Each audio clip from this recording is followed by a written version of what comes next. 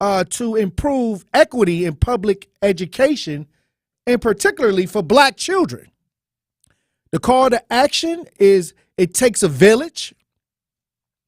They're seeking to address some of the systemic issues in public education when it comes to the black children. They're saying that it's a educational crisis that's unfolding in our community's public schools. And I'll agree. I mean, you're telling me public schools across the United States with mostly black children are failing at high levels. And I think that we have to have a way to address it. I think we should be talking about it because that's a lot of our children in the public school system. And we know the dynamics, who running it, who these unions, these people that don't look like us running the school system, basically, got the majority power of educating our children. Okay, so we have to talk about it because I remember a long time ago, they told me that they build facilities, jail facilities, off of the third grade test scores of children. And so recently there has been a debate over this juvenile detention center that they're trying to build in Milwaukee, Wisconsin. They say we need a new juvenile detention center, and they want to stick it smack dab in the city of Milwaukee, Wisconsin. And it's a lot of pushback on that. I mean, you quit to build, lock them up and throw away the key structures, but yet we're having conversations all week on how can we set up idealisms for the progression of the youth? How can we reinvest in the youth? How can we upgrade some of the strategies and ideas to make current ideas for the youth today? And Truth Nation been calling in all week. For some reason, they've been on this frequency. And Dr. Umar Johnson will be on the lines with us. We're expecting him to be on the lines with us here shortly to discuss what's going on with the youth, especially when it comes to education. So I'm looking forward to the interview. I'm looking forward to the conversation. But at 2 p.m., Truth Nation, you don't want to miss it. At 2 o'clock today, there's something that I also believe we have to pay attention to. The Republicans are fighting to ban trans women from being involved in women's sports. So there's a lot going on with that. With the politicians, with the Democrats and Republicans. So at 2 p.m., we want to discuss that issue. Also, Joe Biden makes efforts to pass a bill where they can be involved in sports. Hey, we're going to talk about that. Also, a trans basketball star was banned from competing in women's sports. I think that this is what we've been talking about for a while now. Should these trans basketball players, trans women, girl basketball players be able to compete against these young girls? Is there an unfair advantage? We're going to talk about that at 2 o'clock. Hey, look, it's a lot we got to unpack, but, we waiting for Dr. Umar to chime in. But, hey, this should be a great show today. It should be a real jam-packed show. I can't wait to talk to Dr. Umar. This will be my second conversation with Dr. Umar. And the last time Dr. Umar was on the lines, we talked about the COVID situation. And so if y'all want to hear that, I think that's in our interviews on the app, on the 1017 The Truth app. We have Dr. Umar's first interview. So download the app on your Google Play Store and Apple Store and go and hear the last interview where we was talking about in the middle of COVID, some of the things that were going on that ring to be true. A lot of people, we have to get informed when it comes to how we as blacks should be looking at things, and not from these political standpoints. I'm talking about what's good for us and what's going on down the streets, in our blocks, I tell people like sometimes the political agenda is not good for what's going on outside the window. And I think that we need to start getting political ideas that come from dealing with the issues going on outside the window so we can get better outcomes. Because a lot of times we put people in office, blackface, and we never get anything for our votes. And that's the purpose of voting, is to get something in return for your said area, for your said districts, for your said blocks. That's why we go and vote for people that can best represent us. And when we don't get anything out of it, and we are scratching our heads and wondering why things are not changing, maybe we need to change. Maybe we need to change the way we think. And I've been saying it since the show started. We need to get our brothers and sisters on the front lines, and we need to upgrade some of these strategies that's been placed upon our communities for a long time.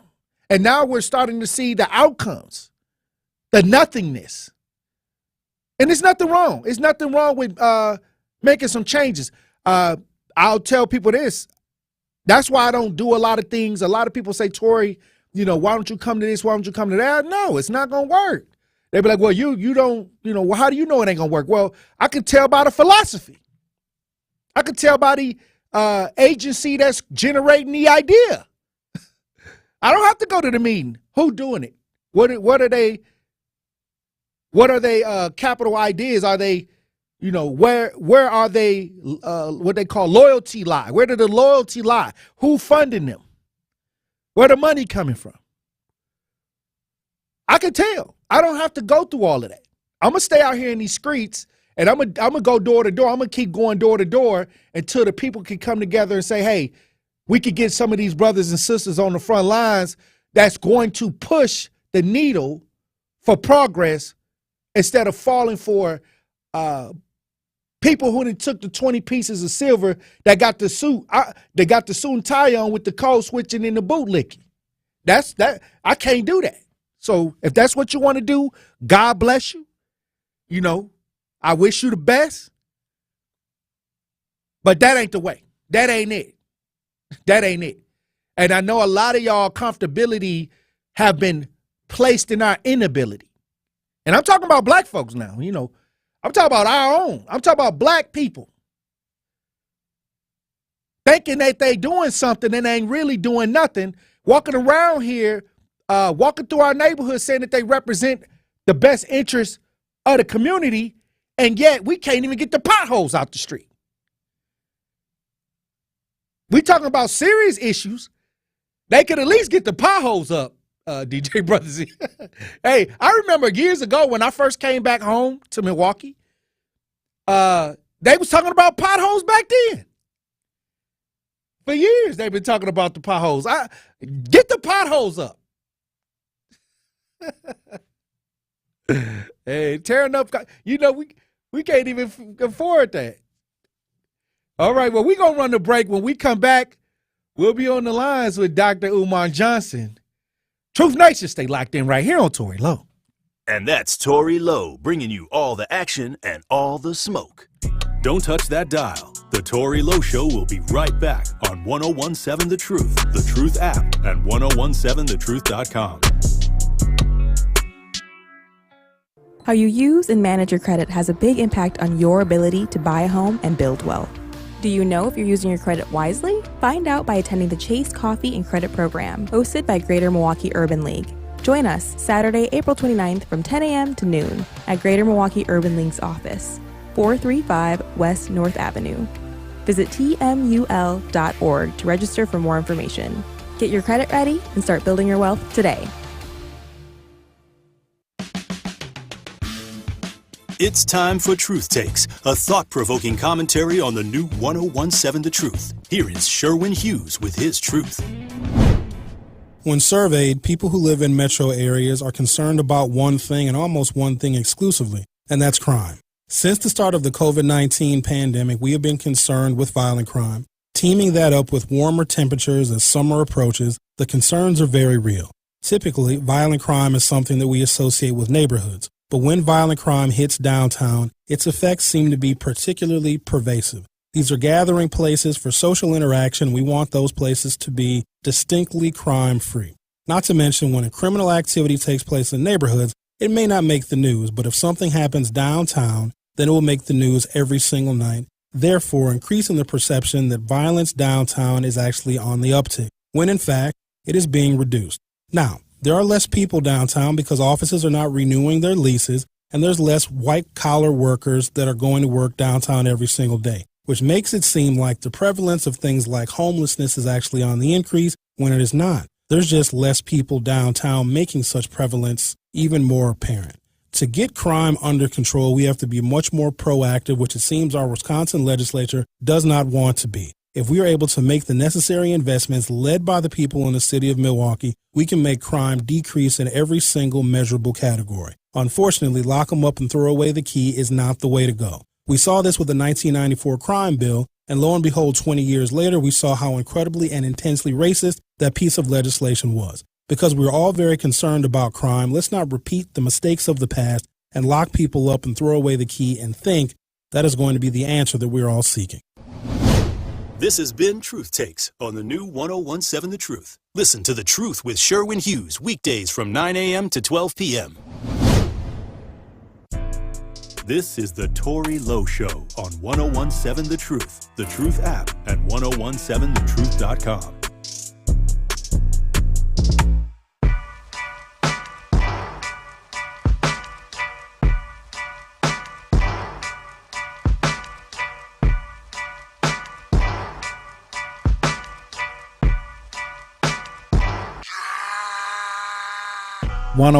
Seven The Truth, Tory Lowe Show.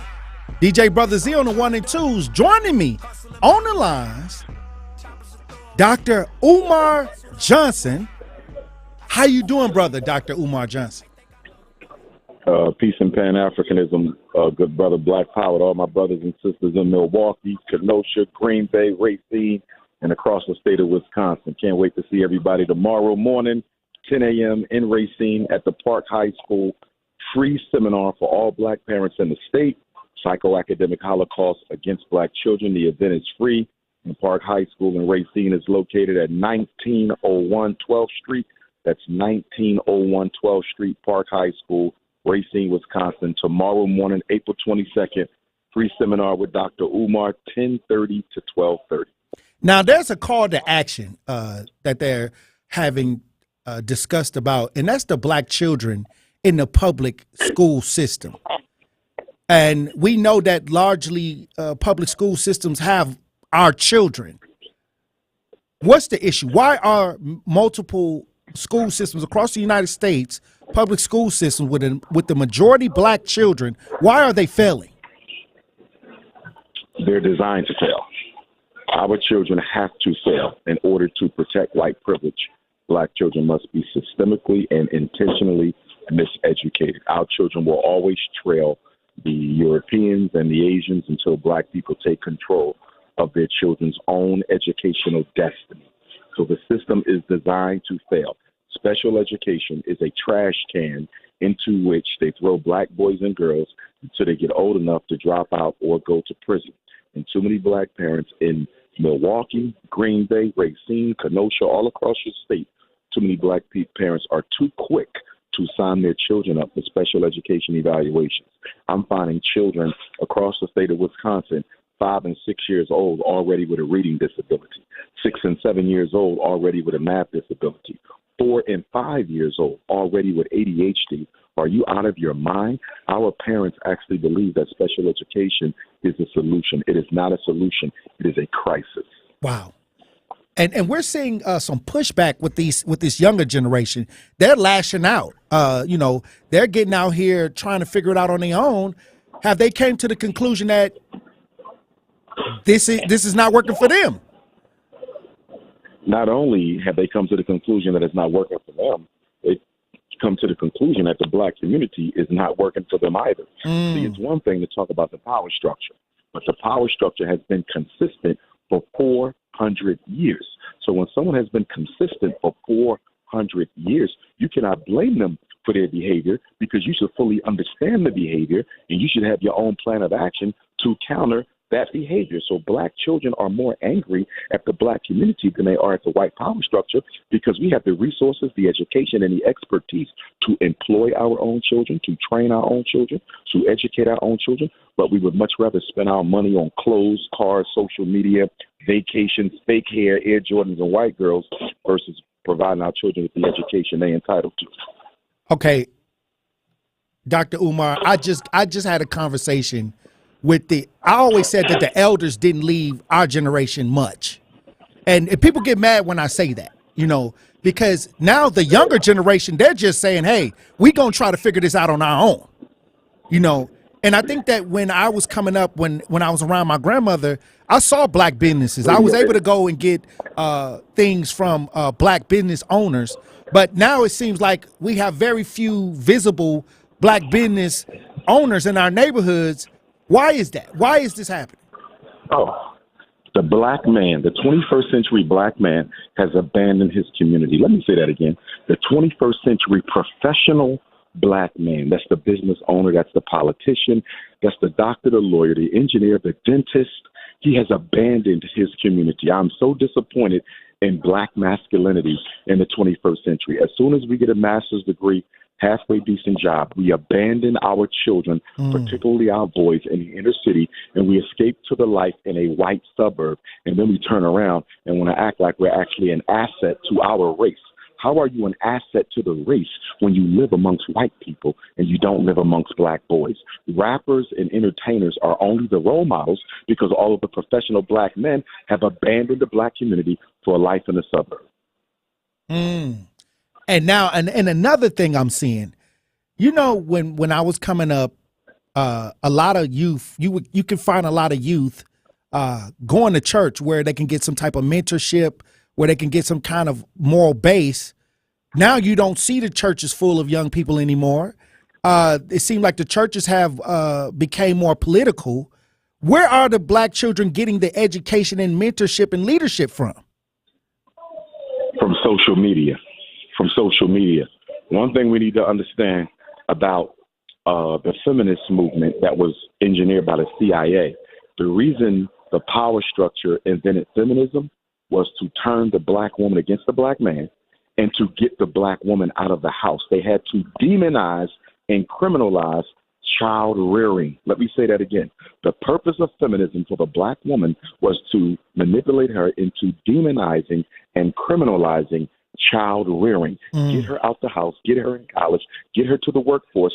So now the government could indoctrinate, educate, and socialize the child through television, radio, social media, and internet. Our children are literally being socialized by the power structures media because the woman ain't in the house no more. And I'm not saying that the black woman is an enemy because she's seeking a career or pursuing her entrepreneurial goals. I'm not saying that. But what I am saying is that we no longer as a community, man or woman, value child rearing the way we once did. And from an African cultural perspective, we get an F- in the way in which we let white folks have their way with our children's minds. Now, I'm also seeing some things out here that's very disturbing. I'm seeing that over 70% of our communities are single family housing, single family ideas. And and we know that this was socially engineered. But what can we do, Dr. Umar, to make some of these changes? Because this has been going on a long time. We know it's not going to change overnight. But what can we do to start making inroads with the conditions of the single family being the more dominant idea in our neighborhoods? Well, the thing is, we have to address the causes rather than the symptoms. There is no single mother crisis without a mass incarceration crisis of black males. And there's no mass incarceration crisis of black males without an economic suffocation crisis of black males. This whole thing started in the 1970s when the government decided to defund the inner city, to take out the factory jobs, and to strip the high schools of the industrial building trade preparation programs. Once upon a time, black men had the skills that paid the bills. And when we had the skills that paid the bills, the electricians, the plumbers, the roofers, the auto mechanics, the welders, the HVAC techs. When we had that, we wasn't filling up the prisons. So in order to make sure we filled up the prisons, they stripped us of those jobs in the inner cities, and they stripped the inner city high schools of the ability to train our young men with those jobs. The Blacks' home had a 2-parent household up until the 1970s. Up until the 1970s, most of our homes had a mother and a father. They may have not been married, but they were in there together raising those children. You don't start seeing the rise of a single black female-led home until the 70s. Economic castration. And that's why it bothers me when I hear people talk about black-on-black crime and ain't nobody talk about no damn jobs and economic investment. Black men need economic investment. Our community is suffering from economic devastation. Where are the jobs? All I keep hearing about is prisons and police. So Right. what you're going to do, you're going to hire more white people to terrorize the black community. You're going to build more prisons and hire more white police guards. So you know what they're doing? They're using black-on-black crime to fuel the white community's economy. And you know what? I always said that we talk about police brutality, Dr. Umar. We know that's a problem. But there's 2 gray areas in the black community that we don't speak on, and that's Child Protective Services and the parole officer. 2 gray areas that are working underneath, taking the children out the house of the black family. Oh, I absolutely agree. The parole situation has to be overhauled tremendously. And even along with the parole situation and even before the parole situation, we have to look at the plea bargaining that's going on in the black community. So many of our men and women who are doing hard time are innocent of the crimes they were accused of. They had to plea bargain because they didn't want to take a chance going in front of a racist judge who was going to give them a maximum sentence if they were proven to be guilty of the crime, or a racist jury that was going to give them the maximum sentence if they were proven to have committed a crime, although technically they were innocent. So we have to deal with the plea bargaining, but I agree with you, the parole situation is absolutely ridiculous. Black men are being bussed back to prison for the most minor offenses, missing a meeting, not being in the house at a certain time. Well, if he's running late from work because he did overtime, then he's running late from work. How about giving him a call first instead of being so hard on him? But we have to look at the economics of mass incarceration. We have to look at the people who are making billions and millions and hundreds of thousands of dollars by supplying black inmates with telephone calls, with slippers, with socks, with underwear, with books, with notepads, with pencils. Mass incarceration is a multi-billion-dollar business. Nobody wants to see black men stop going to jail, including black people, because if we did, we would be creating economic opportunity for our men and for our women, because right now black women are the fastest growing prison population in America. And to your point on Child Protective Services, the black community should have been protested and overthrown the existing Child Protective Service situation. It is insane that a caseworker can show up to your house without a judge or a jury and decide that you are unfit to be a parent or that you're guilty of neglect or abuse and have your children taken away from you almost automatically. Right. That is insane. In no other area of American jurisprudence can a single person convict you of a crime without evidence and have your children taken away from you. We should have been had an all-out war against the Child Protective Service. And I'm an advocate for mothers that are getting their children taken. And I think they go into the montage or the mission statement that, oh, we're here doing what's best for the children. But we all know that the police say they're here to protect and serve. There's always an underbelly to a lot of these organizations. And the account is our families, our men, our children, our women. Give me that again, my brother. A lot of these organizations, they have the mission statement hey, we're here to protect the children, we're here to protect you. But there's an underbelly of these organizations where they are using black people as accounts to make profit. Oh, absolutely. First of all, we have to talk about the non-for-profit 501c3 corporations in our community, many of which are ran by non-African people. We do have some black people who do use the grant money effectively, but most of them are hustlers and opportunists as well. We just have to be honest. With all these hundreds of thousands of dollars in public funds that are being given out to all of these different community-based grassroots organizations, we are not seeing any changes at all, which leads me to conclude that most of the black people and damn near all of the white people in the state of Wisconsin, across all of our black communities, inner cities and ghettos, are guilty of poverty pimping. That's what they're doing. When you're getting money to serve the underprivileged and we don't see no results, no measurable gains, then you are a poverty pimp. That's all you are. And we are too comfortable letting people exploit our community's problems for personal benefit. I wanted to ask you this question. I couldn't wait to get you on. There's a question that I need to get a clear understanding of. It's really two things. I don't know how long you got, but it's really two things because I know you're here for the educational component. But what do you think about the BRICS system in the American dollar?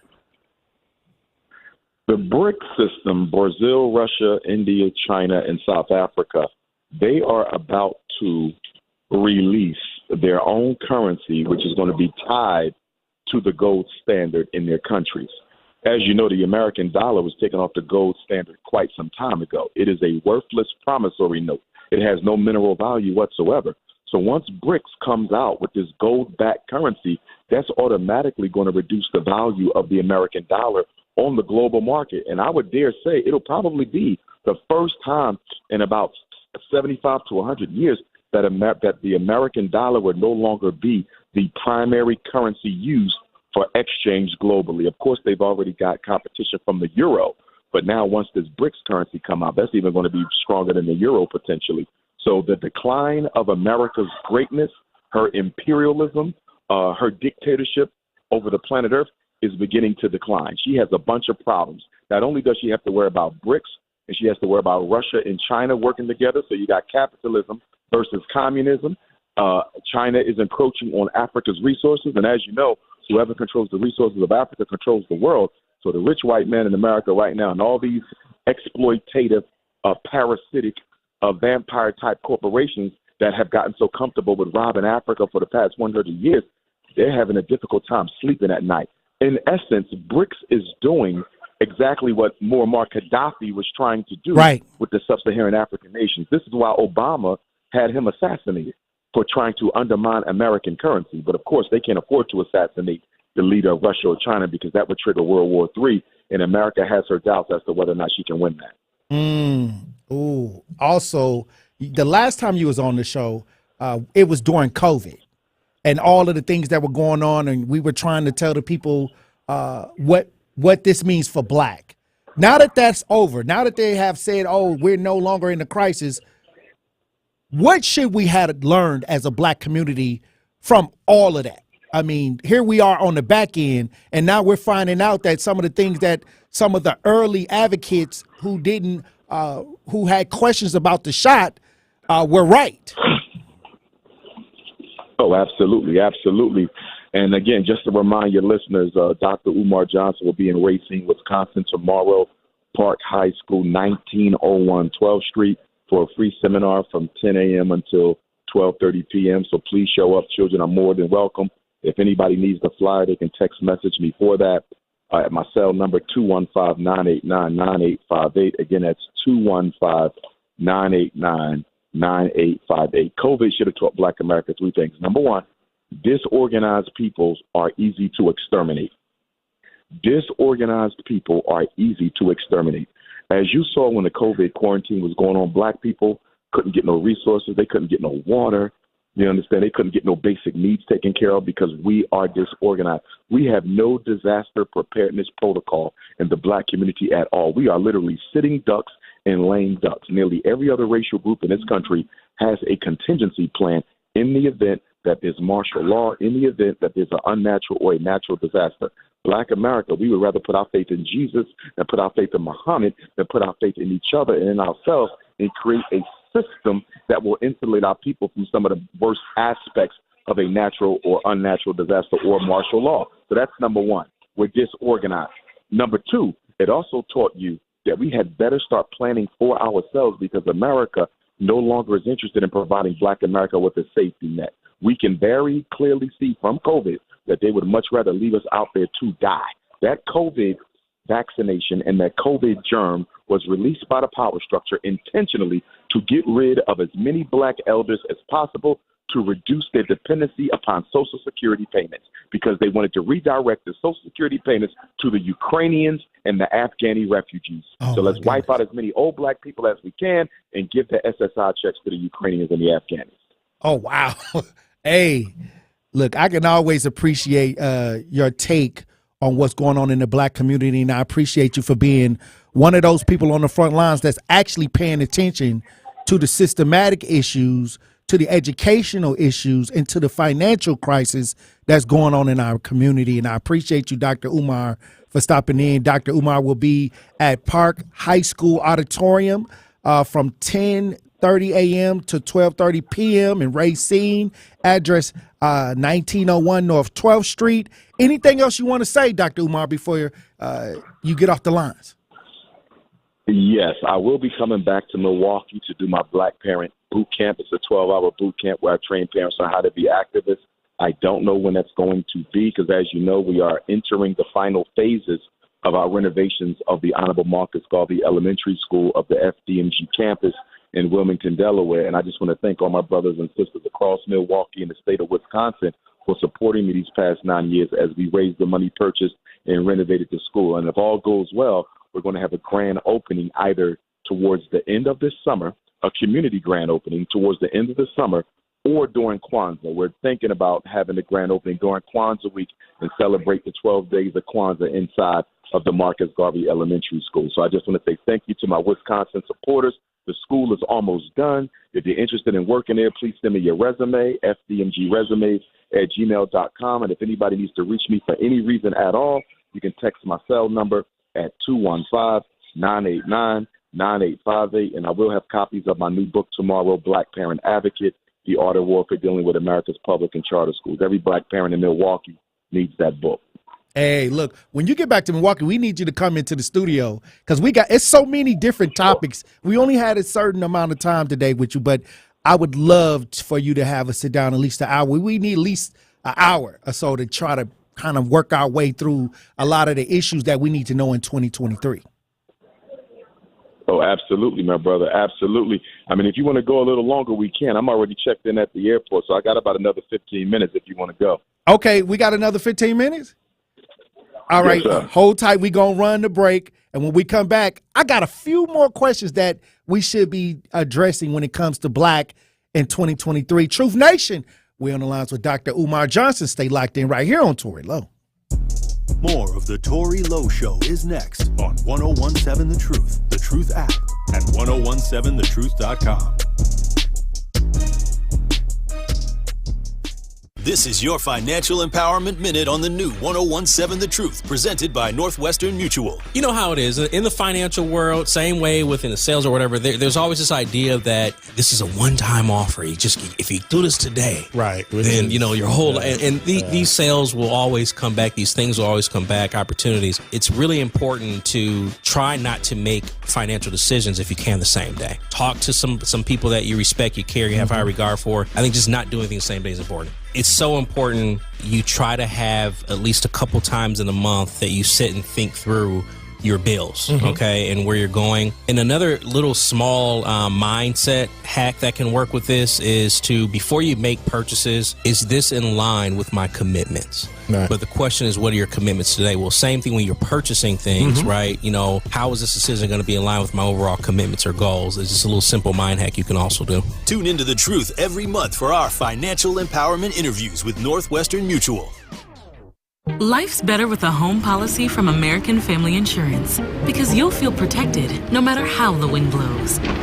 All so you can keep enjoying the home of your dreams. And our expert agents can help you save up to 23% when you bundle home with auto. Insure carefully, dream fearlessly. American Family Insurance. Get a quote? Find an agent at amfam.com. Products not available in every state. Visit amfam.com to learn how discounts may apply to you. American Family Mutual Insurance Company, SI, and its operating company, 6000 American Parkway, Madison, Wisconsin. Carrie, where's Tory Lowe and Dr. Ken at? I'm trying to knock these commercials out. How am I supposed to know, Sherwin? Well, I'm about to do their parts because my impressions are on point anyway. This is Dr. Ken Harris from Truth in the Afternoon, and I want you to download the Truth app in the Google Play Store and Apple Store so you can never miss my show or any of the award-winning 1017 The Truth. Really, Kyle? Sherwin, you are crazy. Sherwin, your impression of me is horrible. Move. Give me my mic. I guess I'll just repeat what Sherwin said. Go to the Google Play Store or Apple Store to download the 1017 The Truth app today so you can take the home of Milwaukee Black Talk with you wherever you are. Can't listen live? Download the new 1017 The Truth app on your smartphone today to catch up on all your favorite shows. Search 1017 The Truth on your Google Play Store or Apple App Store so you don't miss out on any of the action. Ready for our little forest adventure? Yes! There's a forest closer than you think. Find a park or forest near you and music inspired by nature at discovertheforest.org. Brought to you by USDA Forest Service and the Ad Council. Starlight Children's Foundation brightens the lives of sick kids like my son Finn, who was born with congenital heart disease. Learn more about Starlight by visiting starlight.org today. Gruber Offices, a proud partner of your Milwaukee Bucks.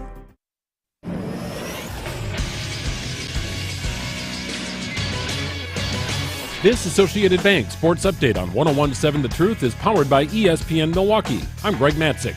With the series tied at a game apiece, the Bucks travel to Miami to take on the Heat Saturday in Game 3 of their best-of-7 opening round playoff series. Giannis expected to travel. It's unclear if he'll play Saturday night. Jrue Holiday and the Bucks prove they are more than capable without their best player in a Game 2 win. You know Giannis is going to try to, like you said, make that Superman effort and come back and play. Like I said, we can hold down the fort until he comes back. NFL Draft begins 1 week from yesterday. Packers own 10 selections, including number 15 overall. 4 members of the Detroit Lions suspended, including former Badgers wide receiver Quintez Cephas, suspended indefinitely for gambling. And the Brewers begin a 9-game homestand tonight against the Boston Red Sox. Hear the game on 620 WTMJ with coverage beginning at 6 o'clock. This Sports Update, presented by Associated Bank, proudly supporting our hometown teams. Member FDIC.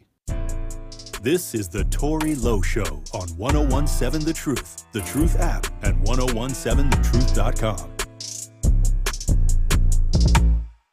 See how it play out. Now that your pocket's swole, nigga, what is your goals? Yeah, you free, but you stuck like you out on parole. This the life. 1017 The Truth, Tory Lowe Show. DJ Brother Z on the 1 and 2s. Joining me on the lines is Dr. Umar Johnson. He'll be in Racine at the Park High School auditorium from 10:30 a.m. to 12:30 p.m. Get out there. Hey, you got a book. You got a book now that you're putting out there to help parents deal with their children when it comes to education. Yes, sir. The Black Parent Advocate. It is a really easy how-to guide for parents. So let's say they want you to have your child evaluated for special ed. You don't agree. You don't think there's any learning disability. You just think your child has not been taught adequately. All you have to do is turn to that section of the book, read the background of the problem, and reproduce the letter that I give you. The book is largely a collection of letters that you can reproduce and send into the school, telling them in no uncertain terms, my son will not be evaluated. But what you can do is provide him a tutor with some of those Title I dollars that you've been getting from the federal government every year, but not spending on our black children. Let's say they tell you that your child needs medication or he can't come back to school. Well, that's illegal. No public or charter school can deny a child because the parent chooses not to medicate. So, again, I have a letter for that. All you have to do is reproduce that letter, which basically tells the school you have no authority to do that. And if you deny my child the right to go to school because I choose not to medicate, I will sue you in court. So the whole book is letters, how to deal with the school. I also have a chapter on how to understand the IEP, how to understand the psychological evaluation, how to understand the functional behavioral assessment, how to understand the behavior intervention plan, how to deal with behavior without medication, and also a whole chapter on how to conduct yourself at a meeting, because a lot of our parents do not do a good job inside those school meetings. I know parents that went up there and snapped, and now they can't even come on the premises, but their child is in the school. Absolutely, absolutely. I know a lot of fathers like that as well. Can't go to the school because they showed up for a meeting with a white woman and didn't have a black woman there with them. No black man should walk into a school, especially if they have to deal with an aggressive issue. If it's not a conflict, it's okay. But if you got an issue that you have to challenge the school regarding, take a woman with you to balance that energy out. Because as you know, because of white privilege, a white woman's accusation is enough to convict a black man. A white woman's accusation is enough to convict the black man. So we got to be smarter. And black mothers have to stop going into the schoolhouse by themselves.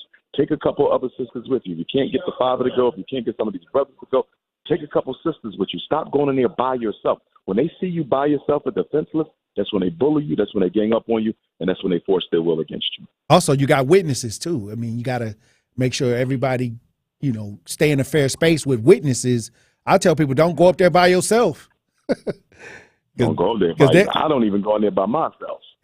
You might not come out. Woman the opportunity to accuse me, and that's right. You might not come out, or you come out in some handcuffs. Right. Hey. Or you come out in some handcuffs.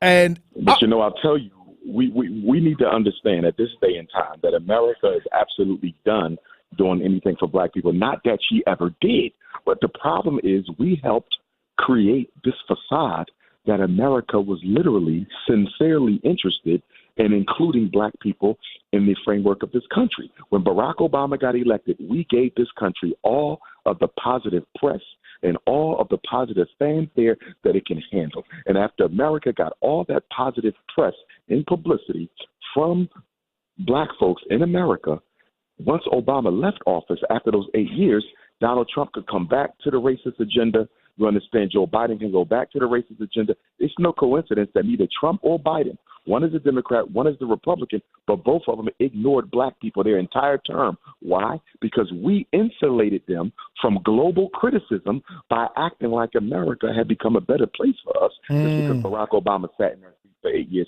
We did our own selves a disservice. I agree. I always, people get mad at me when I say black people need to be independent politically. And they get mad when I call the Democrats Demorats, and they get mad when I call the Republicans Republicans. And I think that we need to start really coming up with ways, political ways, at least on a local level, to put people from the front lines in these seats so we can start getting people in there that can fight for real change when it comes to our neighborhoods. I totally agree with you, my brother. We approach politics like religion. All faith and hope, no strategy and analysis whatsoever. We've been voting Democrat for almost 100 years, 90 years, 89 years. And what has the Democratic Party done so great that black people owe it our unquestioned loyalty for an entire century? That is insane. What has Joe Biden done? What has Barack Obama done? What has Clinton done? What has Jimmy Carter done? Are we kidding? None of them have done anything for black folks. What did Lyndon Baines Johnson and Kennedy do? Nothing. But we keep on voting because the church tell us to vote Democrat, the black politicians tell us to vote Democrat, the community-based organizations tell us to vote Democrat. And so we basically do it because we're told to do it, not because we get anything out of it. And as long as the Democrats know they get the black vote without giving nothing, and as long as the Republicans know they don't get the black vote without having to say anything, we'll never be taken seriously. Why do I have to take you seriously if I know I get your vote no matter what? Why? And I deal with all races when it comes to social justice. The police mess with everybody, so I get to see everything. The police beat up on everybody, but they really double down on our community, the black community. But I get to see when I'm in other neighborhoods, when they do political ideas, they want something in return. They don't just vote for you. They want you to do something to get their vote. Why don't we have ideas that say in order to get our vote, we need X, Y, and Z? Why is that not happening? Number one, we're politically uneducated. That's number one, politically uneducated. Number two, we have to stop using religion to solve political problems. We approach politics the same way we approach religion. We vote for people because we personally like them, not because of their platform, not because of their agenda. We voted for Obama because we personally liked him. We voted for Bill Clinton because we personally liked him. That is immature and childish. Politics is business. You don't elect people because you personally like them. This is business. You can do business with somebody you don't like as much as you may not do business with somebody that you do like. So we have to take this personal likeness out of the political equation and start dealing with people based on principle and based on concessions. You don't get our vote without any concessions. But once again, the black gatekeepers, the untalented 10th, the coonocracy, the black bourgeoisie, they have done an excellent job of controlling black people's political behavior with religious zeal and hope. Hope is one of the worst drugs ever introduced into the black community. I could almost make a case that hope is a far more dangerous drug than crack. Wow. And when it comes to the black family, when we talk about political ideas, when we talk about educational ideas, when it comes to the black family, why is it so much conversation, division between the black male and the female? And you see this on social media. You see every time you're scrolling, it's a black man telling a black woman what to do, and it's a black woman telling a black man what to do. I mean, why is it so much confusion when really it's a basic DNA idea to bind and bond with the male and female energy? Why is there an issue? Number one, feminism. All right, radical black feminism has convinced the black woman that the black man is her problem, not white racism. And then black male powerlessness. You know, when black men sit back, they're politically uneducated. A lot of us, we look at the black woman being out-educated and out-employed. We're the only men in the country whose women have more degrees and make more money than us. So we get angry at her as opposed to the system that is creating the disproportionality within the black home and in the black community, and we lash out at her. And remember, she's already been brainwashed into thinking that we're the enemy, not the white power structure. So she lashes back. What we need to do is take a step back and recognize the unseen hand in the black household, and that is white supremacy. They deliberately empowered the black woman and deliberately disempowered the black man. We should be fighting together, side by side, brother and sister, against the white power structure, not against each other. Also, let's remind everybody that you'll be out in Racine, doing your thing as usual. And to me, when you come, it seems like people get educated. Most people that come, they want to be motivational, but you actually coming with education where they can actually do something. When you leave, your book has instructions on how to deal with the children and the educational system. And this is why I like you when you come. You always leave people with something in their hands to make a difference. Absolutely. My job is to motivate, to educate, and to also inspire our people to act, because time is the one resource you can't get back. You can get money back, you can get anything back, you can't get time back. And so when people come out to spend time with Dr. Umar, I want to make sure that they felt like their time was worth being spent with me. And so as a result of that, I come with the information. I try to force people to think, to change the way that they think, to get out of this religious psychosis that has us thinking God's going to solve our problems for us, to take our faith out of white people and put it into ourselves. My message is a message of motivation that should inspire action. If I do not motivate somebody to get active in our community, then it was a waste of time for them to come on out. Well, let me get your last words. I don't want to take up a lot of your time. I know you out here. A lot of people want to get you in some type of meetings. Let me get your final thoughts, Dr. Umar. Yes, indeed. Yes, indeed. I also want to let the family in Wisconsin know that I have my own video streaming platform now. I've never been on YouTube. So if you see my name on YouTube, those are all fake pages. I've never been on YouTube. I don't control none of those pages that are falsely using my name and making money off me. But my platform is www.drumar.tv. So that's www.drumar.tv. They can also get to that from drumarjohnson.com. They can also text message me for the link at 215-989-9858. But I'm looking forward to my first time in Racine. I don't believe I've ever been there.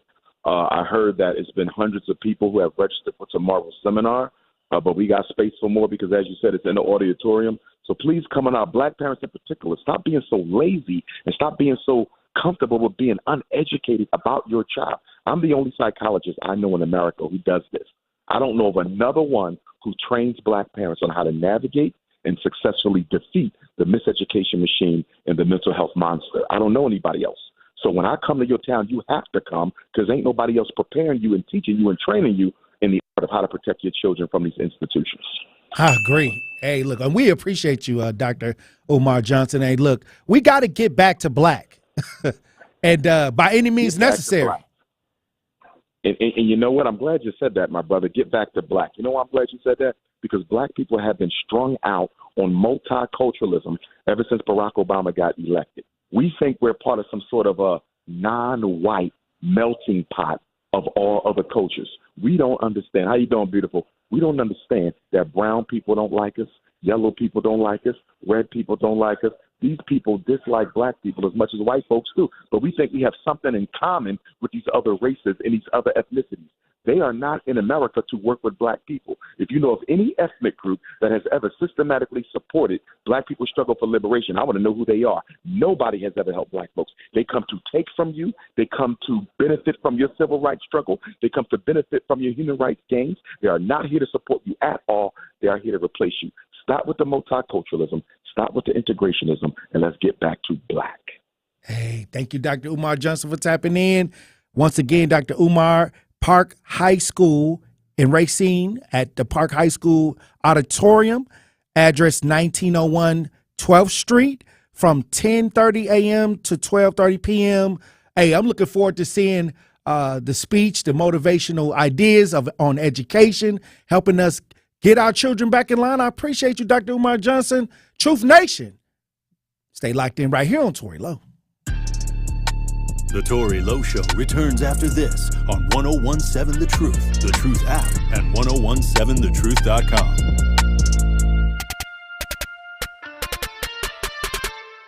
How you use and manage your credit has a big impact on your ability to buy a home and build wealth. Do you know if you're using your credit wisely? Find out by attending the Chase Coffee and Credit Program, hosted by Greater Milwaukee Urban League. Join us Saturday, April 29th from 10 a.m. to noon at Greater Milwaukee Urban League's office, 435 West North Avenue. Visit tmul.org to register for more information. Get your credit ready and start building your wealth today. Hey, this is Steve Scafidi for Educators Credit Union. Being a parent can be busy. We all know that. Mind and Money from Educators Credit Union provides an easy way for parents to pay allowance, assign chores, and teach financial lessons all from their phones or computer with no monthly fees. Children and teens can even receive their own debit card, and parents can set limits and track spending. It's a win-win and just another great perk of being a member. Learn more at ECU.com, federally insured by NCUA. Are you looking for an opportunity to better the Milwaukee community? Do you want to develop your skills for a career or job? City Year Milwaukee is recruiting for its 14th cohort of AmeriCorps members. We are hiring young adults ages 18 to 25 to serve our amazing scholars in Milwaukee Public Schools. This opportunity allows you to serve your community and gain professional development, which will allow you to enter the workforce, your next educational journey, or even stay with us for a second year of service. Visit cityyear.org to connect with our local recruiters and learn how to apply. We are the NFHS. That stands for the National Federation of State High School Associations. But really, what we stand for, together with the WIAA, are the 178,000 high school sports students in Wisconsin. And so we stand. We stand for the runners, soccer and basketball players. We stand for their coaches, administrators, and officials. We stand for the swimmers, football players, and wrestlers. We stand for the golfers, softball, and volleyball players. We stand as the national leader and advocate for high school athletics and all who participate in them and make them possible. Because it is our purpose to ensure that high school students get to play, perform, and compete together.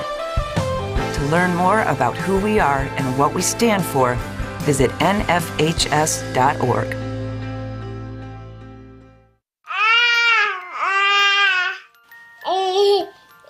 To some people, the sound of a baby babbling doesn't mean much.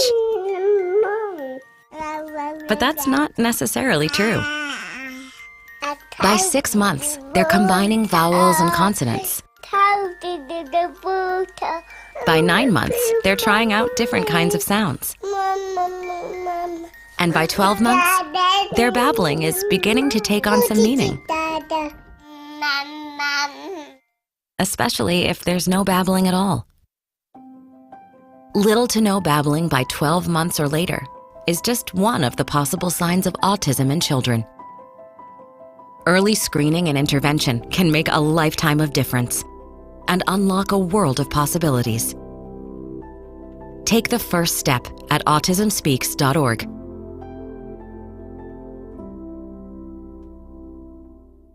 I noticed that my central vision started to blur. Figures that are usually straight started to distort and become wavy. What are these little dark spots with blurring that I'm seeing? There's a blind spot like a blob over my vision now. Is my vision lost forever? Why did I wait so long to see a retina specialist? Retinal disease can steal your eyesight, but it doesn't have to. Patients who seek care from a retina specialist in a timely manner have the best chance of preventing vision loss due to age-related macular degeneration or diabetic retinopathy. AMD symptoms to look out for are distortion or warping of straight lines, as well as blurred or loss of central vision. Patients with diabetic retinopathy should seek treatment if they notice the appearance of spots or floaters or blurred and distorted vision. Don't delay seeing a retina specialist. It's worth the visit to save your vision so you don't miss out on life's precious moments, like seeing your grandchild grow up, enjoying a sunset with that special someone, or reading a good book. Visit seeforalifetime.org. Listen to the home of the 5K Gruber Cash Giveaway. 1017 FM, 1510 AM, WGKB Waukesha, and W269DL Milwaukee, a locally owned Good Karma brand station. This is your 1017 The Truth News Update. Hi, everyone. I'm Melanie Ricks with your news update. Milwaukee's Police Oversight Board on Thursday unanimously approved a policy requiring footage of fatal police shootings and other similar incidents to be released publicly after 15 days, becoming one of the few agencies in the nation to have such a policy. The policy also allows family of those hurt or killed by police the opportunity to view footage within 48 hours.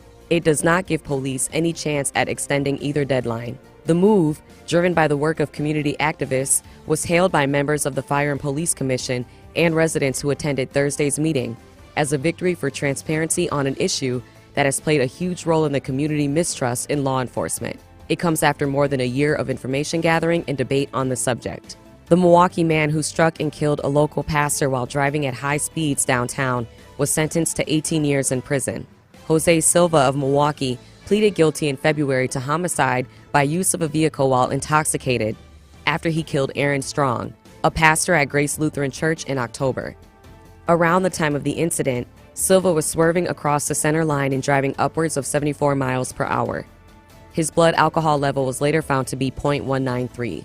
Silva was sentenced to 18 years with 12 years of initial confinement and 6 years of extended supervision. He was also ordered to pay restitution and conduct 100 hours of community service while on extended supervision. This was the news update on 1017 The Truth. The Tori Lowe Show continues next here on the new 1017 The Truth.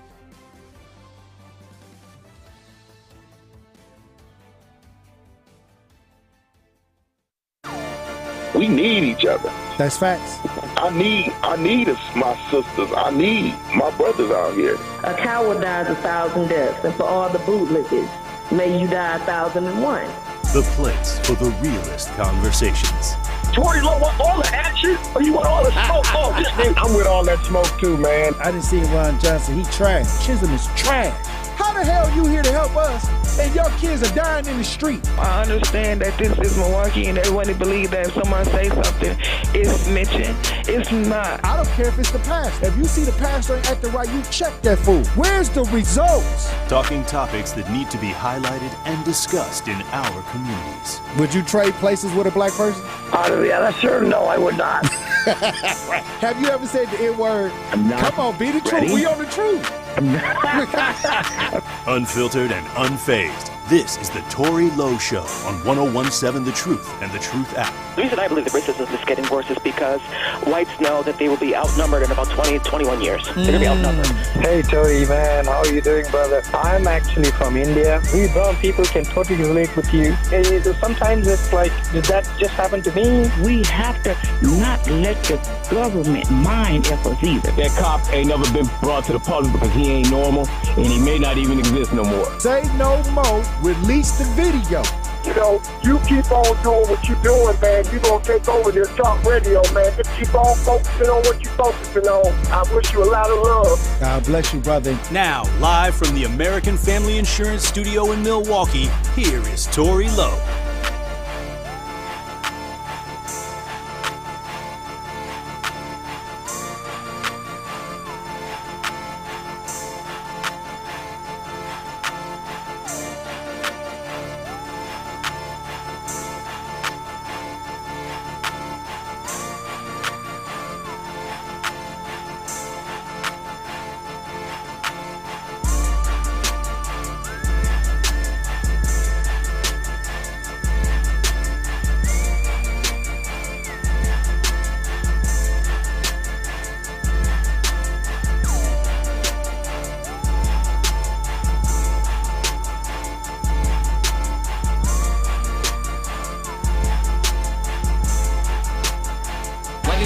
Justice Wisconsin, the truth, the most requested advocate in the state. 101.7 FM, the movement continues. Yeah. Milwaukee, stand up. It's Tori Lowe, the truth, from 1 to 4. We about that action, so tap in and let's go. We want that justice, we want all the smoke. From Monday through Friday, trying to bring the city hope. Yeah. Tori Lowe from 1 to 4, Monday through Friday, let's go. We bout that action from the block, and we ready, let's go. Tap in, and it ain't no holding back. We ready. 101.7 The Truth. Tori Lowe. Tori Lowe Show, live from American Family Insurance Studio, downtown at the Avenue. The movement continues. The marathon continues right here on 101.7 FM. Hey, welcome to the second hour of the Tori Lowe Show this Friday, April 21st, 2023. Powerful conversation we had with Dr. Umar Johnson. But we got guests in the building. We got CEO of the Wisconsin Black Chamber of Commerce in the building. How you doing? Ruben Hopkins. What's going on, man? How you doing, Ruben? I'm doing well. Thank you for asking. Look, the programs from the chamber, we want to know about the chamber because this is a great time. I mean, the chamber is actually moving and doing things, and we want to get the community up to speed on what's available and what you're doing right now with the chambers, which is a great thing because there's so much going on with the chambers right now. That's very true. We're really busy. We're working on a lot of different things. It all started, well, you know, I've been working at the chamber for a while, and so I've been doing, you know, Men Who Cook. I think we did Men Who Cook for 20 years. Mm-hmm. This year is going to be our 21st year. We missed 2 years because of COVID, you know, and so that's the lost 2 years that everybody talks about. But we're doing it again this year. We were blessed with a $5 million grant, right, which was ARPA funds that the governor put in the community. So altogether it was about $52 million that was given to chambers and other business organizations. So, we saw you. A lot of people saw you sitting on the internet with that check. Yeah, with the $5 million check. Yeah, but that's given over a period of time. Yeah, over a 3-year period of time. And so a lot of people are interested in all of the things that the chamber has to offer. I'm looking at something where it's $20 an hour pre-apprenticeship construction program. Can you explain that program? So one of the things that we did with the funds that we received is we purchased a building. Mm-hmm. And the building had to be renovated.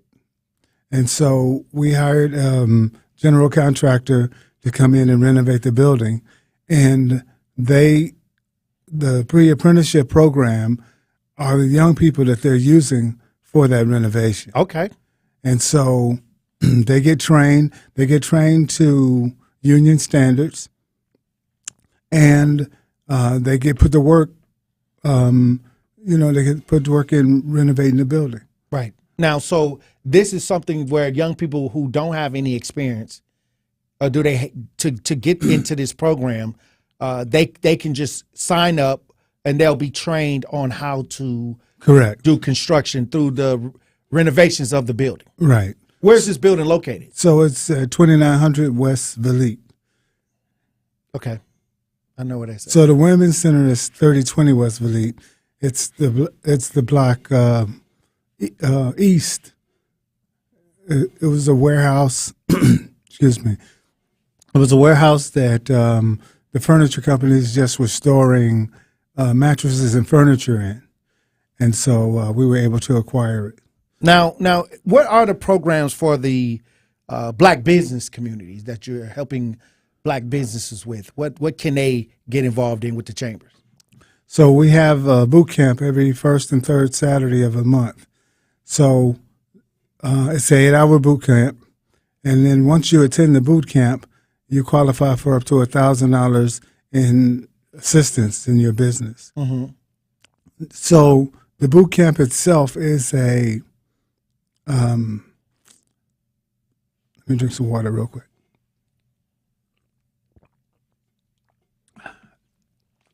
The boot camp itself is explains to business owners the ecosystem for access to capital. Mm-hmm. One of our biggest problems is we don't understand how money works. Financial ideas, yeah. So we explain the ecosystem. We explain how important. So basically financial literacy. Yes, for businesses. Mm-hmm. But it's a little more than that, because we also explain, of course, how important your personal credit is, right? How important your business credit is, but also how this certification system is set up at the city level, at the county level, at the state level, at the federal level. All of the different certifications allow you even more access to resources. Right. Now, as far as like if I'm an entrepreneur and I go to the chambers and I say, hey, I'm starting this business. I go through the boot camp. I get the $1,000. What else can I expect from as far as developing and continuational ideas? So you will get your initial what we call one-on-one, mm-hmm. where we sit down with you and we look at you and your business and where you are, what industry you're in, what you're trying to do, and then we point you in a direction. We have a list of providers mm-hmm. on our website. All of those providers that are on our website also had to go through the boot camp. Right. Right. You can't provide services to any of our members if you don't understand what we're trying to do. We're trying to create a class of business people who understand what it is that they're doing. Right. Let me take that back. We're not trying. We're creating a group of business people who understand how important their personal credit is, how important establishing business credit is, so that you can go after the money that these banks and these CDFIs have sitting there for blacks. Right. They're telling us, hey, Ruben, the money is here, but people are coming in here unprepared. So we have a 30-day follow-up, we have a 60-day follow-up, we have a 90-day follow-up. But our goal at the end of that 90 days is to have you at least a 720 personal credit score, mm-hmm. right? And at least an 80 Paydex business credit score. Because now you can put your plan together and walk into any bank and they're ready to have a conversation with you because you've crossed that Rubicon. Right. You've gotten. So y'all walk them through those processes, because a lot of times, even when you get the credit score, even when you get those things together, a lot of people still have difficulty getting a brick and mortar or getting the loans to actually, achieve some of those goals. I think that I had a couple people that said that they had the credit score, but the way it was set up, they didn't have it long enough. Mm-hmm. So you can have a great credit score, but if it's not a year worth of credit or whatever. It's like, okay, well, you haven't had this credit score long enough. Right. So it's like the English language. There's an exception to every rule. Right. Right.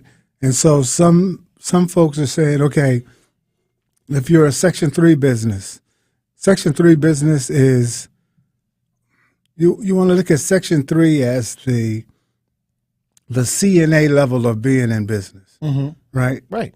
It's the lowest level of being in business, Section 3. It means that you're in a low-income census tract, right?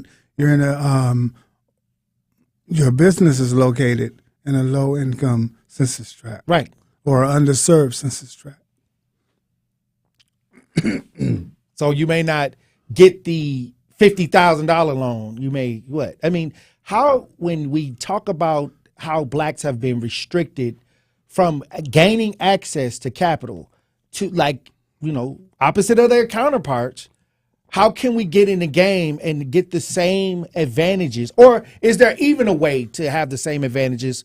Or are we just trying to get what we can at this point? Because there are a lot of banks being sued for discrimination against blacks. So they do have money sitting there, but the criteria to get the money may be a little complex. The criteria can be different from bank to bank. Right. Right. So what BMO has and what Associated Bank has, what Chase has, they all have programs. They all have CRA responsibility. Right.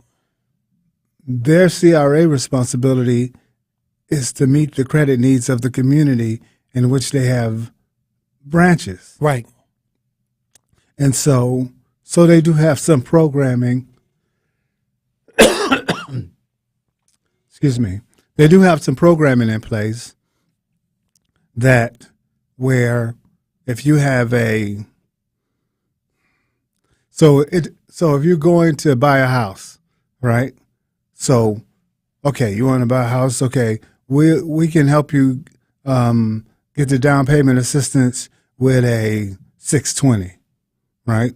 So that's the program we have at our particular bank is what they'll tell you, right? Now you want to open a restaurant, that 620 is not going to get you the loan you need to open a restaurant, right? And so it just depends what bank you're dealing with and what you're trying to. So y'all do the chambers have a list of banks that y'all have been successful at dealing with that have given the people that go through the boot camp program? Do y'all keep a track of what success have come from these people in boot camp so we can kind of get like a vehicle started on where we need to go? Well, right now it's too early to tell. Okay. So we started the boot camps in February, right? And so we have people in the system, right? And we're working them through the system right now. But the other thing about this is it's just like the bounce back grant. We helped hundreds of businesses get the bounce back grant. But when businesses got the grant, they don't necessarily come back and tell me that they got the grant. What happened? Right. Because, there's no obligation for them to say, oh, wow, I got the grant. Right. So our membership increased. So we're officially we have over 1,000 members. Right. Right. But out of that, what does it cost to be a member? It's $100 a year. Right. Okay. So in order to apply for the bounce back grant, you had to be a member of a business organization. So a lot of the chambers membership increased. People then applied for the grant. They got their letters of acknowledgement from us saying that they were members of our chamber. But once they received the grant, there's no obligation for them to come back and tell us. Now we got to, because we got to run a break, but how can people get involved with the chambers, your chambers of commerce? Because there's multiple chambers, but this is the Wisconsin Black Chamber of Commerce. How can people get involved with you and what you're doing at the chambers? TWBCC.com. T as in Tom, W as in water, B as in boy, C as in chocolate, C as in chocolate.com. TWBCC. Go to our website. You can see the 3,000 Black Business Challenge, which is our challenge in the Black community to start 1,000 new businesses over a 3-year period of time. You can see our Black Restaurant Group, where we committed to invest $100,000 into improving customer service in Black restaurants. You can see we committed $1 million to Columbia Savings and Loan so that they would have additional funds in reserve at Columbia Savings and Loan. We launched Black Milwaukee, Where to Go and What to Do. This is a tourism piece that we put in all the hotels in southeastern Wisconsin as a tourist destination, corporate headquarters. So when people come into town, they can find the Black barbershop, the Black beauty salon. They can tune the Black radio. What's up. They can find the Black church. They can find us when they come into town. So we have Mommy and Me coming up, which is a Mother's Day event, which is the day before Mother's Day. Hey, look, when we come back from break, I want to talk about the taste of Milwaukee. It's the Black Milwaukee. The taste of Black Milwaukee. I want to hear about this because I go to the Taste of Chicago, so I would love to hear how this ideal is coming about. Hey, Truth Nation, when we come back, we'll be in the studio with Reuben Hopkins, the CEO of the Wisconsin Black Chamber of Commerce. Stay locked in right here on Tory Lowe. It's 1017 The Truth, Sherwin Hughes, and I'm excited about our Truth Financial Empowerment Partnership with Northwestern Mutual. They're a national leader in financial services, and every month I'll be speaking with a representative from Northwestern Mutual about investing, building generational wealth, and how to best reach financial freedom. So tune into The Truth with me, Sherwin Hughes, on Friday, April 28th at 11 a.m. as I speak with Northwestern Mutual financial advisors Erica Wright and J.B. Bell. We will discuss easy steps you can take to strengthen your finances. Truth Nation, just press play. Your favorite award-winning 1017 The Truth shows are now streaming live on video. Watch us live on 1017 The Truth's Twitter, YouTube, Facebook, and of course, 1017thetruth.com. Just press play for the home of Milwaukee Black Talk. 1017 The Truth. This is Dr. Ken Harris from Truth in the Afternoon. Listen to The Truth all day, every day by downloading the Truth app or streaming on Spotify, TuneIn, Apple Podcasts, Google Podcasts, or Stitcher. Milwaukee Black Talk, 1017 The Truth. Hey, this is Steve Scafidi for Educators Credit Union. Being a parent can be busy. We all know that. Mind and Money from Educators Credit Union provides an easy way for parents to pay allowance, assign chores, and teach financial lessons all from their phones or computer with no monthly fees. Children and teens can even receive their own debit card, and parents can set limits and track spending. It's a win-win and just another great perk of being a member. Learn more at ECU.com, federally insured by NCUA. Life's better with an auto policy from American Family Insurance.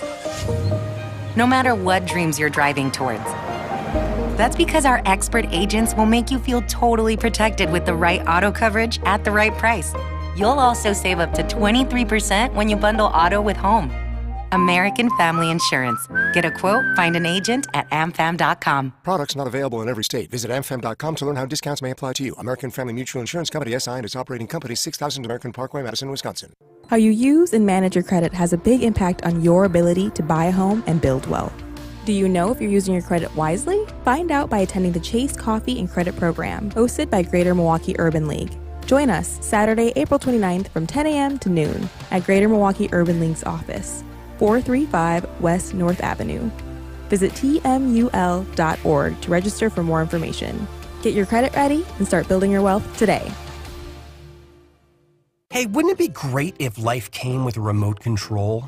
You know, you could hit pause when you needed to, or hit rewind.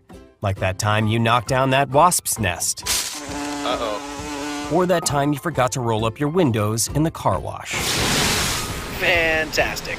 Yeah, a remote control would have come in handy then. Well, life doesn't always give you time to change the outcome, but prediabetes does. With early diagnosis and a few healthy changes like managing your weight, getting active, stopping smoking, and eating healthier, you can stop prediabetes before it leads to type 2 diabetes. It's easy to learn your risk.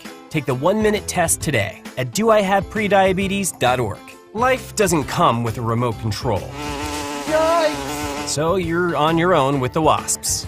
You have the power to take control of prediabetes. Visit doihaveprediabetes.org today. That's doihaveprediabetes.org. Brought to you by the Ad Council and its Prediabetes Awareness Partners.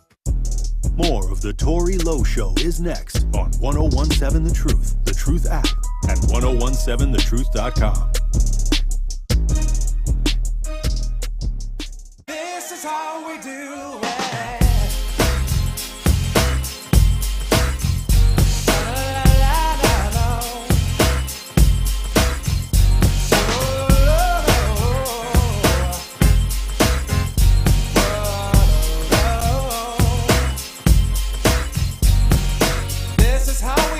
it.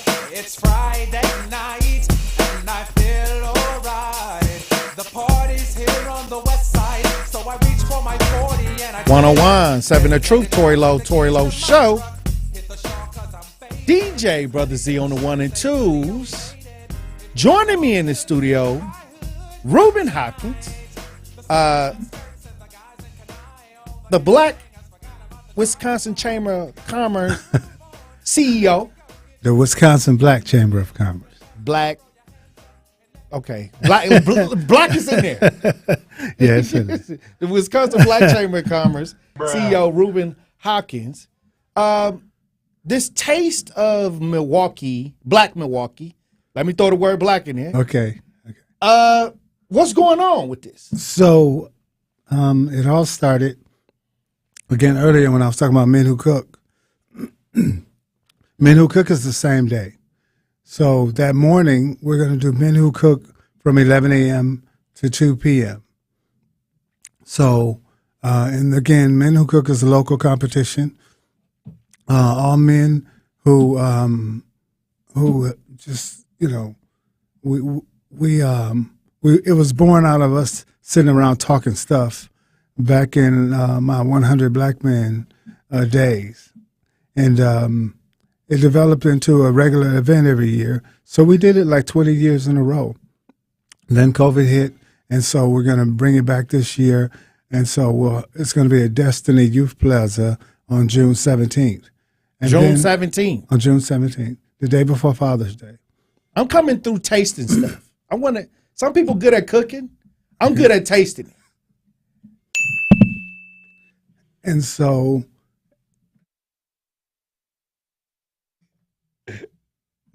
And so at 2 o'clock, A Taste of Black Milwaukee starts. And so that's a combination of black restaurants, black caterers, black food trucks, black professionals who want to share the best of what they have to offer. Okay. And so I think we probably will have about 20 different a combination of 20 different folks. We'll have entertainment, and people can come and they can taste the food. Now, for many years, you've been working with the chamber, and in these next 3 years, what is your goal? What is the ultimate end outcome? Like in 3 years from now, what do you want to see for the city of Milwaukee? It's actually not just for the city of Milwaukee. I think that the future of America is tied to the revitalization of central cities around the country. The conditions that exist here exist anywhere there's large populations of people of color or Black folks specifically. And so if you look at what we have the opportunity to do, we can transform this city. And the resources are there. I mean, at every level. The business organizations, the funding that we receive allowed us to do capacity building internally ourselves. And and there's no reason for us to say, at the end of this 3 years, that's all we can do, and hopefully another pandemic will come along and they'll give us some more money. We can't think like that. this is one of those opportunities where if we take advantage of it the right way, we can definitely build on it. So I see a lot of good things happening. Okay. The .com, if you want to look on the internet for the chambers, is twbcc.com.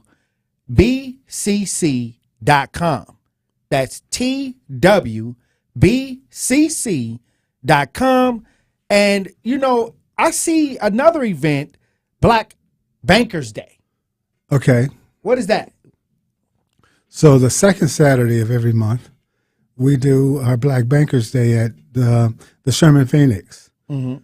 So we invite members of the different banks just to come and be present, and we sit around and you get opportunity to meet the folks from. Right now, I know BMO Harris is there regularly, and I know that we just picked up a new bank, and I'm trying to remember who it is. But and then we have a third bank, which I think is PNC, that'll be coming on board. Okay. And so representatives from those banks come so that you can ask them whatever questions that you have about the products and services that they offer. Now, a lot of people always say we got to get Black Wall Street back. Mm-hmm. They want to have a Black Wall Street type idea right now in our communities. What will it take to one day see many Black businesses all over our communities? Well, we already have many Black businesses all over the community. The problem... No, I'm saying what do it take to see what I used to see? I know there's a lot of Black business owners. I'm talking about, but when... I'll tell you like this. When are we going to see a Black Wall Street type concept when it comes to Black business in our community? Okay. Black Wall Street was, all of the Black Wall Streets were born out of necessity. Mm-hmm. We're in a position where if it's going to happen, it has to come from the current leadership. The problem is the current leadership is not ready to lead that type of renaissance. Because think about it. You have a Black mayor, we have a Black county executive, we have a Black chief of police, we have a Black sheriff, right. We have Black people in all these positions of leadership. I think the comptroller is Black. Right. Right? The chairman of the county board is Black. So all of these different positions. The governor just gave us $52 million into Black business organizations, got about $22 million of that 52 went to Black business organizations. Right. Ours, the African American Chamber, the Business Council, CRC, all these organizations. And do you know we haven't had one meeting as a group? Oh, wow. To talk about how we can leverage what has happened, right? They was at the meeting when I saw Governor Evers making the announcement. Well, yeah. But since then, as I'm talking the leadership. As a collective.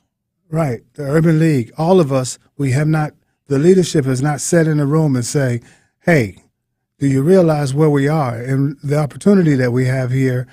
How do we take advantage of this and move our community forward? Because once this is done, we don't have anybody else to blame. Right. We can't keep blaming white folks for the conditions that exist. Now we got the monies in the coffers. How do we come together collectively to make it have an effect on our neighborhoods? So let me do what I do. Okay, you do what you do. You do what you do. We all know where our strengths are. Who does capacity building? Who does technical assistance? Who helps with startups? Who helps with credit? Okay, how do we now take this and now let's rebuild some of these city homes, right? Mm-hmm. Let's put folks to work, right, with the resources that's been granted. How much of that money will make it to the streets where we can actually see a result from all of that money? Right. $52 million. Right. I usually have a problem with a lot of this money coming out here, but you never see the difference on the blocks. That is true.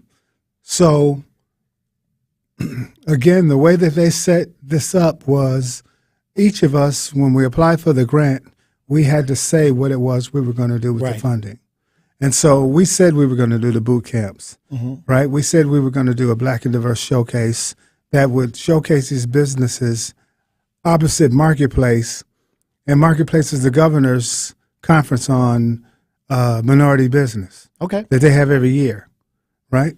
So in December, when they had Marketplace, the next day we did our Black and Diverse showcase, right? This in December, when they have Marketplace, the next day we will have our Black and Diverse showcase. So all the businesses that we've been working with all year, we're inviting them to this Black and Diverse showcase. But that's what we're doing. Right. But as a collective, nobody knows what everybody's doing all at once to make a huge impact. Correct. And I think that that's something that we as a people need to make sure that happens, because these are our taxpayers' dollars. We just want the best outcome for our communities. We just want to see something different right now. And it's 2023.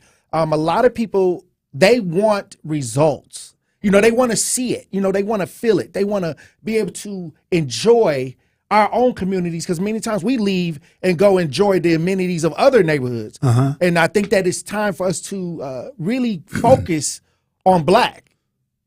The need for our children, the need for the men to have a sense of pride with financial gains in our neighborhoods. What's your final thoughts, Ruben, before we get out of here? You know, the difficulty is we live in America, right? Right. And so as the leader of the Wisconsin Black Chamber, all I can do is set the best example that I can set and as an organization. But I can't go over to the African American Chamber and say, hey, you know, you need to change the way you're doing things so that, I can't go to other organizations and set the agenda for them. But the people can. The people can, right? But the people have to know and understand what's going on. What's going on, right. And the people often, and that's why at our boot camps, we educate them as to understanding what a Section 3 business is, why you need to be certified, why are these things important, right? What are Section 3 employees, right? How is Walmart and Target, how are they benefiting from all of the Section 3 employees that they have, right? So they become a Section 3 employer because of the number of Section 3 employees. And they get the benefits. Right. Wow. That they hire. Hey, it's you know what? I'm going to start visiting the chambers, because I love to see people get chances to make their dreams come true. Okay. You know, and I love the fact that this is what's happening with the chambers, that you are working and giving the knowledge to our people, you know, and this is something that needs to happen, and it's a necessity for us. Agreed. And I appreciate you for coming on the show. We got to run the break, but I think we need to have another conversation, bring some people in from the boot camps right here on the Tory Lowe Show, so they can say what's going on and how they're advancing. And I appreciate you for coming on, Ruben Hopkins, because I know for years you've been trying to insert your vision out here when it comes to the chambers, and I appreciate you for that work. We're going to make Black people the largest employers of Black people in this state. All right. Look, when we come back, we'll have more conversations. Truth Nation, stay locked in right here on Tory Lowe. More of the Tory Lowe Show is next on 1017 The Truth, The Truth app, and 1017thetruth.com.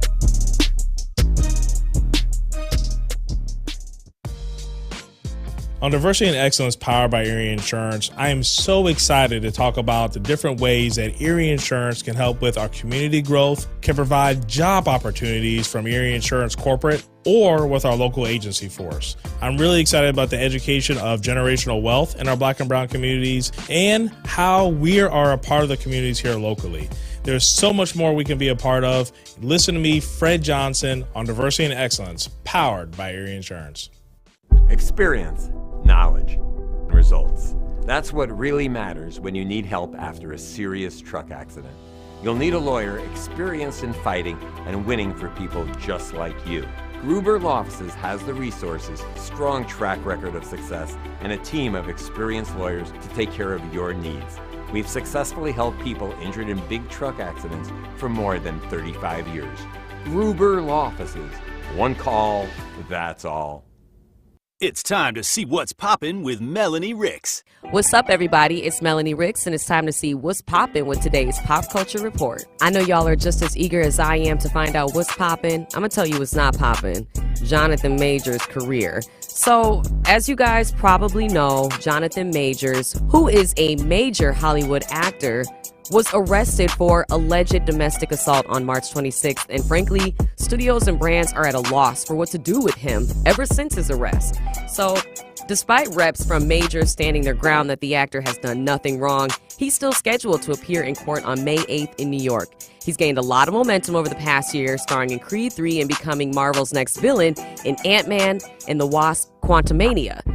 But the future of his career has become uncertain. It was announced this week that Majors was reportedly dropped from his management team at Entertainment 360 and his PR team at the lead company. And they aren't the only ones. Several projects in development have reportedly dropped Majors from their cast. And even MLB's Texas Rangers got in on the action, removing Majors from their 2023 season ad campaign that was reportedly set to debut on Friday. I mean, you know what they say, play stupid games, win stupid prizes. Legendary actor Morgan Freeman made waves this week when he shared his thoughts on Black History Month and the term African American. He said he simply isn't here for it. During an interview, Morgan explained why he views the term African Americans in Black History Month as insults. He said, "Two things that I can say that I do not like. Black History Month is an insult. You're going to relegate my history to a month?" He also said that African American is an insult. He said black people have had different titles all the way back to the N-word, and he doesn't understand how these things get such a grip. But everyone uses African American. What does it really mean? Most black people in this part of the world are mongrels, and you say Africa as if it's a country when it's a continent, like Europe. Do you agree with Morgan Freeman? And that's what's poppin'.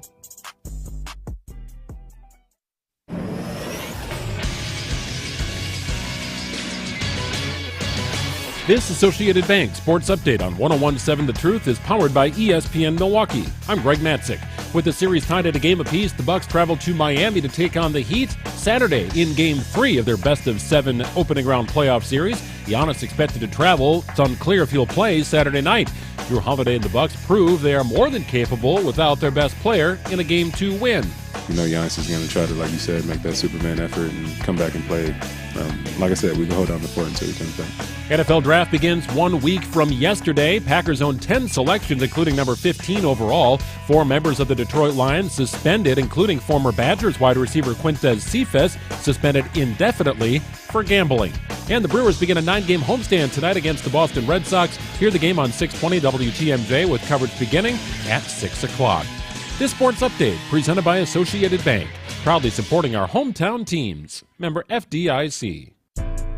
This is the Tory Lowe Show on 101.7 The Truth, The Truth app at 1017thetruth.com.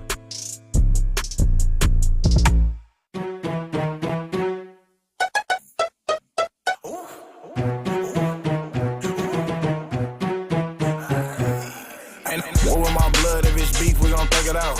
Mac 90 with a 50, put it down. Ain't no scary around here, but it's for real. Catch you lacking, ain't no playing, we gon' end it here. I done shot it out with the best, but I'm still standing. Bullets ripping through that vest, thinking I'll say you fell off, bounce back. I was not playing. The plug will throw me with whatever. Andy, Jack, Mike, Tina, Bob, Joe, Stacy, Rita, Jackie, Mike, Linda, Tammy. So many hands on this phone, I forgot. 101.7 The Truth, Tory Lowe Show. Hey, look, we had guests in the building today. Salute to Reuben Hopkins, the Wisconsin Black Chamber of Commerce CEO, for stopping through. He got a lot of money, $5 million over 3 years. I want to see. I mean, let's give him a chance. Let's see what happens. The money just got in. He just got a situation where he can improve and implement some of his ideas. I'm looking forward to seeing what happens. And salute to Umar Johnson for tapping in with us today. The one thing I like about Umar Johnson, he going to give it to you straight. you know. And many times I come on the air every day and I kind of say a lot of things from a frontline perspective, but it's great to hear other brothers coming in trying to tell us what we need to hear. And I think that we got reactionary along the way. I think that they love when we're off balance. They don't even want us at the table, you know, as a whole. So I felt Ruben when he says all of these different organizations got $52 million to help us as far as entrepreneurship. And he said that they haven't came together since they got the money. So I think that we as a people need to get involved in that whole thing, because we should be able to understand what all of the groups that have gotten the monies to help advance our communities. These are taxpayers' dollars. This is not capitalism. This is nonprofit ideas, and they got our monies.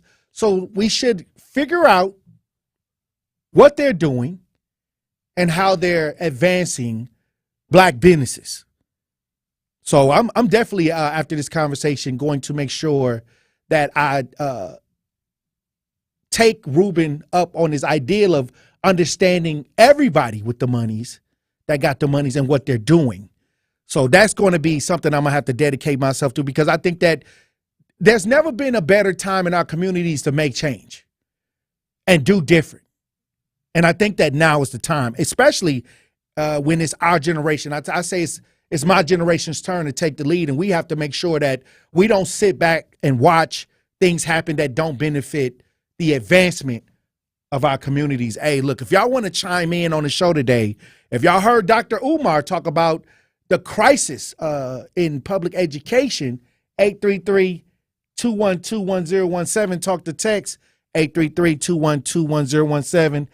Or if you want to talk about what Ruben Hawkins had to say about entrepreneurship, 833-212-1017. When we come back, we're going to head to the lines, Truth Nation. Stay locked in right here on Tory Lowe. More of the Tory Lowe Show is next on 1017 The Truth app, and 1017thetruth.com.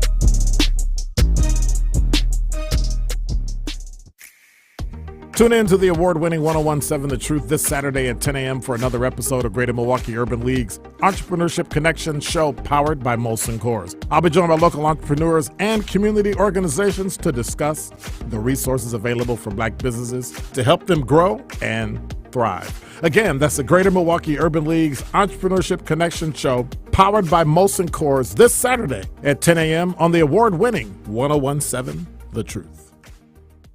April is Financial Literacy Month, and according to the FINRA, 60% of Wisconsin residents can't answer basic financial literacy questions, and over half are living paycheck to paycheck. Secure Futures is here to change this by equipping teens with transformative money management skills to help teens reach their financial goals and keep their families and communities economically secure. Join Secure Futures and change a teen's life today as a volunteer or supporter. For more information or to learn how to get involved, visit securefutures.org. Hey, this is Steve Scafidi for Educators Credit Union. Being a parent can be busy. We all know that. Mind and Money from Educators Credit Union provides an easy way for parents to pay allowance, assign chores, and teach financial lessons all from their phones or computer with no monthly fees.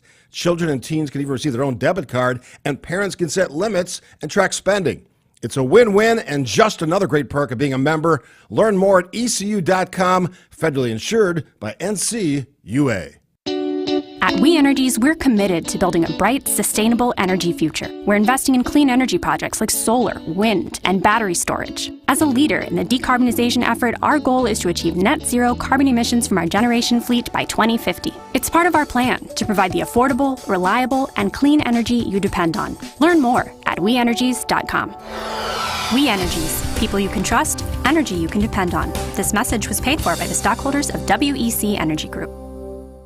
Truth Nation, it's Tory Lowe from 1 to 4, and I want you to download the 1017 The Truth app. Hey, because you know it's amazing. Wow. Hey, that's not bad, Sherwood. That's not bad, all right? But T-Lo, show Sherwood Hughes how it's really done. Truth Nation, it's your boy Tory Lowe from 1 to 4. And Sherwin's impression may have been trash, but he's right. You can hear all our best interviews, Panthers basketball, and me bringing all the smoke by downloading the Truth app today in the Google Play Store or the Apple Store. And why should they download the app, Benjamin? You want to know why, T-Lo? You want to know why they should download the 101.7 The Truth app? Because it's amazing. All your favorite interviews and best moments live in one place. Download the new 101.7 The Truth app now. I love the Truth app. I like being able to go back and listen to old taping. Milwaukee Black Talk. 101.7 The Truth. You are listening to The Tory Lowe Show on 101.7 The Truth app, and 1017thetruth.com.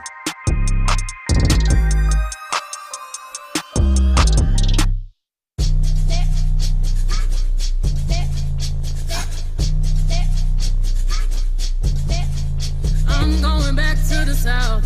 I'm going back, where my roots ain't watered down. Growing like a baobab tree, all life on fertile ground. My ancestor put me on game, on charm, on gold chains, with my old shoon in a jail. Drip all on me. 101.7 The Truth, Tory Lowe Show. We finna open up the lines, Truth Nation. Hey, the lines got that smoke already. The lines got that smoke. Al from Sherman Park, you on the new 101.7 The Truth. Tap in. Hey, how you doing? How you doing, brother?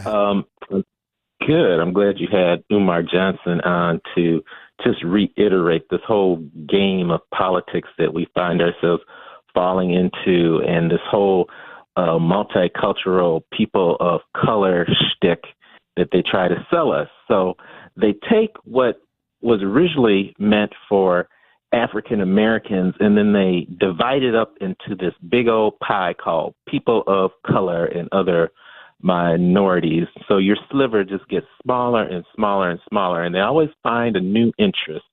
So right now the interest was for the last couple of years it was Latinos, which they call Latinx, which is an insult to Latinos. If you know their language, you don't put an X on the end of any Latino word. It's always feminine or masculine with an A or an O. So they're trying to divide up the Latinos that way.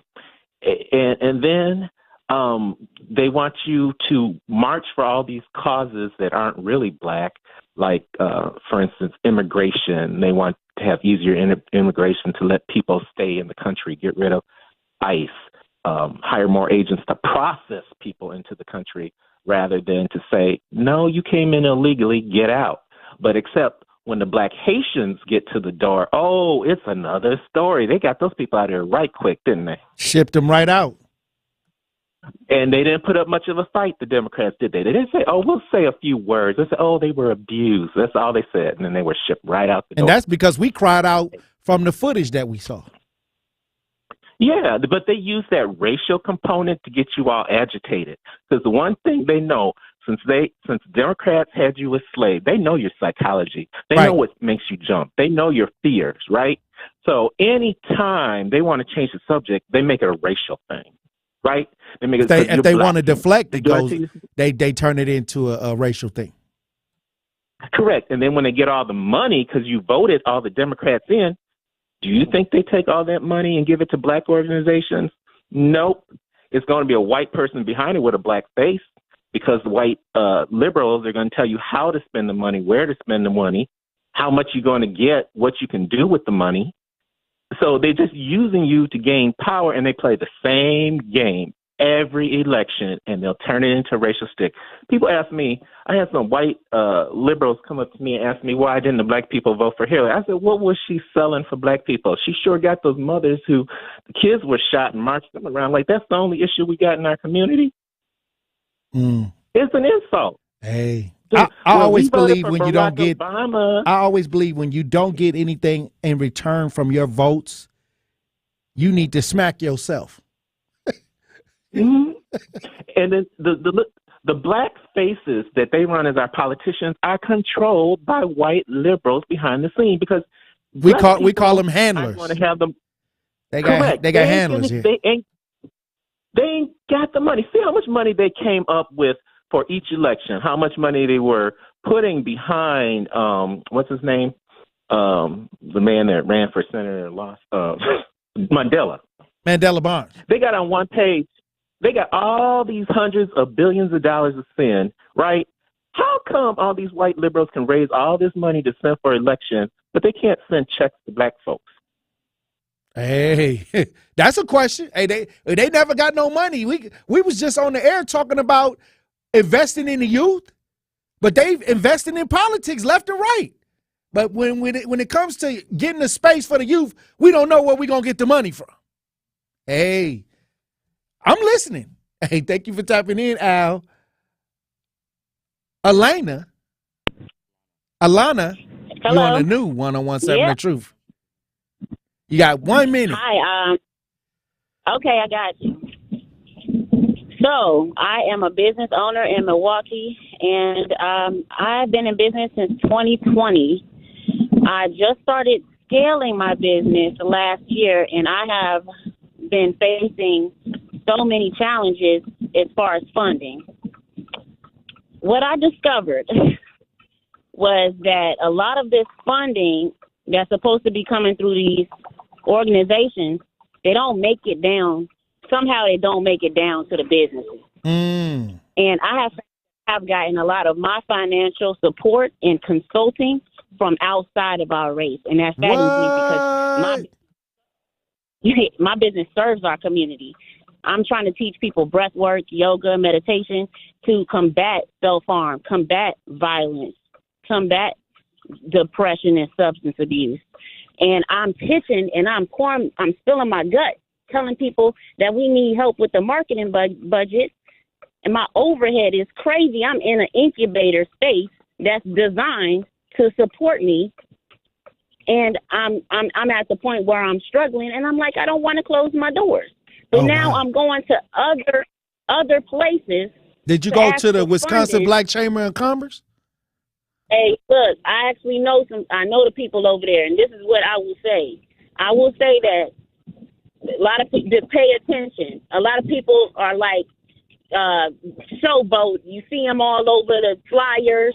They're popular. This is a very cliquish thing. But when it comes to the money, I ain't seen the money. I don't see the check. Hold on, wait a minute. When they have, Elena, yeah, we go. Hold on, hold on. Listen, we finna run a break. Can you hold on to the top of the hour so you can get your last words in?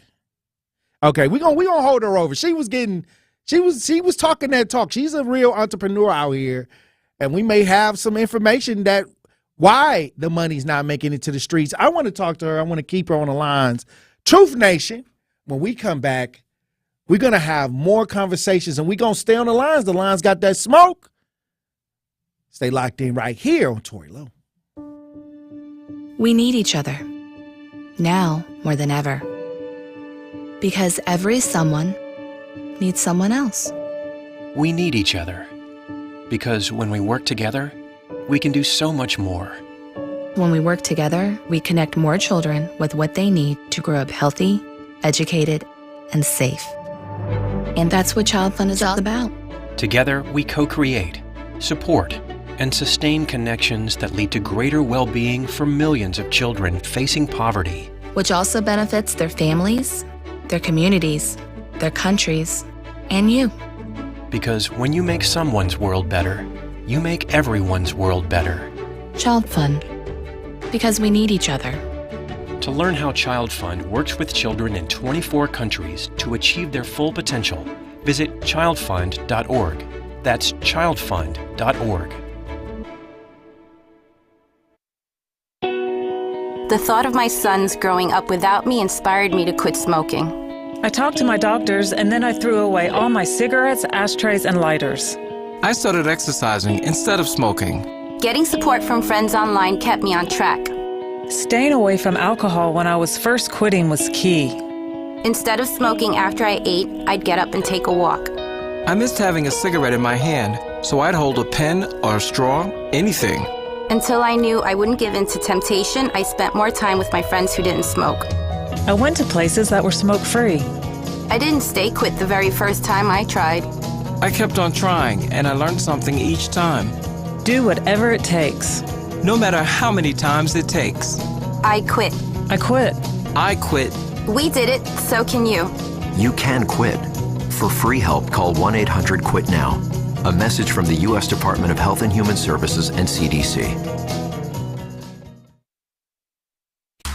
You're listening to the new 1017 The Truth, founded in partnership with Gruber Law Offices. One call, that's all. 1017 FM, 1510 AM, WGKB Waukesha, and W269DL Milwaukee. A locally owned Good Karma brand station. This is your 1017 The Truth News Update. Hi, everyone. I'm Melanie Ricks with your news update. Milwaukee's Police Oversight Board on Thursday unanimously approved a policy requiring footage of fatal police shootings and other similar incidents to be released publicly after 15 days, becoming one of the few agencies in the nation to have such a policy. The policy also allows family of those hurt or killed by police the opportunity to view footage within 48 hours. It does not give police any chance at extending either deadline. The move, driven by the work of community activists, was hailed by members of the Fire and Police Commission and residents who attended Thursday's meeting as a victory for transparency on an issue that has played a huge role in the community mistrust in law enforcement. It comes after more than a year of information gathering and debate on the subject. The Milwaukee man who struck and killed a local pastor while driving at high speeds downtown was sentenced to 18 years in prison. Jose Silva of Milwaukee pleaded guilty in February to homicide by use of a vehicle while intoxicated after he killed Aaron Strong, a pastor at Grace Lutheran Church, in October. Around the time of the incident, Silva was swerving across the center line and driving upwards of 74 miles per hour. His blood alcohol level was later found to be 0.193. Silva was sentenced to 18 years with 12 years of initial confinement and 6 years of extended supervision. He was also ordered to pay restitution and conduct 100 hours of community service while on extended supervision. This was the news update on 1017 The Truth. The Tori Lowe Show continues next here on the new 1017 The Truth.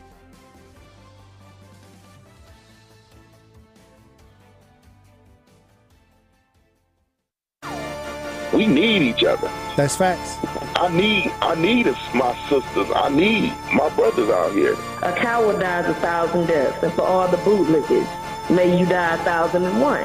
The place for the realest conversations. Tori Lowe want all the action? Or you want all the smoke? Oh, this thing. I'm with all that smoke too, man. I didn't see Ron Johnson. He trash. Chisholm is trash. How the hell you here to help us and your kids are dying in the street? I understand that this is Milwaukee and everyone believes that if someone say something, it's snitching. It's not. I don't care if it's the pastor. If you see the pastor acting right, you check that fool. Where's the results? Talking topics that need to be highlighted and discussed in our communities. Would you trade places with a black person? Yeah, sure. No, I would not. Have you ever said the N-word? Come on, be the truth. We on the truth. Unfiltered and unfazed. This is the Tori Lowe Show on 1017 The Truth and the Truth app. The reason I believe the racism is getting worse is because whites know that they will be outnumbered in about 20, 21 years. They're going to be outnumbered. Hey, Tori, man. How are you doing, brother? I'm actually from India. We brown people can totally relate with you. Sometimes it's like, did that just happen to me? We have to not let the government mind us either. That cop ain't never been brought to the public because he ain't normal, and he may not even exist no more. Say no more. Release the video. You know, you keep on doing what you're doing, man. You're going to take over this talk radio, man. Just keep on focusing on what you're focusing on. I wish you a lot of love. God bless you, brother. Now, live from the American Family Insurance Studio in Milwaukee, here is Tori Lowe. Justice, Wisconsin, the truth. The most requested advocate in the state. 101.7 FM. The movement continues. Yeah. Milwaukee, stand up. It's Tori Lowe, the truth. From 1 to 4, we about that action, so tap in and let's go. We want that justice, we want all the smoke. From Monday through Friday, trying to bring the city hope. Yeah. Tori Lowe from 1 to 4, Monday through Friday, let's go. We bout that action from the block, and we ready, let's go. Tap in, and it ain't no holding back. We ready. 1017 The Truth. Tori Lowe. Tori Lowe Show live from American Family Insurance Studio downtown at the Avenue. The movement continues. The marathon continues right here on 101.7 FM. Welcome to the third hour of the Tory Lowe Show. This Friday, April 21st, 2023. And we've been having a great conversation today about education with our black children. And we had Reuben Hopkins in here from the Wisconsin Black Chamber of Commerce talking about entrepreneurship. And if we're going to reduce the violence in our communities, if we're going to progress, these two areas got to be addressed: education and economics. But we're going to head to the lines. We got people waiting on the lines. Alana, I want you to finish your conversation because when we was talking in the last hour, you were saying that you're an entrepreneur. You're from Milwaukee, and you're having difficulties with your business, and you're trying to get help. And it seems like you're not able to accomplish that. What's going on? I'm from Virginia. I've been here since 2019. I started my business in 2020. I'm a veteran. I'm a service-disabled veteran, and I'm a black woman and a mother. I couldn't sleep. I haven't been able to sleep because of these issues I've been having with my business, and it's like they're there to take your money, but on the back end, we don't have enough resources. I was not even aware that you need to borrow money, that the average business that we know needs to borrow money in order to get things off the ground, like marketing. So I'm grinding. I'm operating my business, but then I'm out there grinding. I'm public speaking. I'm doing everything. Yesterday, I went to a pitch event where I had a minute to pitch my business idea for a chance to win $10,000, and everybody was under the impression that there was going to be a $10,000 grant, $7,000 grant, and a $3,000 grant. Well, the winner got a chance to compete for that money somewhere else. And I came up there suited and booted. I had marketing. I was passionate. And not only that, but what I do for a living is from a real, genuine place, and it directly impacts the city in a positive way. Well, it directly addresses trauma. And let me say this because we only on a certain time space. When you talk about reaching out to different organizations, like different chambers and things like that, and banks, what are you running into? The black chambers, the money is, I don't know what's happening to it, but it's not making it down. It's not making it down. But yet you see the people are getting off on they're famous. You see them everywhere. Their face is always on the flyer. They're doing all these press runs.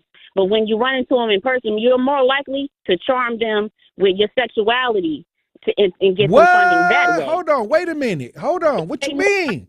Hey, what look, you mean? I know too much. What you mean? Hey, what you mean charming people with the sexuality to get the grant monies that was the taxpayers' grant money? Hey, listen, you're gonna figure it out when you get closer to them and you start seeing how they move. But if you're a business owner, you got to jump through all these hoops. Now, my business plan, my business model is tight. I work with a consultant. I work with a financial advisor, black owned. I have a lawyer that looked over everything. My paperwork is tight. My credit is legit. What, you got to bust down to get down? And listen, that's look, it's cliquish. Oh, wow. It's a popularity. And so what's going to end up happening is by the time everything gets right on my paperwork, I'm going to have to go to a bank, go to some people that don't look like me. And that's not what I want, because when I make it to my final destination and I'm sitting there and I can say I'm successful, I'm not going to be able to credit the people that's there. It's their Well, they job. got $52 million from Governor Evers to help black businesses. And you saying that you don't even have no help. They running around saying, I got this, I got $5 million, I got $5 million.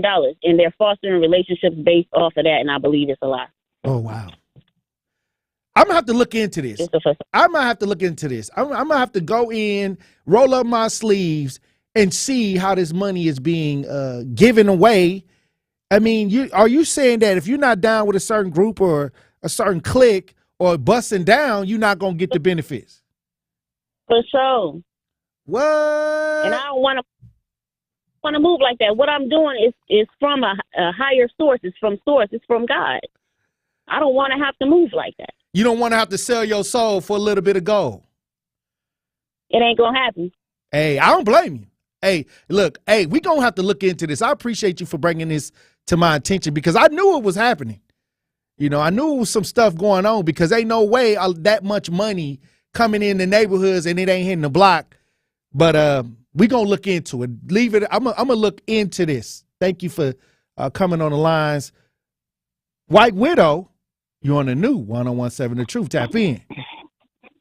Yeah, she's correct. I have a friend, she's a black woman who about 2 years ago opened a small business. I won't put it out there, the business, because of what I'm about to say. But she works full-time at the VA, and then she comes into her business part-time. It's a family thing. Her son works with her and such, and she's doing the same thing. She's got to go to classes to get some of these money. She's looking at an expansion, and the potential is so much there. I challenge anybody to go in that store and not buy something. The prices are reasonable, and it's cute because at first when she opened up, she'd say, "Thank you for your service," because that's exactly what she says to our VAs when she works full-time. Years later, save money to invest in this business she has. It's modest. You have to have money to make money. And she had to go to some classes, and now she's saying that now they want her to write something to show as to how she betters the community. Yeah, it's always some kind of loophole.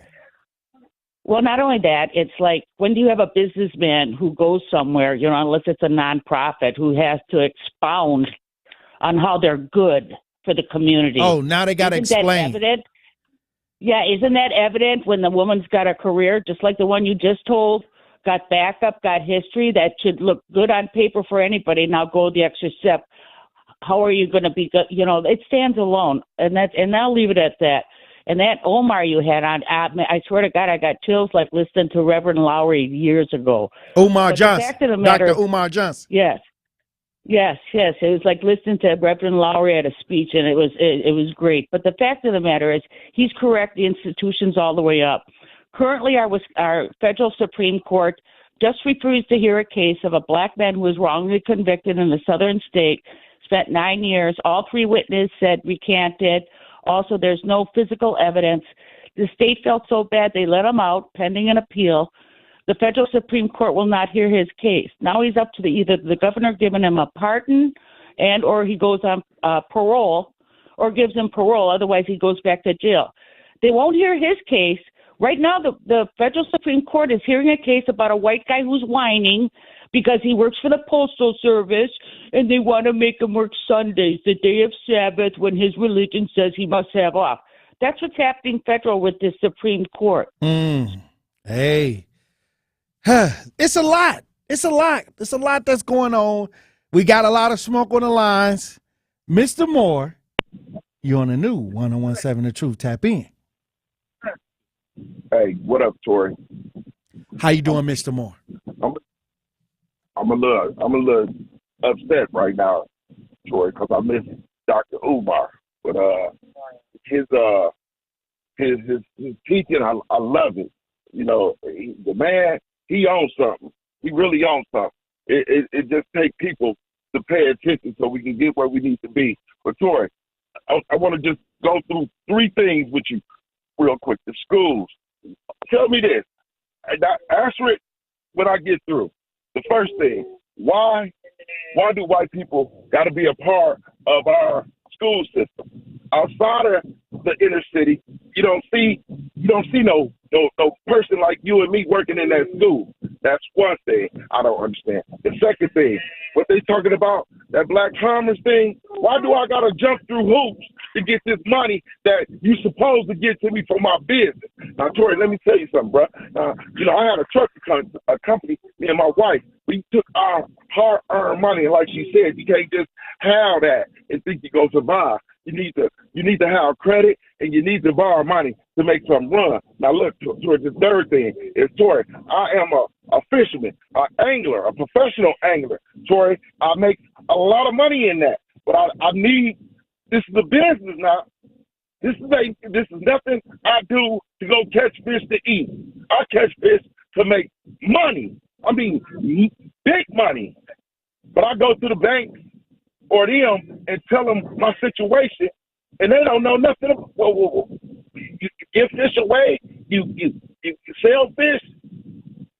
See, that's another thing. I shouldn't have to jump through no hoops. I just told you I'm an entrepreneur. I'm a professional fisherman. You done heard about Bassmasters and Major League Fishing is an organization that pays people hundreds of thousands of dollars to catch fish. Right. I don't sell them.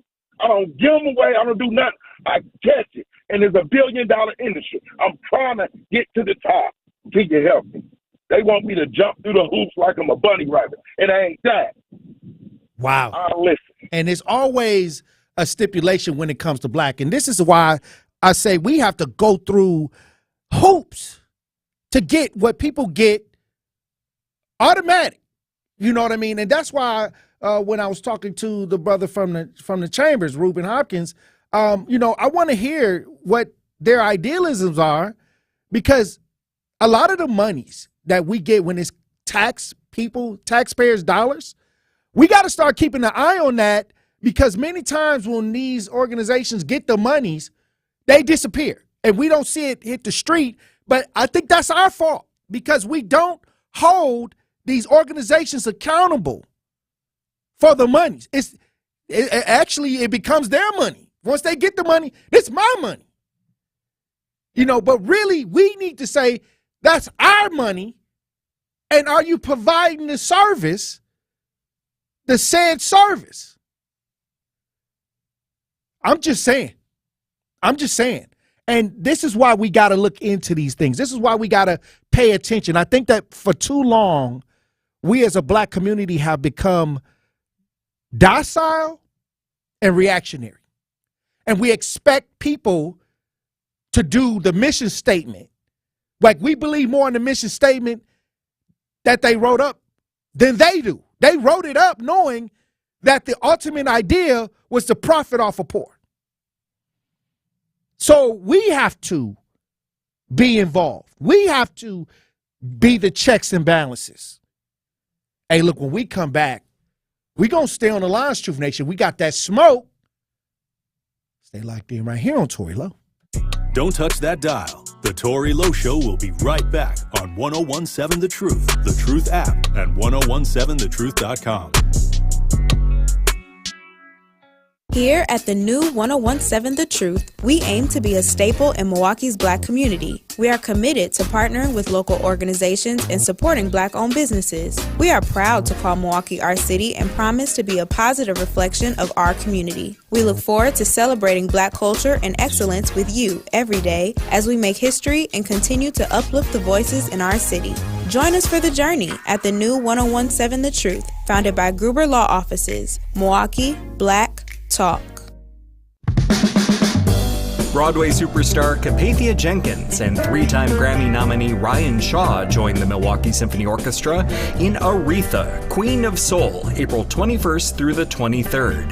Visit MSO.org for tickets or call the box office now at 414-291-7605. Here the MSO pay loving tribute to singer, songwriter, pianist, and civil rights activist Aretha Louise Franklin, with such audience favorites as Think, Respect, A Natural Woman, and many more.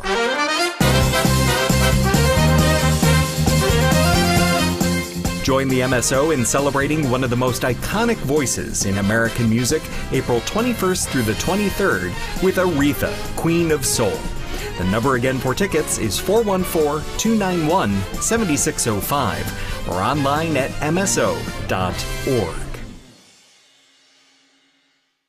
April is Financial Literacy Month, and according to the FINRA, 60% of Wisconsin residents can't answer basic financial literacy questions, and over half are living paycheck to paycheck. Secure Futures is here to change this by equipping teens with transformative money management skills to help teens reach their financial goals and keep their families and communities economically secure. Join Secure Futures and change a teen's life today as a volunteer or supporter. For more information or to learn how to get involved, visit securefutures.org. We Energies want you to keep this important safety message in mind. Before you start digging, planting, or landscaping on your property, call 811 to have underground utilities marked. Calling 811 at least 3 business days before you plan to dig will help you know what's below and can prevent a hazardous situation. Our representatives will mark the underground utilities on your property for free. So remember, stay safe and call before you dig. We Energies. People you can trust. Energy you can depend on. Gruber Law Offices. One call, that's all. It's not just a slogan, but the way of life at Gruber Law Offices. If you've been injured, call our team today. We've represented tens of thousands of injured Wisconsinites for more than 30 years. Trust Wisconsin's own Gruber Law Offices. Proud partner of your Milwaukee Bucks. One call, that's all. More of the Tory Lowe Show is next on 1017 The Truth, The Truth app, and 1017thetruth.com.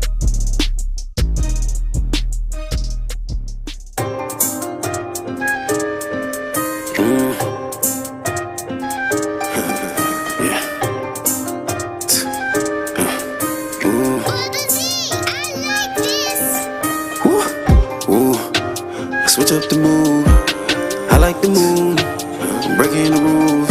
Yeah. Ooh. Switch up the mood. I like the moon. I'm breaking the rules. 101. 7 The Truth, Tory Lowe Show. DJ Brother Z on the 1 and 2s. We've been having a great conversation about entrepreneurship and education of our black children. 2 areas that we got to focus in on if we're going to really make some real changes. We got smoke on the lines, Truth Nation. Winky Blue, you on the new 1017 The Truth. Tap in. Hey, good afternoon to you, big brother. God bless you, Brother Winky. You know, that lady, thank you.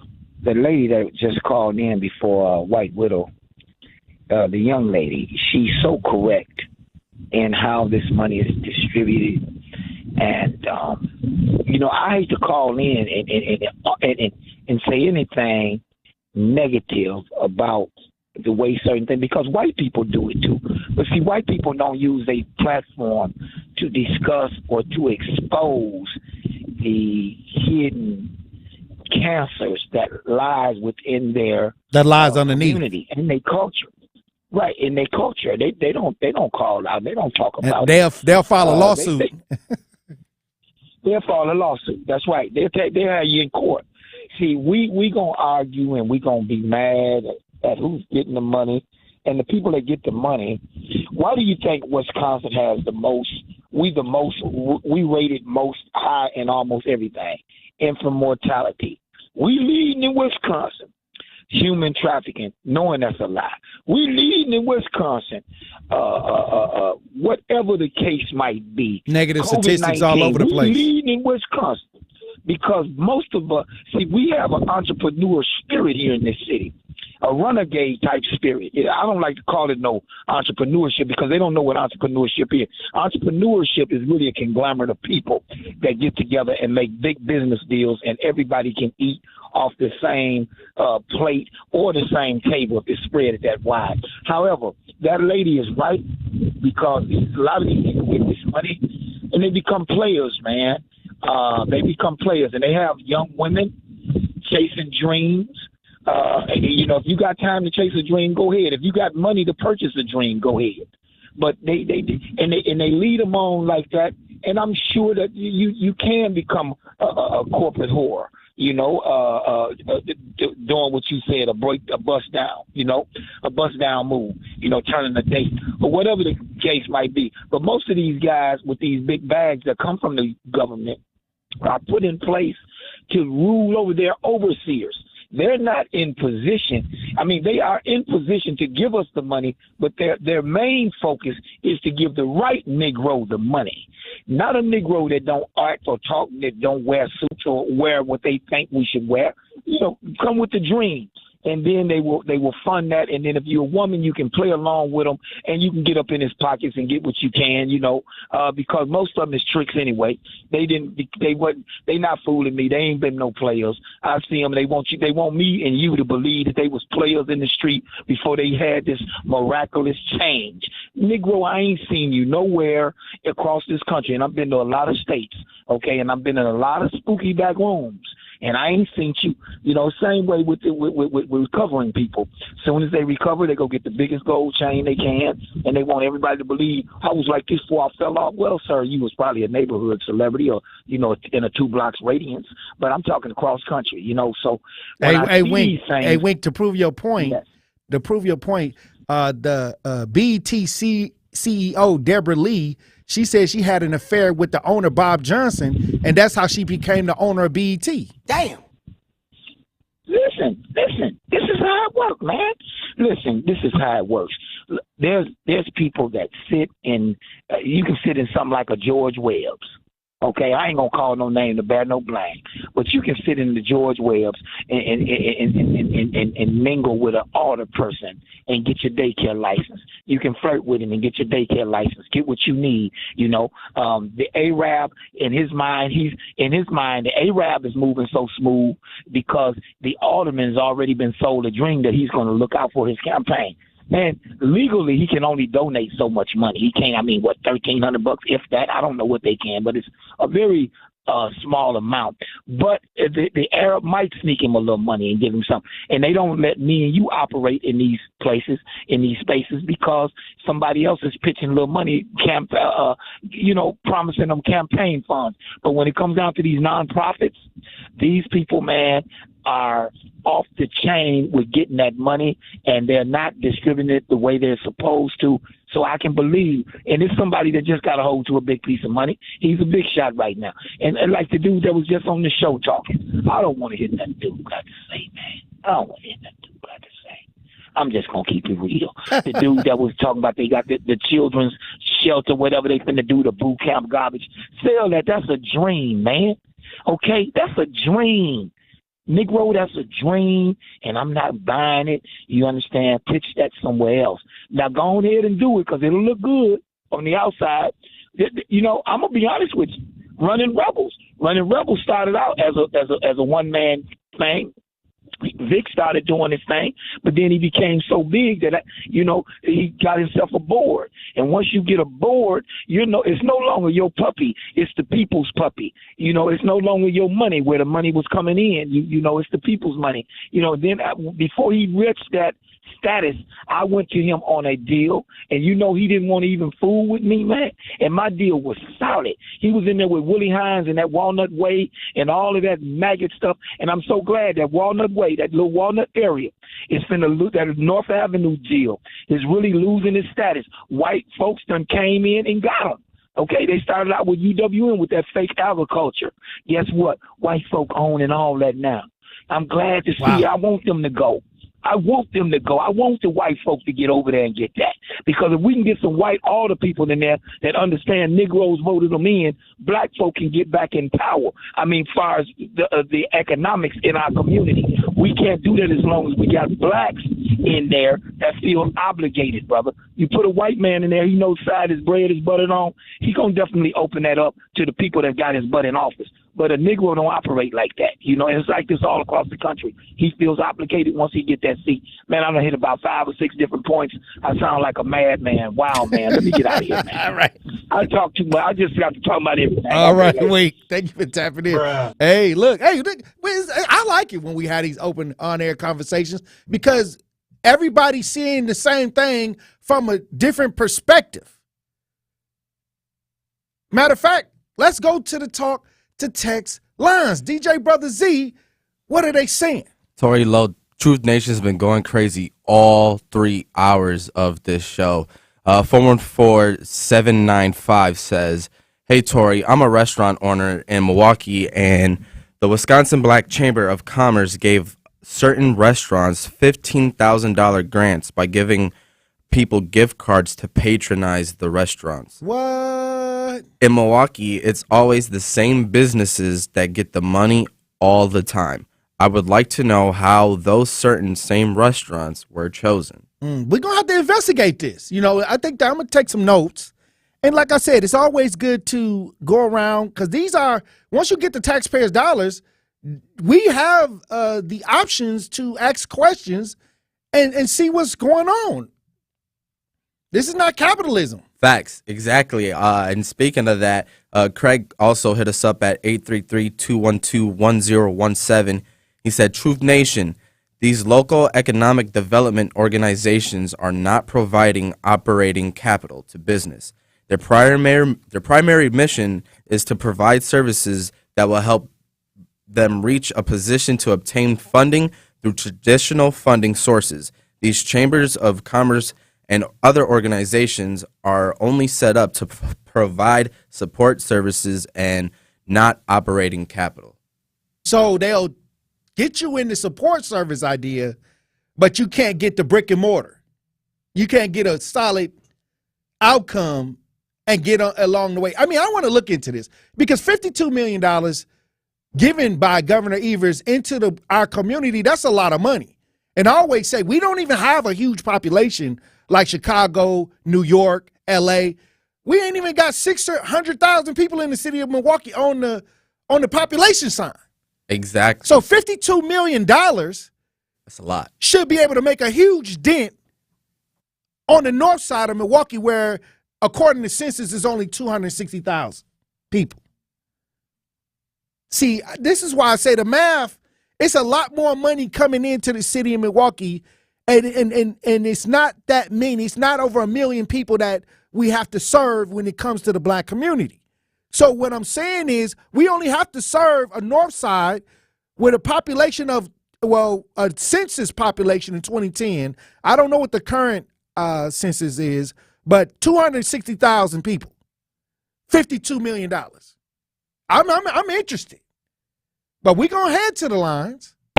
Brian, you on the new 1017 The Truth. How you doing, Brian? Oh, pretty good.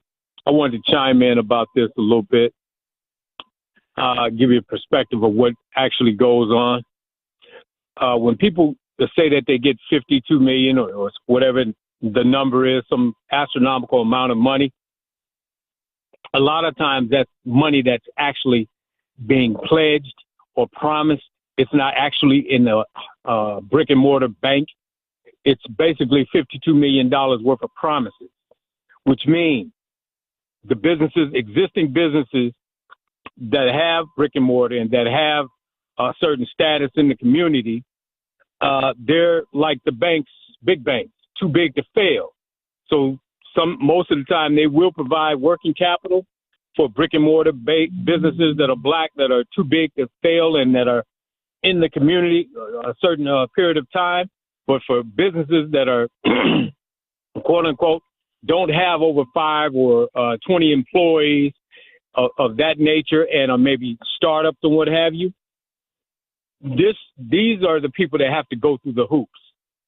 The problem is that a lot of this money is not actual paper money. It's not money that you can actually feel. It's not money that you can actually see in a check. It's basically a bunch of promises. That's the way. And I think it's spread it out over time, too. It's not all at once. Yeah, spread it out over time. And, again, it's not all the fault of our black folks that are in charge of these organizations and what have you. They're basically following the gatekeeper rules that the quote-unquote money makers and money managers, the Everses, and the bankers. I mean, they're following the parameters that the banks put for them to do it. I mean, it's a really sticky situation because they're not actually giving money to black folks that have organizations. I mean, these are promises. These are overtime, like you said, overtime commitments. But the procedures of getting this money are very draconian. And it's not our fault because we didn't set up the system. It's the people it's the Caucasians or bankers or whatever you want to call them, it's their fault that set up the system the way this is. It's designed to give you the illusion that you have a chance to make it, But you have to be established. You have to be a part of their clique. And you have to be, if you're not a part of that clique, you do have to jump through hoops. And unfortunately, unless it all comes back down to being political. Unless you're into some organization that's going to do something that pushes their narrative, their political narrative down the road. Joe Blow that owns a trucking company is not going to get any working capital, unfortunately. That's why we have to not worry about government money, because government money has stipulations. We have a lot of black folks that are loaded with cash. We need to get a Okay, Brian, I think something happened with your phone call, but hey, I got the gist of what Brian was trying to say. Look, the one thing I say is if we want to make things better, it's going to come through education and entrepreneurship. And I'm happy that Truth Nation chimed in on another powerful conversation this Friday. But Truth Nation, the Women's Center, is holding an annual empowerment luncheon on Wednesday on April 26th at 11 a.m. This event takes place on Denim Day, when millions of people across the world will wear jeans with the purpose of supporting survivors and educate themselves and others through all forms of sexual violence. We are proud to support the Women's Center and their advocacy for survivors. We want to invite you to join the Truth team at the 2023 Empowerment Luncheon on Wednesday, April 26th at 11 a.m. The first 3 callers right now at 833-212-1017 will win a pair of tickets to this incredible event and lunch with the 1017 Truth team. Again, the first 3 callers right now, the first 3 callers right now at 833-212-1017 will get a pair of tickets to join the 2023 Empower Luncheon on Wednesday, April 26th at 11 a.m. Hey, I'm all for the women to come together and empower. Maybe, we got to make sure that we empower each other, the man, woman, and child. When we come back, we'll be joined by Justice Wisconsin advocate and author Elizabeth Brown. Truth Nation, stay locked in right here on Tory Lowe. The Tory Lowe Show returns after this on 1017 The Truth, The Truth app, and 1017thetruth.com.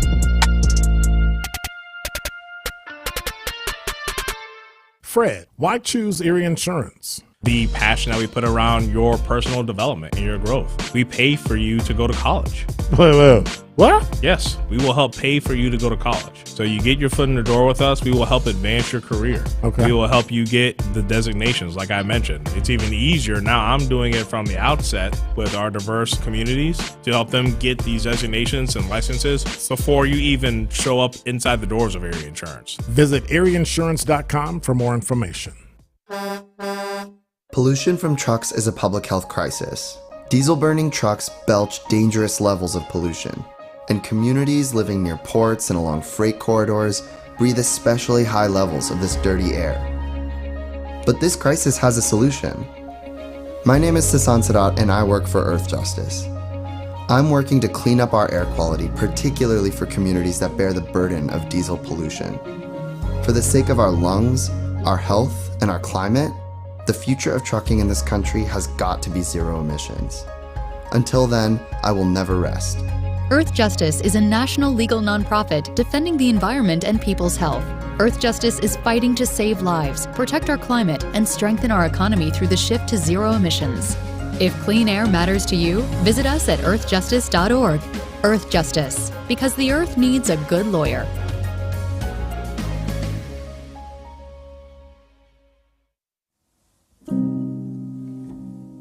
The Age of Reason took place over 200 years ago. It was a time of amazing scientific and philosophical progress all over the world. Truth, reason, and tolerance thrived and even shaped the Constitution of the United States of America, the foundation of our democracy. But now those building blocks of America, of democracy, are under attack. In just 2 decades, big tech social media billionaires have allowed their platforms to roll back truth, facts, and tolerance, and fill the screens in our homes and in our pockets with lies and hate. Online disinformation and hate affect everything, everyone, everywhere. It splits us apart, hurts our children, polarizes our societies, and is literally leading to violence and terror in our communities. Lies and hate everywhere are a threat to all people, anywhere. Be a part of the change. Help defend the future of our democracy. Go to counterhate.com to learn more. Ready for our little forest adventure? Yes! There's a forest closer than you think. Find a park or forest near you and music inspired by nature at discovertheforest.org. Brought to you by USDA Forest Service and the Ad Council. The Bloomberg Black Business Beat is presented by Erie Insurance, providing the protection you need and the service you expect, all at a great price. This is the Bloomberg Black Business Beat.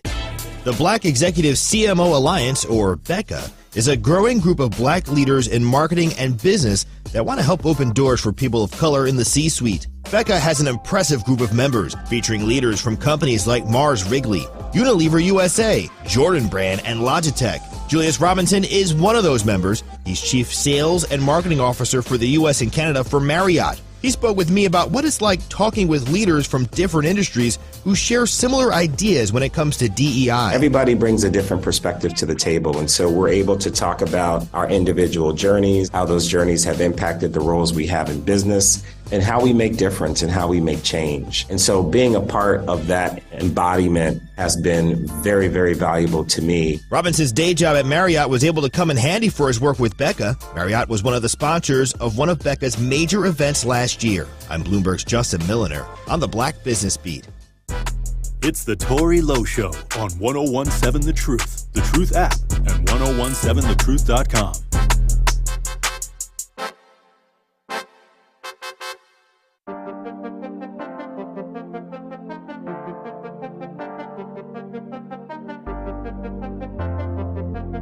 Was that a DJ Brother Z exclusive?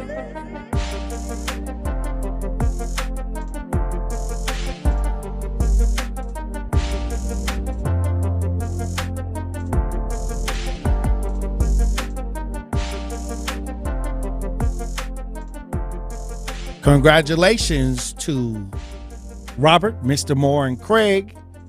You'll be joining us for the 2023 Empower Luncheon on Wednesday, April 26th at 11 a.m.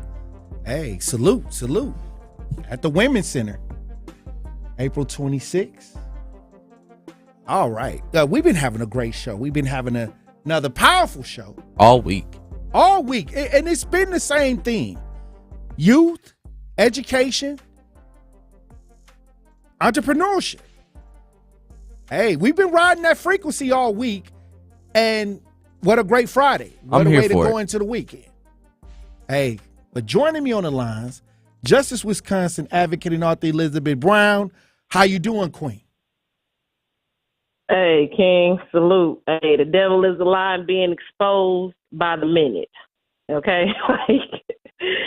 Hey, salute to Truth Nation. And again, Winky Blue said some powerful stuff, but that black sister that called in, again, letting individuals know what she has to go through as a black woman, as a veteran. You understand the loopholes, how sexuality play a part. You understand? And you getting anything done in a city that is leading by blackface. Blackface, white feelings. The connections that come, like, intertwine in that individuals that get the money, not only are they connected to somebody that is the source, they done sold their soul to be in that position just to have the fame because they don't got the fortune. Like the last caller, I think that was that Al that stated, no, the last caller who stated that the majority of these big numbers that they put out is like Kanye West money. You know what I'm saying? Like the monopoly money. Like it disappears. They give us that number to get us in a frenzy. Because again, even the loopholes that we have to go, I was talking about some months ago about my sister who has a business, daycare business that's been in business for like 11 years. She got 4 stars. I'm talking about doing everything right, and she's trying to get it out of the house and into a brick and mortar. Her credit is good because, again, it's so many scams, especially on black individuals about you pay them to get your credit, but they have you do the work. Like we were talking about Walmart and all of these other stores that got you bagging your own food and you got to pay for it. You do it. They tricking you to do the heavy lifting. You know what I'm saying? Like you done failed for the mission statement and you doing all the work in reality to find out at the end that by the time you jump through the loops, ain't no more money because it wasn't no money to begin with. This is something to make us not want to look up under the rug because, again, it's a flat-out lie because the money ain't never hit the streets. And when we talking about, grant money, that's tax money. They don't own that, but it come with contracts and stipulations for the individuals that do get them. And me and you know personally, when it comes to the Uncommon Council, these so-called supposed to be leaders that I think for a minute it was majority black on the Uncommon Council. Because Khalif Rainey is the one who told my sister that she couldn't open her daycare on Burleigh because he wanted a coffee shop. So now the building is sitting, going to be dilapidated over years. You understand when you can put somebody who really want to do business and give back to that community. So they're put in place to continue to have the black community not have anything to lean on. Because if we're the individuals that's living in this community, you damn right we going to give back.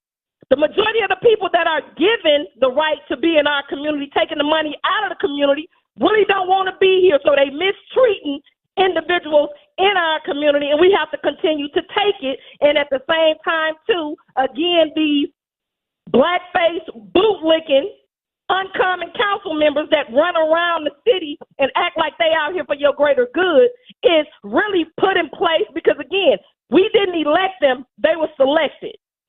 Every last one of them. When you look at who contribute to their running for office, look down the line. Tori, how many businesses did we go into who said, how many businesses, when me and you was running for office, did we go to that they said, I would love to contribute, but if I don't give this individual money, I won't get my license renewed. How many businesses did we go in? That's what they said, yeah. You see what I'm saying? That wanted to give to us, but their hands is tied because if they don't give to the already they'll become a target. Uncommon Council members that's running for office, they won't get their business license renewed. I had one business that went out of business because they decided to vote for the other person and not the sitting council member. So they're in fear. A lot of these businesses are in fear that if they try to switch it up, that they're going to not get the advantages as if they would have voted for the sitting incumbent. And I was told this. I seen I think he wasn't black. He was not black. I'm not going to make a mistake on his ethnicity. Well, what I'm saying is he wasn't black, but he tried to go with the opposite person, and he didn't have a business much too longer than that after that. That part. So, again, when we sitting back wondering why the black community is not the only place that's not being built up because the criminal politics that come along with it. Half of the individuals, even like when we was talking about, violence and reaction, half of the individuals that they chose to put in these seats got a history of misappropriating funds, who got a history of getting caught with their hand in the cookie jar. And that's why they put them there and give them the $70,000 to $100,000 a year because they just a face to make it look a certain way when they got handlers. So you know how many times I've been approached by white European men trying to get me to be a face of their business because black women, again, when you go qualify for the grant money. You damn minority right. grants. How many times I done turned these Europeans down? You know how many black individuals are being used right now thinking that it's going to be their business in return, turn around and find out that you was the pawn and they sacrificed you? Hey, look, a lot of women, like the caller said, that they get approached sexually to get indoctrinated into the group. Period. And when you fall for the okie doke, what you don't understand, you is just a tool. And when they get what they want, they discard you. And the black community is still left in limbo because that was the whole plan. But nobody being arrested for that. You understand what I'm saying? Like, we know for facts. But this is what's so powerful that Truth Nation can chime in because they called that man a lie flat out. I knew he was lying because he was stuttering, choking. That's a hustle. He's the face of a hustle. 9 times out of 10, when he stated when they do get qualified that they don't come back and tell him, so how do you track that the program is working then? If there is no proof, no data that this is helping, how do you get money to go to that? Because when I go and try to get a loan or something, I got to prove how that's working out. How are these individuals getting these big numbers and there is no proof of data that it's working and it only happens in the black community? Hey, look, when we come back, Elizabeth Brown, I want to get your final thoughts on the show today, Truth Nation. Stay locked in right here on Tory Lowe. Message. The Tory Lowe Show returns after this on 1017 The Truth, The Truth app, and 1017thetruth.com.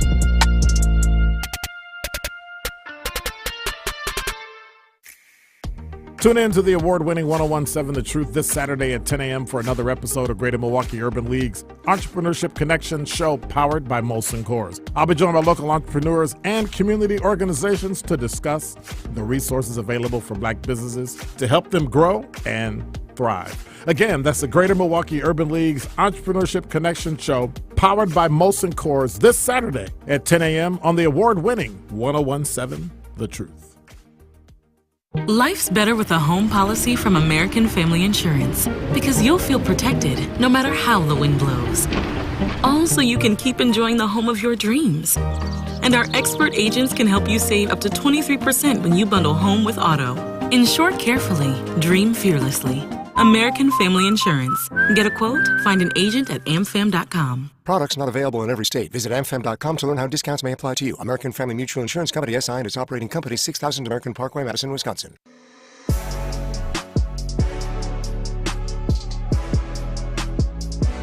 It's time for Truth Takes, a thought-provoking commentary on the new 1017 The Truth. Here is Tory Lowe with his truth. Black Talk Radio has emerged as a powerful tool for changing the narrative and stereotypes of the black community. Traditional media outlets have often neglected to represent the full spectrum of the black experience, leading to pervasive stereotypes and misconceptions.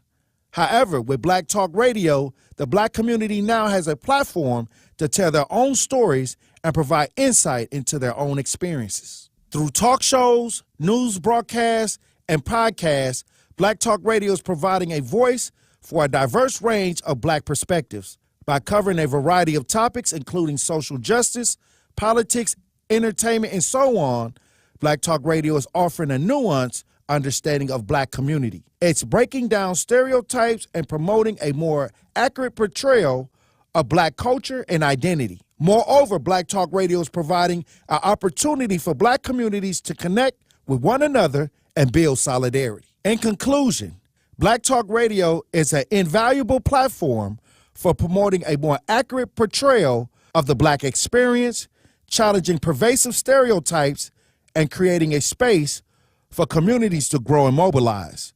Through shows like Tory Lowe and the collective efforts of Black Talk Radio hosts and guests, we can continue to empower change in the black community.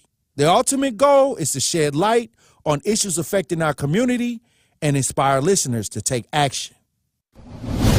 This has been Truth Takes on the new 1017 The Truth. Listen to The Tory Lowe Show weekdays from 1 p.m. to 4 p.m. This is The Tory Lowe Show on 1017 The Truth, The Truth app, and 1017thetruth.com. It's so funky. All in. It's cool when they do it. It's It's a problem when I do it. Birds of a feather, they flock together, they make you a sucker. 101.7 The Truth, Tory Lowe. Tory Lowe Show. DJ Brother Z on the 1 and 2s joining me on the lines. Justice Wisconsin advocate and author Elizabeth Brown. I want to get your final thoughts on the week.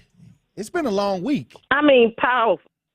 It has been. But you know what? It's pivotal though, King, because we everything Dr. Umar talked about, we've been talking about since the Tory Lowe Show been in existence. You know what I'm saying? Like, it's validation that the real people out here working, and they can no longer silence the truth. And you're going to be exposed, and we're going to call you out, and we're going to get rid of you, because the bottom line is this is the only way we can call our people out. That's just like with a child molester. If we don't talk about it, we leave other victims in tow. When we call them out, when you see that I didn't call this violator out, now you know to protect your kids when you see them. I don't give a damn who listening, white folks or whatever, because we know that the puppet master is a European, because black folks ain't got no money. And all the black-faced individuals that do have money, like athletes and entertainers, they have to sign a contract that they can't give back to black. You understand? So in reality, Truth Nation continue to stand up, call them out, expose them, because this is our community. And it's time for us to purge those that continue to sell us out. You're no longer going to be comfortable. Get comfortable being uncomfortable, because we're about to apply the pressure, because we the one doing the heavy lifting and suffering while you trying to sit pretty and do nothing. Let's get it, King. Hey, look. It's been a long week. We've been talking about education, entrepreneurship. And look, we also got to talk about us and what we got to do to make a difference. I appreciate you, Elizabeth Brown, for being on these front lines. I'll talk to you soon. As always, King. One love. All right, DJ Brother Z. All right, Tory Lowe from 1-4. Let's get it! Hey, Truth Nation, have a great weekend. Enjoy yourself. And I'll see you right back here on Monday. Dr. Ken Harris up next. If you are my homeboy, you never have to pay me. Go and put your hands up. In times it's how you stand up. LUP the man, cause a brand that the fans trust. So even if they ban us, they'll never slow my plans up. Already the show goes on all night till the morning we dream. So long, anybody ever wonder when they would see the sun? Just remember when you come up.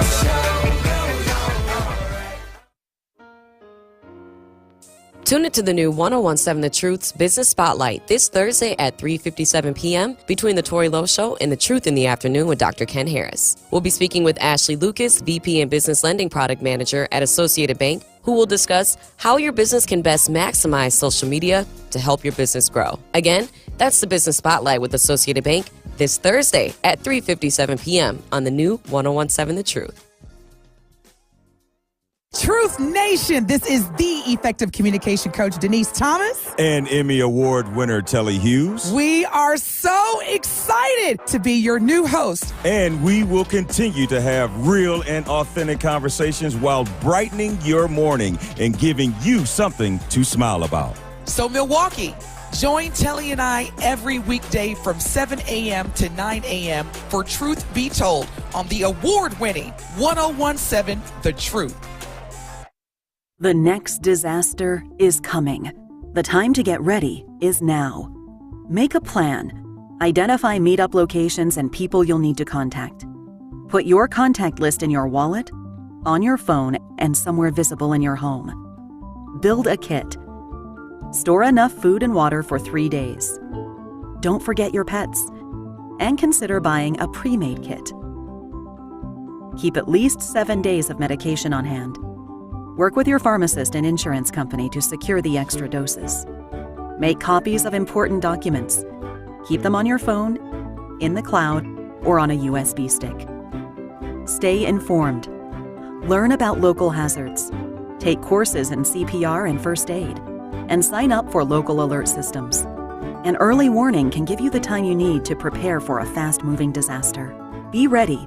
Learn more at americares.org/send-us-in. We need each other, now more than ever. Because every someone needs someone else. We need each other. Because when we work together, we can do so much more. When we work together, we connect more children with what they need to grow up healthy, educated, and safe. And that's what Child Fund is all about. Together, we co-create, support, and sustain connections that lead to greater well-being for millions of children facing poverty. Which also benefits their families, their communities, their countries, and you. Because when you make someone's world better, you make everyone's world better. Child Fund. Because we need each other. To learn how Child Fund works with children in 24 countries to achieve their full potential, visit childfund.org. That's childfund.org. You're listening to the new 1017 The Truth, founded in partnership with American Family Insurance. Insure carefully, dream fearlessly. 1017 FM, 1510 AM, WGKB Waukesha, and W269DL Milwaukee, a locally owned Good Karma brand station. This is your 1017 The Truth News Update. Hi, everyone. I'm Melanie Ricks with your news update. Milwaukee's Police Oversight Board on Thursday unanimously approved a policy requiring footage of fatal police shootings and other similar incidents to be released publicly after 15 days, becoming one of the few agencies in the nation to have such a policy. The policy also allows family of those hurt or killed by police the opportunity to view footage within 48 hours. It does not give police any chance at extending either deadline. The move, driven by the work of community activists, was hailed by members of the Fire and Police Commission and residents who attended Thursday's meeting as a victory for transparency on an issue that has played a huge role in the community mistrust in law enforcement. It comes after more than a year of information gathering and debate on the subject. The Milwaukee man who struck and killed a local pastor while driving at high speeds downtown was sentenced to 18 years in prison. Jose Silva of Milwaukee pleaded guilty in February to homicide by use of a vehicle while intoxicated after he killed Aaron Strong, a pastor at Grace Lutheran Church, in October. Around the time of the incident, Silva was swerving across the center line and driving upwards of 74 miles per hour. His blood alcohol level was later found to be .193. Silva was sentenced to 18 years with 12 years of initial confinement and 6 years of extended supervision. He was also ordered to pay restitution and conduct 100 hours of community service while on extended supervision. Always in control. Frank, candid, and straight to the point. Well, it's just a skewed system. Of course it is. It's a lot of judgment. But answer my question, though. Should we let people go? Should we let people go? Like, let's just forget about bail altogether. And if your neighbor commits a homicide and kills people, if you kill people and they next to you and you just let them come back and live right next to you, they can live upstairs from you. Let them come in your house. This is The Truth in the Afternoon with Dr. Ken Harris on 1017 The Truth and The Truth app. Now, he's the mayor of the city of Milwaukee. He's a young man. Give him a chance. I only complain about things that I care about. What I want you to do is pretend like I'm in St. Louis. And all I'm asking the mayor and the Common Council president and the Common Council, show me. Now, live from the American Family Insurance studio in Milwaukee, here is Dr. Ken Harris.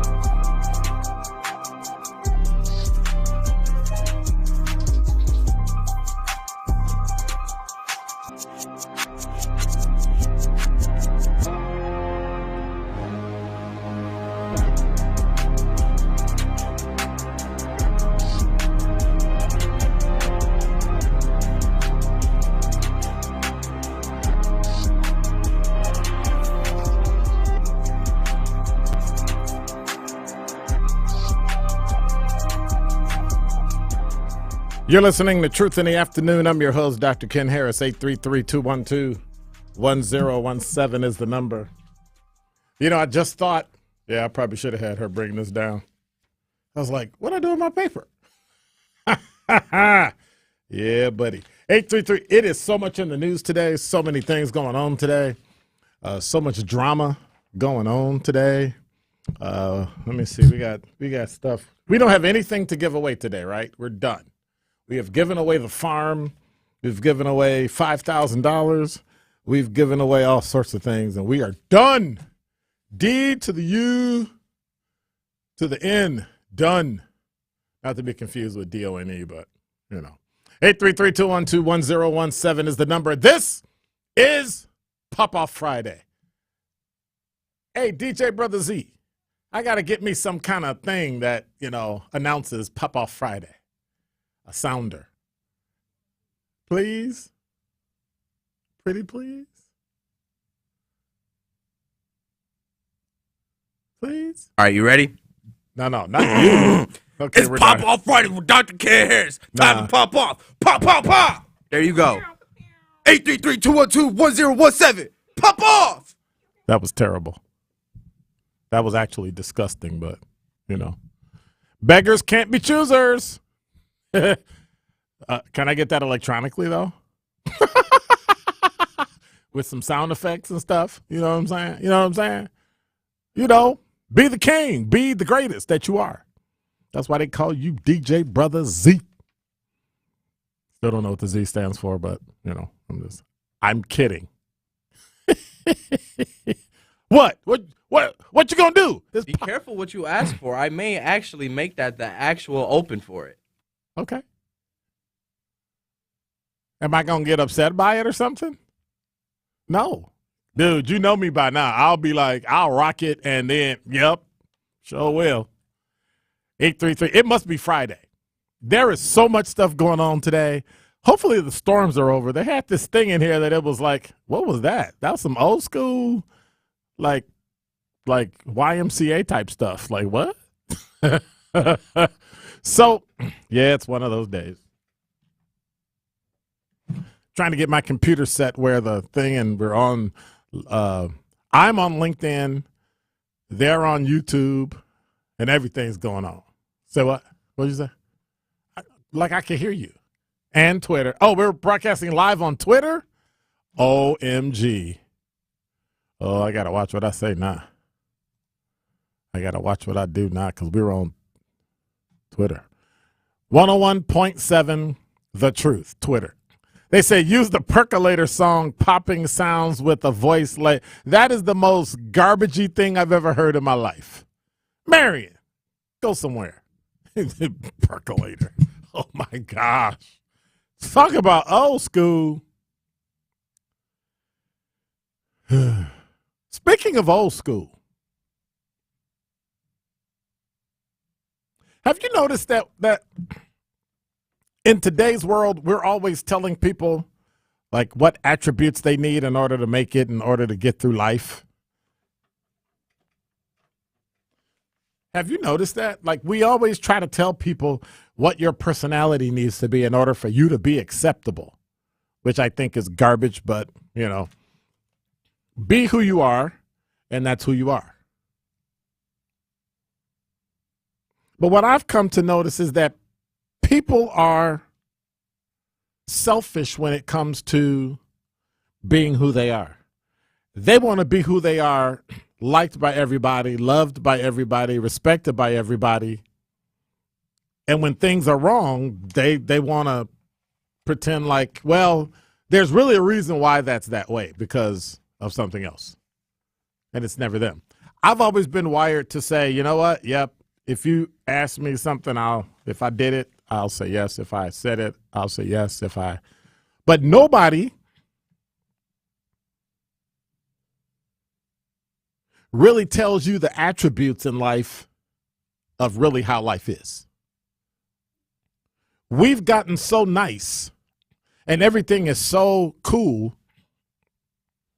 I had a thing where somebody misinterpreted something, not based on what I said, but how they felt. Not the person I was talking to, but a third party. And then the group think kicks in, and then all of a sudden, people assume that person felt this way, therefore we do this. And I'm like, time out. No, I'm different. Like, I'm this. I'm A, and you're looking at like R. You're like way down the alphabet to something that's not even. And so I realized that we attribute things to people that are just wrong, and we want ourselves to look as if everything is great. So we tell people, here's how you need to be. You need to be resilient, right? Life gets tough. You need to be resilient. You need to be real, right? You hear all the motivational speakers tell you all that stuff. And you need to be resolute. You need to be steadfast in what you're doing, and you need to fight through it, and you need to be tough and always be positive. And what they forgot to tell you is how life really is. So over this weekend, contemplate how life really is and what you're going to do in order to make it better. But don't think you just being something or thinking something is going to make something happen, because it's not. Just because someone else thinks something about you or thinks something that they may think is wrong with you doesn't make it so. In the end, people need to understand how life really is. And I'm watching several people go through that right now. How life actually really is, not the pretty stuff, right? So here's the deal. People always tell me, oh, you're always saying stuff and you always think you know everything and you always, right? Because when I was your age, when the person that was talking to me was my age today, I thought the same thing. But what I realized is when I stopped and I listened, I was able to pull out nuggets that I was then able to use later. So when that voice reverberated in my head, when I saw it happening, I went, oh, that's why they said what they said. Today, that's not so. Nobody tells you the 3 things about life that you need to know. So we keep talking about resilient and real and be resolute and all that pretty stuff. But when it comes down to it, there are only 3 things you need to know about life.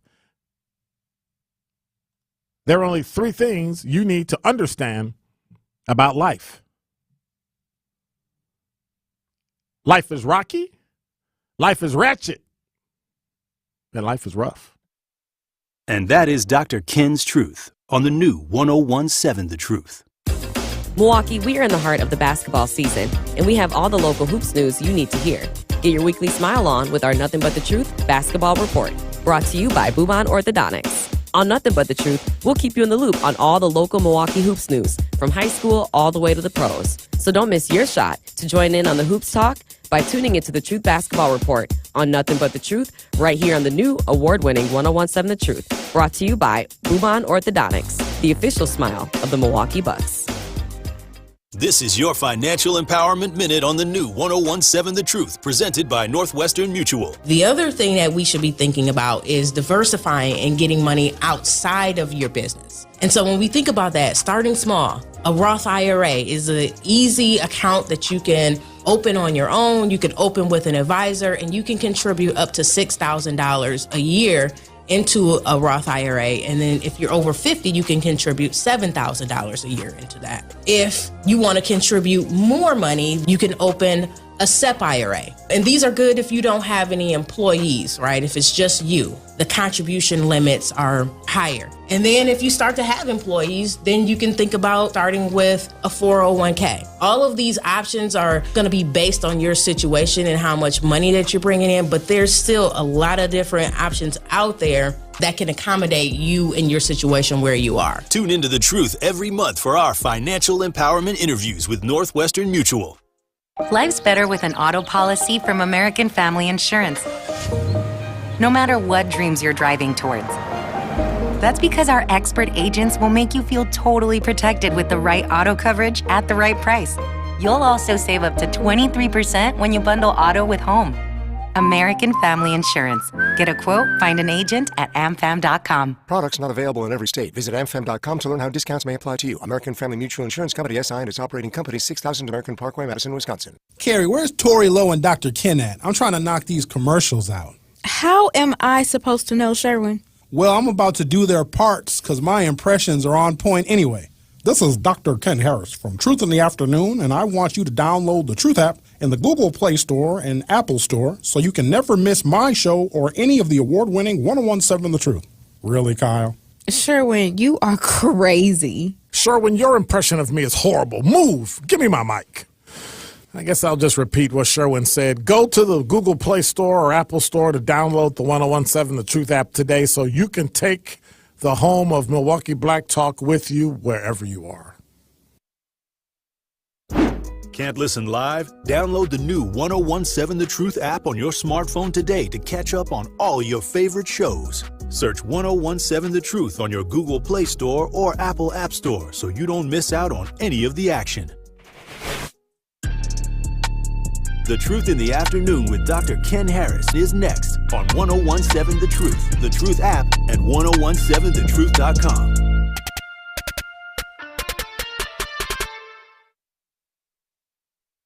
Say oops upside your head. Say oops upside your head. Say oops upside your head. Say oops upside your head. Say oops upside your head. Say oops upside your head. Say oops upside your head. Say oops upside your head. Say oops upside your head. I'm back at you again. Upside your head. Radio station is WGAP. Say oops upside your head. Say oops upside your head. Now on all you gappers and you finger snappers, you toe tappers, and you love lappers, I want y'all to say this with me. Say it. Upside your head. Say oops upside your head. Say it loud. Say oops upside your head. Say oops upside your head. Say it loud. Say oops upside your head. Say oops upside your head. Pay attention, sucker. Say oops upside your head. Say oops upside your head. Say oops upside. You're listening to Truth in the Afternoon. I'm your host, Dr. Ken Harris. 833-212-1017 is the number. It's Pop-Off Friday. Tune in to The Truth with Denise Thomas and Telly Hughes next Tuesday at 8 o'clock, as they'll be joined by Naismith Basketball Hall of Famer and Vice President of Basketball Operations for the New Orleans Pelicans, Swin Cash. Cash will join them to discuss her journey from high-performing athlete to a black woman executive in the NBA.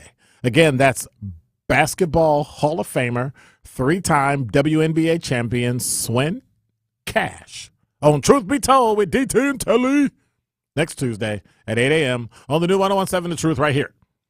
833-212-1017. I'm going to have to listen in. I listen every morning anyway, but, I'm going to have to listen in and check it out and see what's going on. I got so much stuff to get into today. I don't even know where to start. Yeah, you're going to have to start studying. You're going to have to start studying because we gonna chop up your boy, and then I'm going to leave it at that. We going to chop up your boy. No. You got till next Wednesday because I got a guest coming Thursday.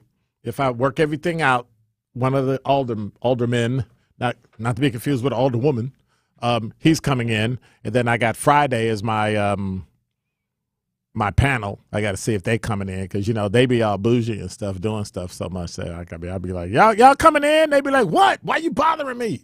So I got to beg them to come in. Linnell Ramey and all them folks. And let's do Tuesday because then Alex and I can work together. And Miss Franz. And then Tuesday is Entrepreneurship Tuesday. So I got Monday and I got Wednesday. And I don't like guests on Monday. I'm going to have to beat you up on Monday. So I don't think I'm here. No, we're talking about beating people up. Okay, we'll get it together. Well, next Wednesday. I got the Bucks game. I don't care about the Bucks game. Be here. Forget the Bucks game. Forget the Bucks game. It's just the Bucks. I can't say that. Cluck a buck. No, that's going to be important, and so that's going to be coming up, and we'll figure it out. Might even have to put you on a panel Friday. And they let you get duked up. No, we've been having conversations about different things that have happened historically, and when you talk to people that are younger than you, they have a perspective that's not complete in terms of historical presence, but they have historical data. Does that make sense? So when you have historical data, you can only read what people told you and told you about it and what you read and all that. But when you live through it and you have the data, it gives it a different perspective. it makes it, you know, I say more real. So I got a couple stories here that are related, and I want to know how you feel about it. I want to know what's going on about it, right? So we have passed a rule by the Fire and Police Commission, which I think is utterly and totally idiotic, of 15 days to release video. Now, if there's an incident and in the interim you get somebody in custody and you have to release video, that's going to mess up your case. Let's say let's take it into account, right? Let me set it up the way that everybody else sets stuff up that benefits them when they're making an argument. You're driving down the street, you're a law enforcement officer, you stop someone, something jumps off, you get into an incident, there's shots fired, either the person gets shot or you get shot or some third party gets shot and it jumps off and then the person gets away. The actor in the incident gets away. That's day one. And now, over the course of 3, 4, 5 days, police come up with a sketch, they come up with a picture, they come up with video, they come up with all sorts of things. They got all this evidence now, and now we have somebody who will say in the car with the person says, yep, it was Dr. Ken. And so now they go to the district attorney's office, they present the evidence, and they get a warrant for that person's arrest. And now there's a warrant in the system. Now it's day, 11. Day 12. You got 15 days to release the video from the original incident. Now they've investigated. They've done their job.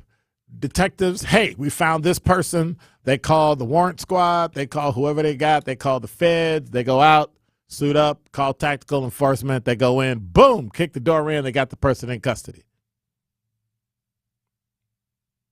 So I got 36 hours before I got to present this person over to the DA's office. I got 48 hours before I got to get this person charged. And we do it. That leaves 1 day to figure out what the heck happened during this incident and how we did it. But, I got to stop and go back to the beginning where much of my evidence is that's now going to get what? It's going to mess up the jury pool by making people form an opinion pre-trial. So even before I commence the trial, well, get the person charged, voir dire, choose the jury, all that stuff, there's already a preconceived notion based on a two-dimensional video that somebody saw that only covered what it covered, doesn't talk about what's happening outside the body camera, outside the sound, what happened immediately before, and it doesn't take into account preclusion. Preclusion is what happened up to that caused the actual incident to occur. But we may not know that yet because the officer might be in a coma, in the hospital. The other person is in jail, doesn't want to talk, need a lawyer, all these things. All that can't happen in 15 days. It can't. And with speedy trials in Milwaukee County, last time I remember pre-pandemic, speedy trial, the average from arrest to conviction was 78 days was the average. That ain't a lot of time. Now I'm going to tank that because I have to release body cam footage that's really not going to tell me anything. And then you're going to get accused of messing up the body cam footage. And then you're going to get accused of editing the body cam. Like at some point, you're never going to win. I think if a third-party person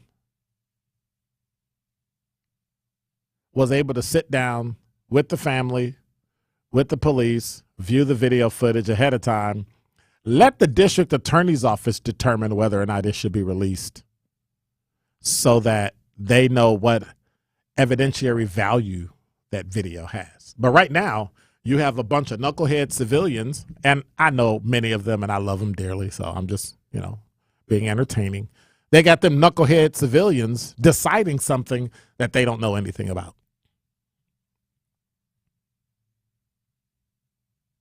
With a couple cops, maybe one or two cops and a firefighter, and now, right? I trust the system because those are the rules that you have to follow, so you got to follow the rules. I get it. 15 days is 15 days. You're going to rush people to do investigations. You're going to rush people to make sure, and I think people are going to get caught up in things they probably should not have gotten caught up in because they're going to have a rushed investigation. So that means whatever you got to get done, you got to get done in 15 days. That's only 2 weeks. It's not a lot of time. Do we know if the MPD has the resources to do that quickly? Oh, they have the resources to do it. That's not the issue. The issue is whether or not there's any evidentiary value that's now going to get put out into the public domain before you can finish, or if you have a witness on there or witness intimidation. There are so many issues with this that if you didn't trust the police, now you shouldn't trust the DA's office either. Because if it gets released, do you trust, like if something happens and your face is on there and now they know you're a witness, do you trust them to protect you? They can't protect the ones they got now. And then with the new referendum, excuse me if I speak poorly here, but like with the new referendum, there's no cash bailouts. You're just put in prison or jail or wherever it is now for umpteen days until it comes out. Well, I don't know if that'll play a part in it. We'll have to talk about that after the break. What is the cash? I don't know if cash bail will have anything to do with body cam footage. I think cash bail is based on once you get arrested, can you just bail out? Because we've had a number of people literally have low cash bail, bail out, and then go kill people. And that's not good at all. But we'll talk about that. When we come back, what we will discuss is the Milwaukee Police Association immediately after the 15 days of an officer-involved death or other critical incidents, the Milwaukee Police Department being required to release the video footage. The Milwaukee Police Association just filed a lawsuit. Traffic, weather, and sports up next. More of The Truth in the Afternoon with Dr. Ken Harris is next on 1017 The Truth, The Truth app, and 1017thetruth.com.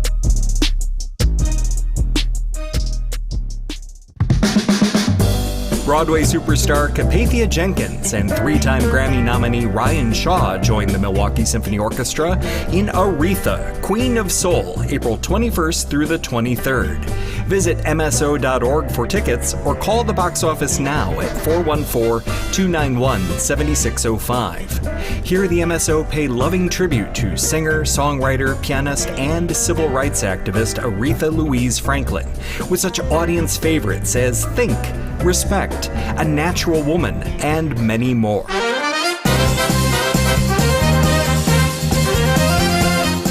Join the MSO in celebrating one of the most iconic voices in American music, April 21st through the 23rd, with Aretha, Queen of Soul. The number again for tickets is 414-291-7605 or online at mso.org. You have a right to a safe and healthy relationship. If your partner is emotionally, verbally, or physically abusive, there is help. The Women's Center in Waukesha, serving all of Greater Milwaukee, offers free and confidential advocacy, support groups, legal advocacy, shelter, and more. They provide support to adults and children affected by sexual assault, abuse, and human trafficking. Their advocates are available 24/7 with information and support. To learn more about the Women's Center's services, visit twcwaukesha.org or call their 24-hour hotline at 262-542-3828. Are you looking for an opportunity to better the Milwaukee community? Do you want to develop your skills for a career or job? City Year Milwaukee is recruiting for its 14th cohort of AmeriCorps members. We are hiring young adults ages 18 to 25 to serve our amazing scholars in Milwaukee Public Schools. This opportunity allows you to serve your community and gain professional development, which will allow you to enter the workforce, your next educational journey, or even stay with us for a second year of service. Visit cityyear.org to connect with our local recruiters and learn how to apply. Did you know half of all cats in the United States don't see a vet on a regular basis? Hi, I'm Kat Dennings, and I love cats. Like, really, really love them. Seriously. That's why I'm here to ask you to take your cat to the vet each and every year. I'm working with Royal Canin and Orphan Kitten Club in their program Mighty Cat, the first grant program in the world to protect and care for newborn kittens. For the Take Your Cat to the Vet initiative, which encourages cat owners across the country to schedule annual vet visits. Since it's tricky to decode our cat's behavior, it is super important to collaborate with your veterinarian to uncover any potential illnesses and learn the signs that something could be wrong. As pet owners, it is our responsibility to make sure cats of all ages have a chance to live a full and happy life by providing the care they need and deserve. Visit orphankittenclub.org/mightycat to learn more.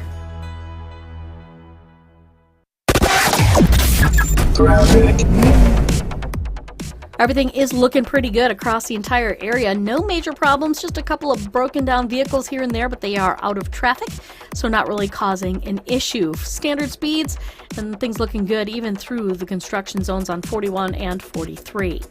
And checking the TMJ4 Storm Team forecast. Today, partly cloudy, breezy, a high of 61. Tonight, cloudy, breezy, a low of 38 at the lakefront, 32 inland. From the WTMJ Traffic Center, I'm Debbie Lazaga on 1017 The Truth.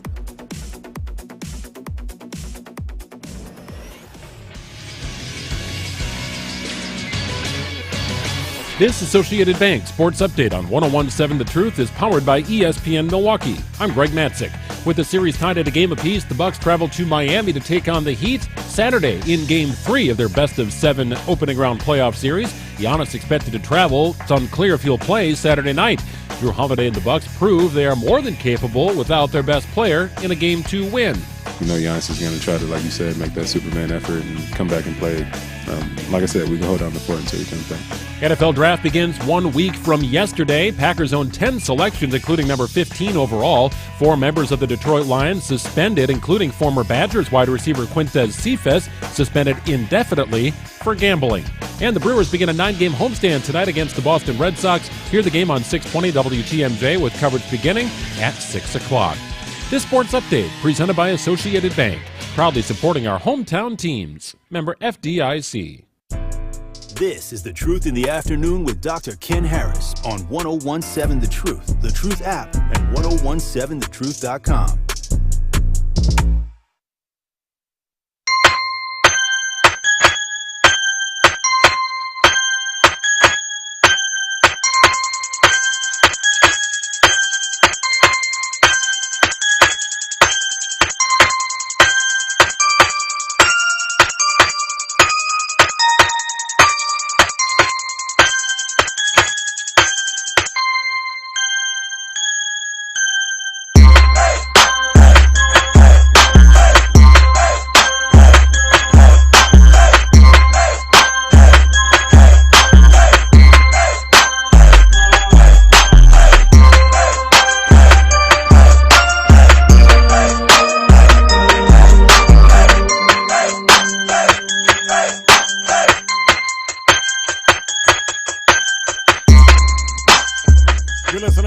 Afternoon. I want to remind you, April is Financial Literacy Month, and The Truth has you covered on learning how you can best manage your finances. Every Wednesday in April, 8 a.m., Truth Be Told, will be joined by a representative from Educators Credit Union to discuss financial strategies to help you best manage your finances. That's every Wednesday in the month of April on Truth Be Told with Denise Thomas and Tilly Hughes at 8 a.m.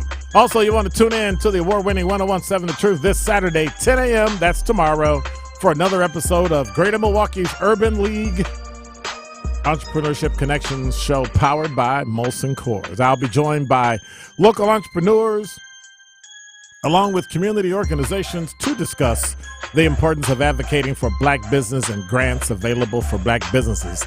That's Greater Milwaukee Urban League's Entrepreneurship Connections show, powered by Molson Coors, this Saturday, tomorrow, 10 a.m. on the new 1017 The Truth.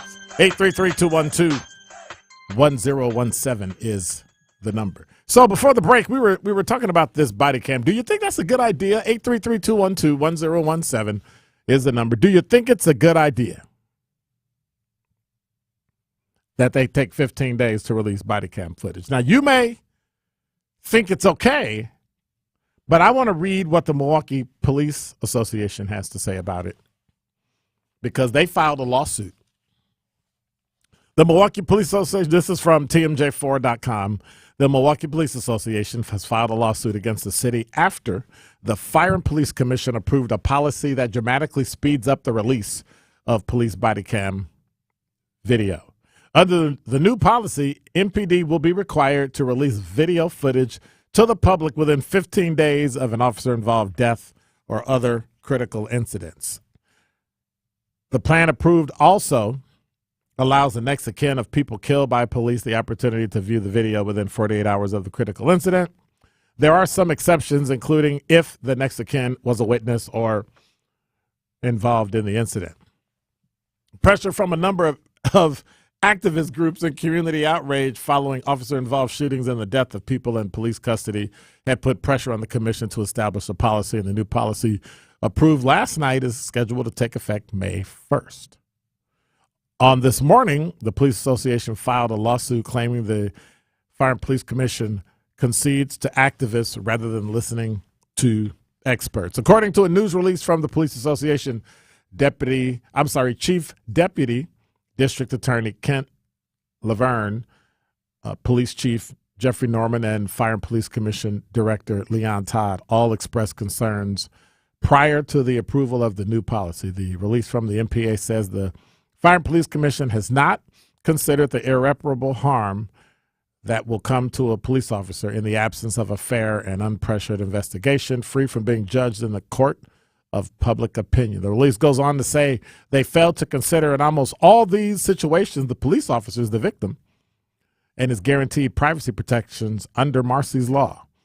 Not only does the Milwaukee Police Association think the Fire and Police Commission failed to listen to law enforcement, but it claims the Fire and Police Commission is breaking its own rule by issuing MPD standard operating procedures for the department. Their role is an oversight committee, the news release says, not a governing body of the police. Andrew Wagner, the president of the Milwaukee Police Association, talked about it.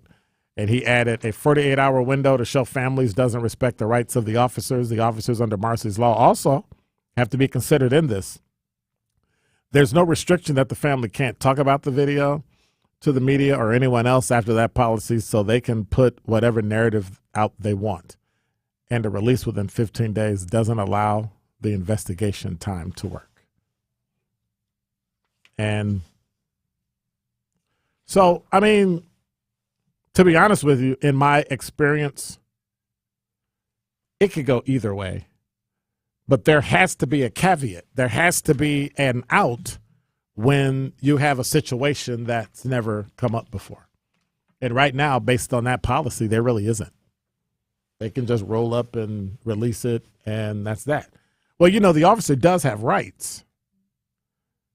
And I don't know whether or not people, you know, you may not agree with them having rights, which is kind of weird since they're people too.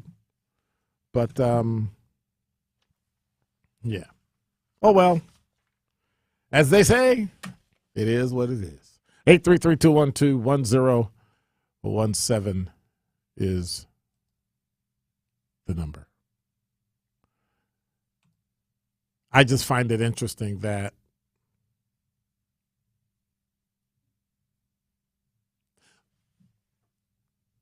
the Milwaukee Police Association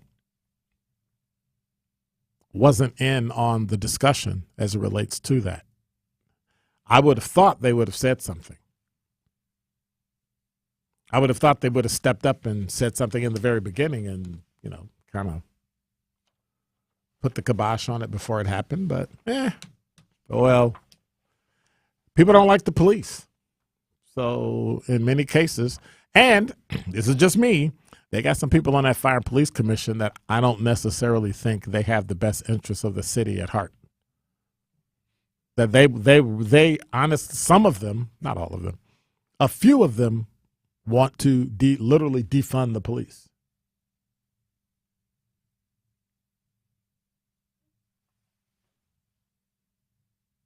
The way this city is, carjackings are up, what, 44%? And you want to, okay. So all the things that cause you to not want to do your job and that have a chilling effect are only good for the people that are taking advantage of it, who are criminals. 833-212-1017 is the number. Or do you feel that it's a good thing and that it'll pressure the police to act right and act accordingly? Because many times they actually do act right and act accordingly. My limited experience with a body cam, having only literally worn one time in my entire career, it kind of shows what happens when the public acts like a knucklehead in front of the police. Like, you are very conscious when you have a body cam on, when you're in your, understand what I say, when you're in your right mind, right? But when you're under stress, you're going to forget about that body cam. And you're going to do what you do in order to be safe. And then people come in and say, oh, you shouldn't have done that. Well, how do you know? And I've watched cops get charged, lose their jobs, go to jail, acting within the law and within their rules and procedures because the public decided that they wanted you to go to jail. So they went to jail. And that scares me. Now, if there's ever a reason why I'm glad I'm not a police officer anymore, that's one of the reasons why. 833-212-1017 is the number. Melody, you're on the new 1017 The Truth. I agree. 48 hours to release that, you're not protecting the police officers. When I was in the plant, our collective bargaining agreement was you put someone on disciplinary, and this is an example, you put someone on disciplinary notice. Both parties step back to union and management. You have 72 hours to assess the situation and the discipline, if there's going to be one. To say that you're going to release these on workers, and that's what our cops are, workers. It's not their fault about whatever institutions are at the top that, pulling the strings. It's not their fault that they're overworked and the conditions with police officers are now that as such that, really, the working conditions are horrible. It's terrible. Well, wait a minute, Melody. Right. I don't want you to present a picture of law enforcement and act like it's just terrible, because it's not. Don't get it twisted. Conditions are. The job working conditions and the hours have been the same, the way they've always been, and that's how life is. They chose to do the job. I chose to do the job. The one thing you can't complain about is work conditions, because I chose to work in that condition. I understand that, but you have to appreciate the working conditions. And when you have safety nets, safety nets like nonprofits who are not taking care of either the homeless and such, yeah, their job is a little bit more than just being a peace officer or a civil servant. I didn't know that. I think they're supposed to be social workers and such. They're not. All I'm saying to release release that in 48 hours is not correct. That's too soon. And 48 hours is only for the family to look at, and he's right when he said that there's nothing there that stops the family from releasing what they saw and making up their own narrative. Exactly, and then 15 days to the public is what I understood. Now, I don't know, because Channel 4 had a whole stack of Freedom of Information and open records requests that were denied. So I don't know. I think that 48 hours is too soon. 15 days is something people really needed.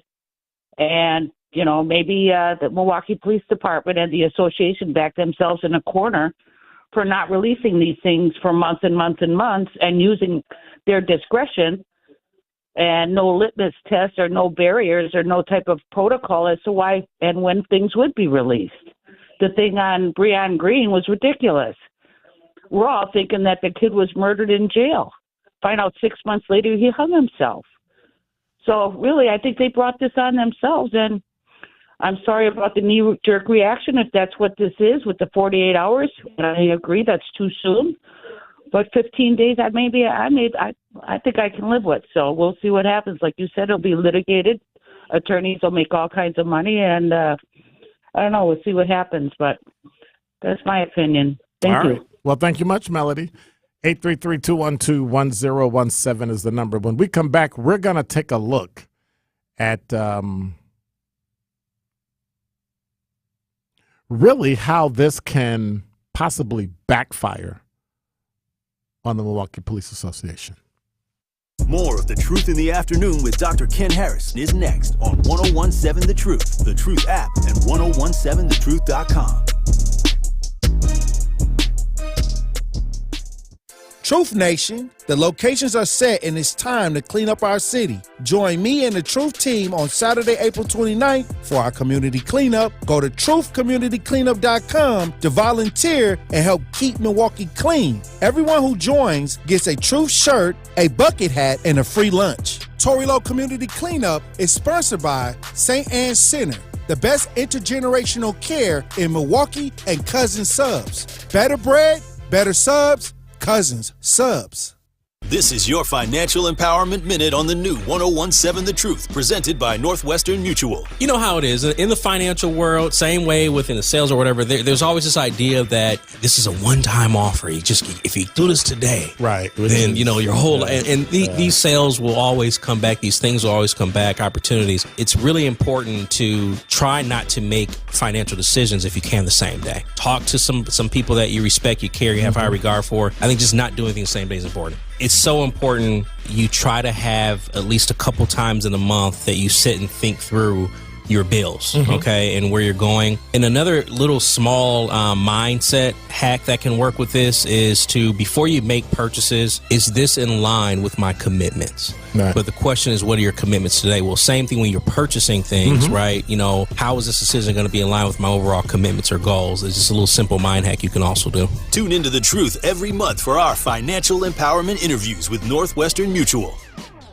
Fred, why choose Erie Insurance? The passion that we put around your personal development and your growth. We pay for you to go to college. Wait. What? Yes, we will help pay for you to go to college. So you get your foot in the door with us, we will help advance your career. Okay. We will help you get the designations, like I mentioned. It's even easier. Now I'm doing it from the outset with our diverse communities to help them get these designations and licenses before you even show up inside the doors of Erie Insurance. Visit erieinsurance.com for more information. They are our cuddlers and coworkers, purr machines and love bugs, and constant companions. They are our pets, our family, and they make life so much better. When we face unexpected challenges in life, so do our pets. That's why we're on a mission to support people who love their pets, and the pets who love their people, ensuring these families stay exactly where they belong, together. And you have something to offer. With an open heart and mind, there is nothing you can't do. There's no gesture too small or too big when it comes to helping. Whether donating a bag of kibble, sharing an Instagram post of a lost cat, or welcoming a foster pet into your home, every bit of kindness counts. You can help keep pets and people together. Visit petsandpeopletogether.org to learn how to be a helper in your community. This has been a public service announcement brought to you by Maddie's Fund, the Humane Society of the United States, and the Ad Council. The Truth in the Afternoon with Dr. Ken Harris is next on 1017 The Truth, The Truth app, and 1017thetruth.com.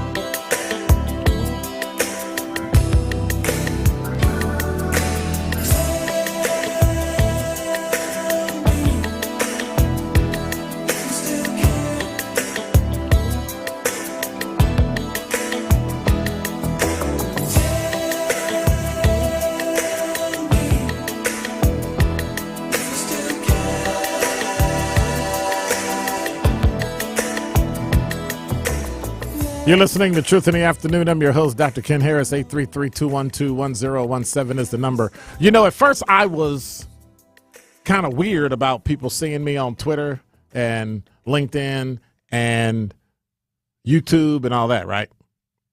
Now, I don't really care.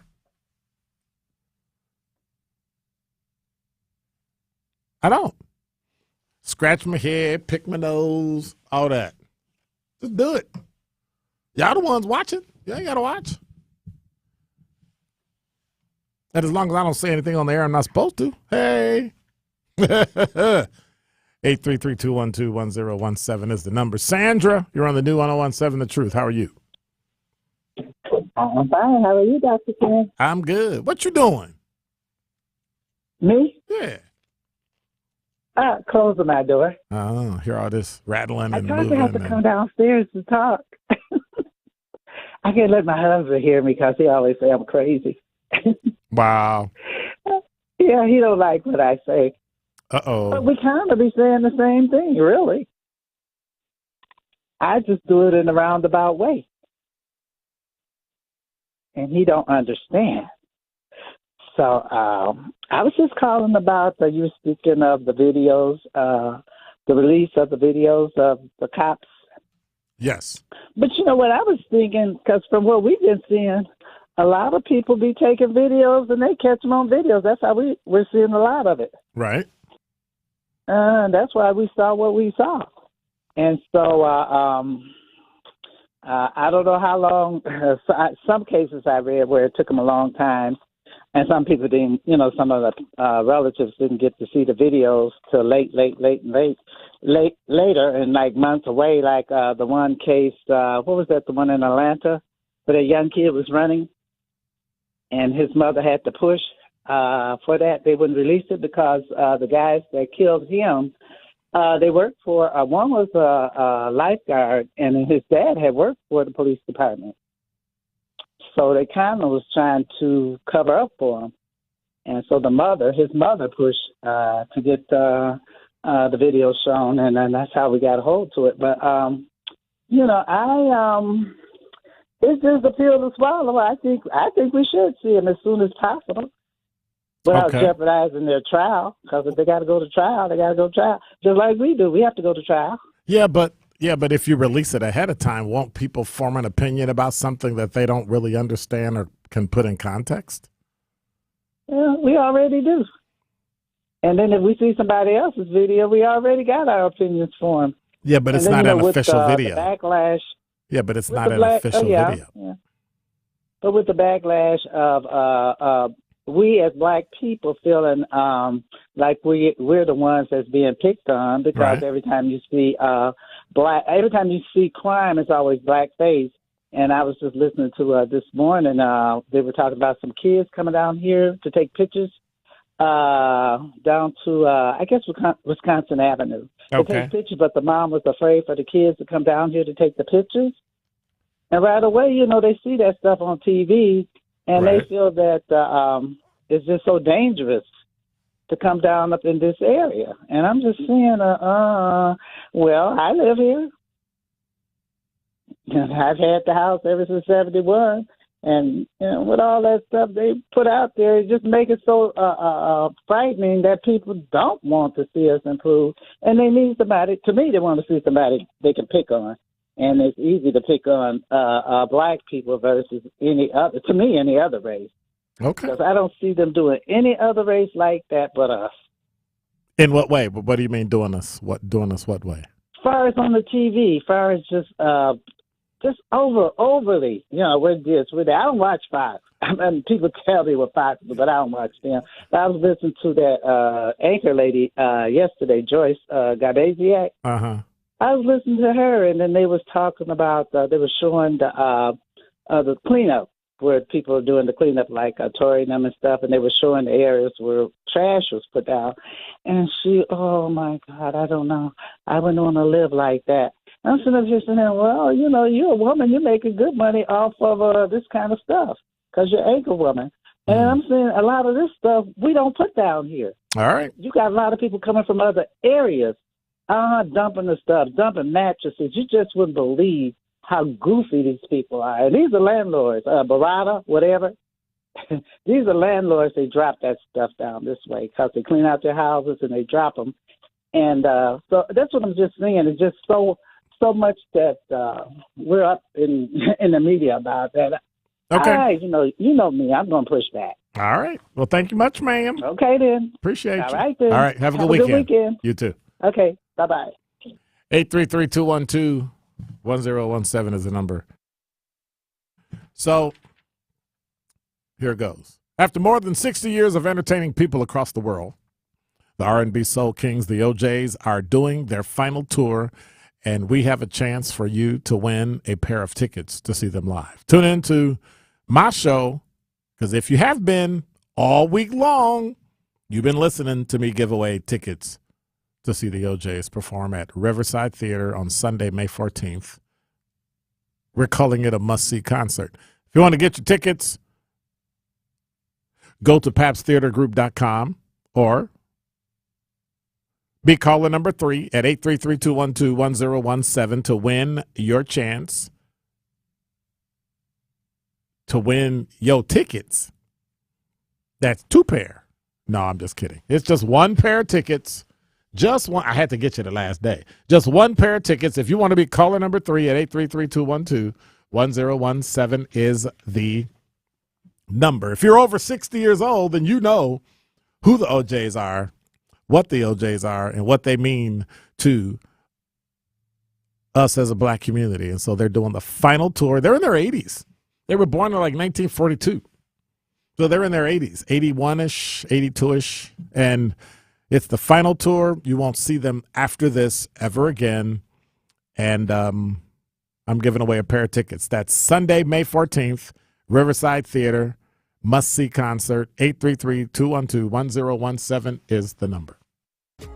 It's 1017 The Truth, Sherwin Hughes, and I'm excited about our Truth Financial Empowerment Partnership with Northwestern Mutual. They're a national leader in financial services, and every month I'll be speaking with a representative from Northwestern Mutual about investing, building generational wealth, and how to best reach financial freedom. So tune into The Truth with me, Sherwin Hughes, on Friday, April 28th at 11 a.m. as I speak with Northwestern Mutual financial advisors Erica Wright and J.B. Bell. We will discuss easy steps you can take to strengthen your finances. Truth Nation, the locations are set and it's time to clean up our city. Join me and the Truth team on Saturday, April 29th for our community cleanup. Go to truthcommunitycleanup.com to volunteer and help keep Milwaukee clean. Everyone who joins gets a Truth shirt, a bucket hat, and a free lunch. Tory Lowe Community Cleanup is sponsored by St. Anne's Center, the best intergenerational care in Milwaukee, and Cousins Subs. Better bread, better subs, Cousins Subs. I'm Tiffany. I have some tips for you on how to quit smoking like I did. First, I did some reading about it. I found a lot of great advice on how to quit smoking and picked out the ways I thought would work best for me. I started by setting a quit date. Then I threw out my ashtrays, lighters, and matches. I did other things too, like exercising more, and it worked. But I'd still get cravings, especially on long car rides. To help me with that, I put a picture of my mother in my car. She died of lung cancer from smoking cigarettes when I was only 16. Now I have a 16-year-old daughter. That picture of my mother reminds me that I don't want to miss all the things my daughter is going to do in her life, including turning 17. You can quit. For free help, call 1-800-QUIT-NOW. A message from the U.S. Department of Health and Human Services and CDC. Do you worry about how much someone drinks? Do you feel angry or depressed most of the time? Do you feel neglected or unloved? Do you feel you attract people who tend to be compulsive or abusive? Do you have money problems because of someone else's drinking? Are you afraid or embarrassed to bring your friends home? Do you feel that if the drinker loved you, she or he would stop drinking? If you answered yes to any of these questions, you are not alone. More than half of all adults have a family history of alcoholism. Not everyone trapped by alcohol is an alcoholic. Families and friends are suffering too. Al-Anon and Alateen can help. Call 1-866-200-0223 or visit alanon.org/help. You're listening to the new 1017 The Truth, founded in partnership with Associated Bank. Your money works here. 1017 FM, 1510 AM, WGKB Waukesha, and W269DL Milwaukee, a locally owned Good Karma brand station. This is your 1017 The Truth News Update. Hi, everyone. I'm Melanie Ricks with your news update. Milwaukee's Police Oversight Board on Thursday unanimously approved a policy requiring footage of fatal police shootings and other similar incidents to be released publicly after 15 days, becoming one of the few agencies in the nation to have such a policy. The policy also allows family of those hurt or killed by police the opportunity to view footage within 48 hours. It does not give police any chance at extending either deadline. The move, driven by the work of community activists, was hailed by members of the Fire and Police Commission and residents who attended Thursday's meeting as a victory for transparency on an issue that has played a huge role in the community mistrust in law enforcement. It comes after more than a year of information gathering and debate on the subject. The Milwaukee man who struck and killed a local pastor while driving at high speeds downtown was sentenced to 18 years in prison. Jose Silva of Milwaukee pleaded guilty in February to homicide by use of a vehicle while intoxicated after he killed Aaron Strong, a pastor at Grace Lutheran Church, in October. Around the time of the incident, Silva was swerving across the center line and driving upwards of 74 miles per hour. His blood alcohol level was later found to be 0.193. Silva was sentenced to 18 years with 12 years of initial confinement and 6 years of extended supervision. He was also ordered to pay restitution and conduct 100 hours of community service while on extended supervision. This was the news update on 1017 The Truth. The Truth in the Afternoon with Dr. Ken Harris continues next, here on the new 1017 The Truth.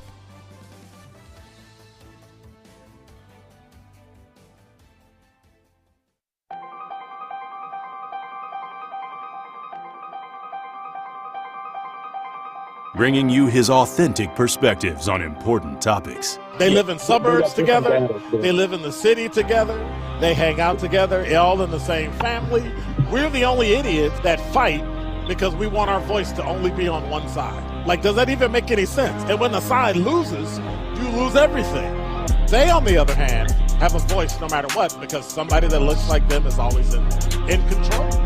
Frank, candid, and straight to the point. Well, it's just a skewed system. Of course it is. It's a lot of judgment. But answer my question, though. Should we let people go? Should we let people go? Like, let's just forget about bail altogether. And if your neighbor commits a homicide and kills people up, if you kill people and they next to you and you just let them come back and live right next to you, they can live upstairs from you. Let them come in your house. This is The Truth in the Afternoon with Dr. Ken Harris on 1017 The Truth and The Truth app. Now, he's the mayor of the city of Milwaukee. He's a young man. Give him a chance. I only complain about things that I care about. What I want you to do is pretend like I'm in St. Louis. And all I'm asking the mayor and the Common Council president and the Common Council, show me. Now, live from the American Family Insurance Studio in Milwaukee, here is Dr. Ken Harris.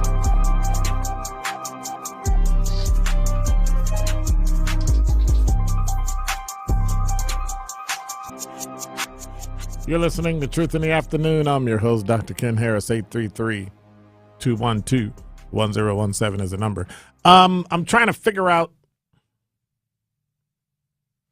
Let me see. I'm going to have like three.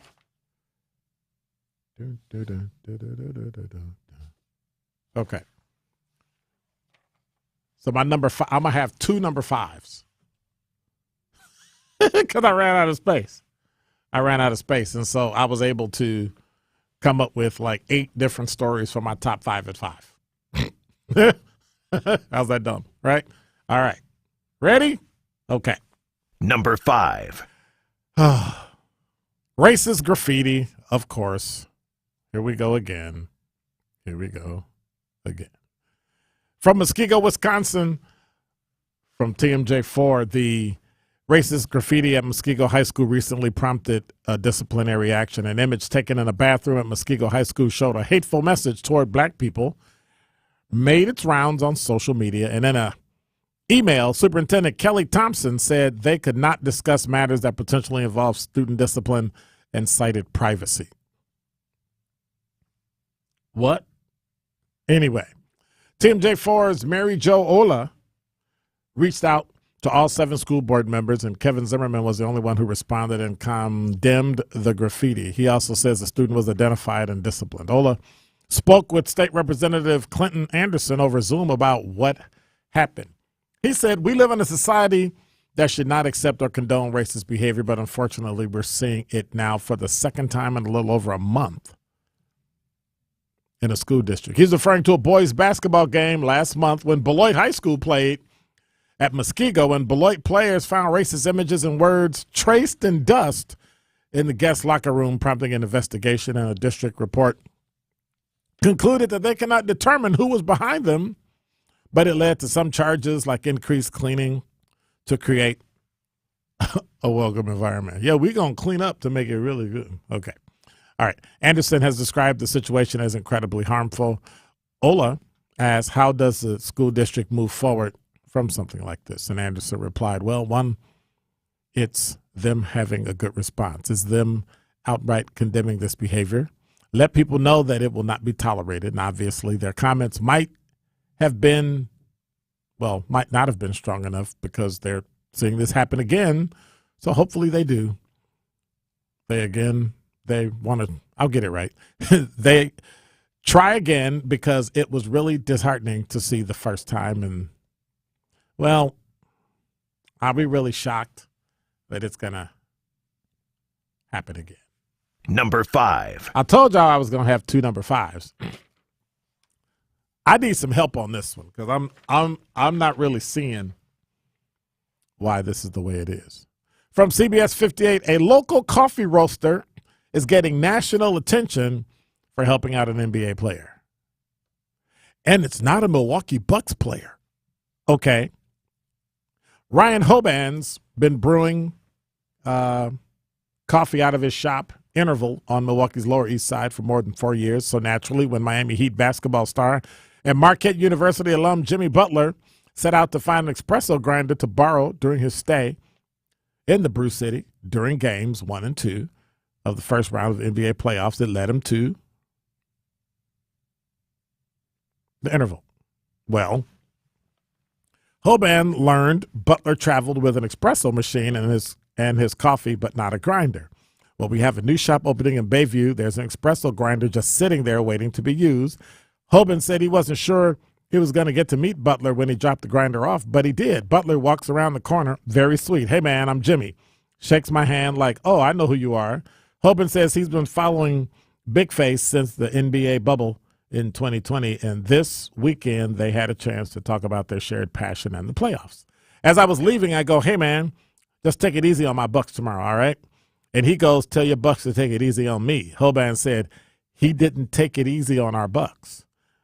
Butler led his team to a victory in Game 1 on Sunday after scoring 35 points. Now Hoban is catching heat for caffeinating the basketball star, even from his own kids. They were like mad at me.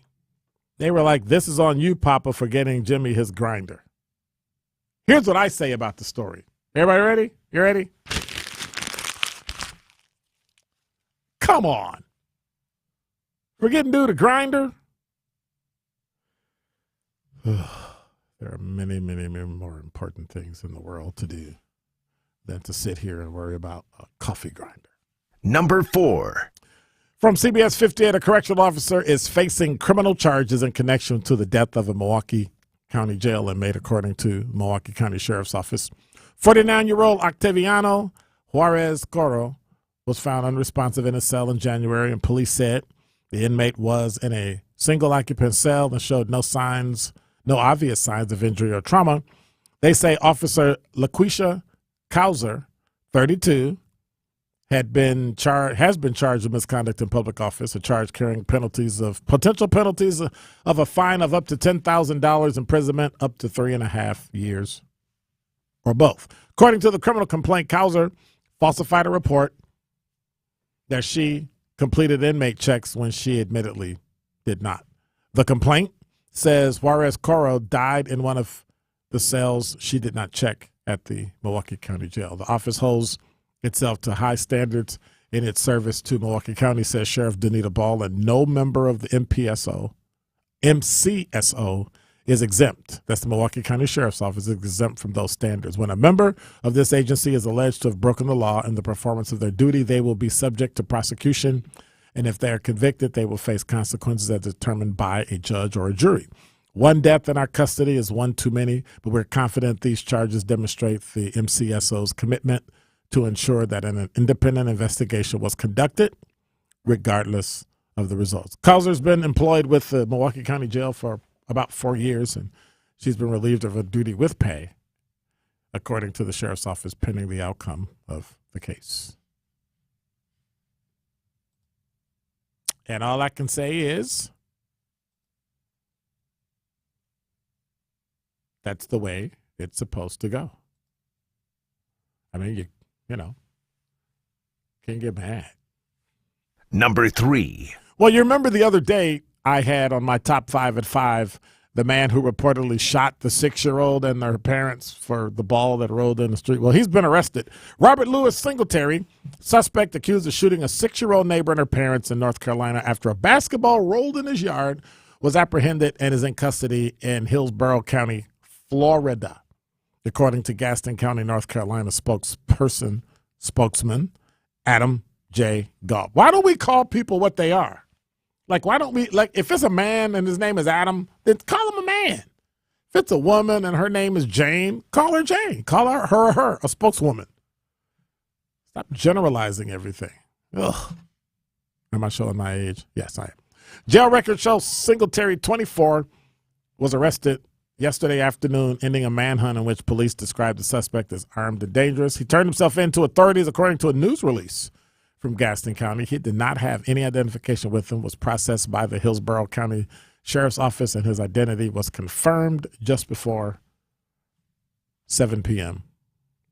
on last night. He appeared in Florida court today, waived his right to fight extradition, according to Hillsborough County court spokesperson, and it's unclear when Singletary will be extradited to his home. Number 2. Well, believe it or not, Milwaukee police are investigating a shooting that occurred this morning at about 11:20 a.m. A 17-year-old Milwaukee boy was transported to the hospital for treatment. A 29-year-old man was taken into custody, and charges are pending review by the Milwaukee County District Attorney's Office. Anyone with information is asked to contact the Milwaukee Police at 414-935-7360. Number 1. Now, this one throws me. I don't really understand it. I'm pretty sure many of my normal callers and listeners might have, fans might have a idea about this. But I'm confused.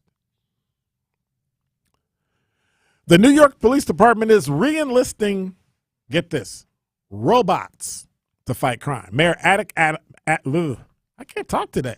Mayor Eric Adams said the NYPD experimented with robot policing in 2021, but faced considerable backlash from residents and activists concerned with profiling minority and underprivileged communities. I'm laughing because we're going to tell a dog that it's a robot. It's a robot. The prior administration didn't have a mayor that was a computer geek and that was willing to go where others were not willing to go to keep the city safe. I made it clear on the campaign trail I was going to use technology with transparency to keep the city safe, and others just weren't willing to do that. And I am. Adams' office assured residents that the new technologies aren't going to be intrusive. As mayor has repeatedly said, he is a big believer in technology, but these technologies are not going to be intrusive. We want to use technology, not abuse technology. Would you answer a robot that is binary There's no gray area with the robot. There's no gray area. It's yes, no, up, down, left, right, 1, 0. So, well, what do you do when... Well, first of all, I don't think a robot should be able to do anything fatal to a human being because you can't kill a robot. You can't commit homicide on a robot. You can't swear in a robot. So there's no expectation that if you shoot or break the robot, you could pay for it. But you can't put somebody in jail and say, hey, you kill the robot so you go into jail. That would be lunacy. But then again, what I'm missing is the lunacy of actually using a robot to be the police. More of The Truth in the Afternoon with Dr. Ken Harris is next on 1017 The Truth, The Truth app, and 1017thetruth.com. Milwaukee, it's Denise Thomas. And Telly Hughes from Truth Be Told on the award-winning 1017 The Truth. We want to make sure you join us every Friday morning at 8 a.m. for our Black Friday shout-out powered by We Energies. Black Friday is your opportunity to call into 1017 The Truth and shout out your black-owned business and let Milwaukee know what you have to offer. So hit us up every Friday at 8 a.m. to shout out your black-owned business on Truth Be Told with DT and Telly. Are you looking for an opportunity to better the Milwaukee community? Do you want to develop your skills for a career or job? City Year Milwaukee is recruiting for its 14th cohort of AmeriCorps members. We are hiring young adults ages 18 to 25 to serve our amazing scholars in Milwaukee Public Schools. This opportunity allows you to serve your community and gain professional development, which will allow you to enter the workforce, your next educational journey, or even stay with us for a second year of service. Visit cityyear.org to connect with our local recruiters and learn how to apply.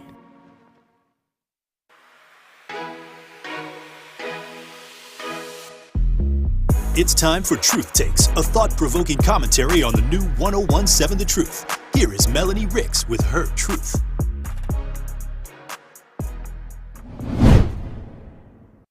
What's good, Truth fam? It's Melanie Ricks here from Nothing But the Truth. And I really do have a very simple question to ask all of y'all today, which is, what brings you peace? What brings you happy? And what brings you joy? So yeah, that's kind of a 3-in-1, but really the questions are all one and the same. I think it is so important to remind yourself what it is that makes you happy, and whatever it is, do it. As far as we all know, we only get one life to live, so why not live it to your absolute potential? You are so important, you are so valuable, and you matter so much to this world. But it's so hard for you to live and be your full, true, authentic self if you aren't happy, if you aren't doing those things that make you happy, that get you excited to get out of bed every day, and that make you want to go and conquer the world. So whether that's trying new things, putting yourself in a different environment, surrounding yourself with the right people, or even just taking some time to be alone, whatever it is that makes you happy, brings you peace, and brings about that feeling of gratitude and that reminder of just how precious not only life is, but how precious you are and how much you matter to this world. I think it is so important to fill this world with love and joy and positivity. And there's so much negativity that we see on a daily basis. Why not be the source of somebody's happy? Why not be the source of this world's goodness? All right, that's enough listening to me. Go make yourself happy. Love y'all. Listen to Nothing But the Truth with Melanie Ricks, weekdays from noon to 1 p.m. This is The Truth in the Afternoon with Dr. Ken Harris on 1017 The Truth, The Truth app, and 1017thetruth.com.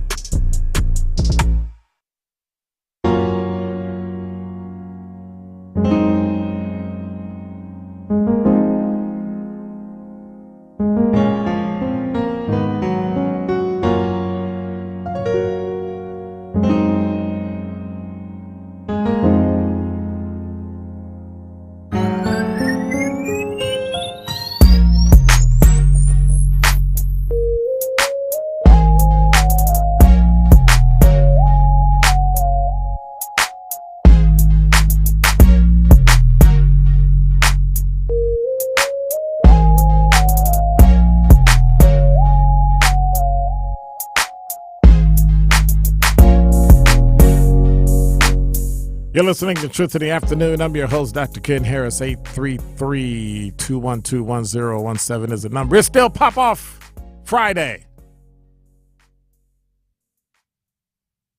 And I got to say something that I'm really happy about. That happened yesterday.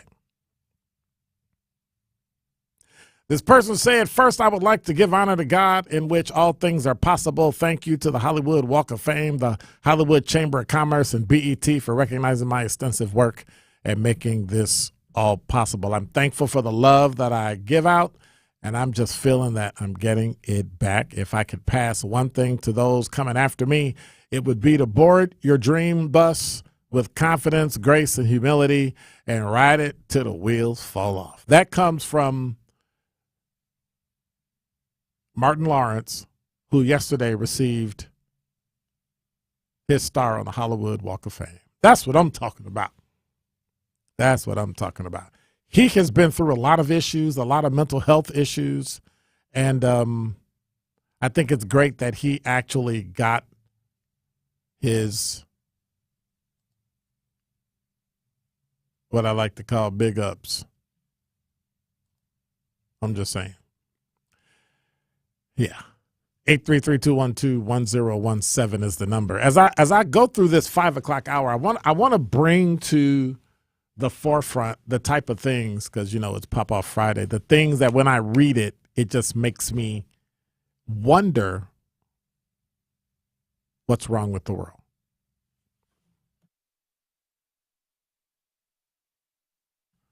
And I want to say congratulations to Desmond, who won the OJ's tickets. Congratulations.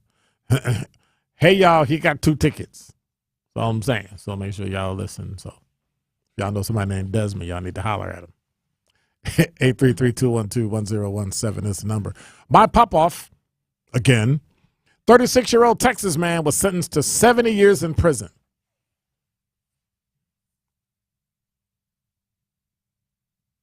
Larry Pearson was arrested in May of 2022 when a person flagged down an officer for an alleged assault.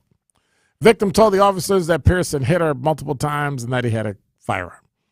The victim had multiple visible injuries. The weapon turned out to be an airsoft gun, and when Pearson was taken into custody, he started to kick the doors inside the vehicle, and when officers ordered him to stop, he spit at them.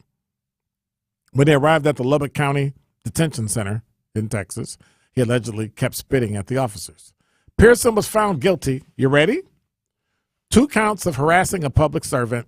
He had previous convictions for family violence and aggravated assault, and as a result, he faced a minimum sentence of 25 years. Instead, he was sentenced to 70 years. Prosecutor Jessica Gorman said that a 70-year sentence would not be handed down to someone for something like this if they had never been in trouble with the law before.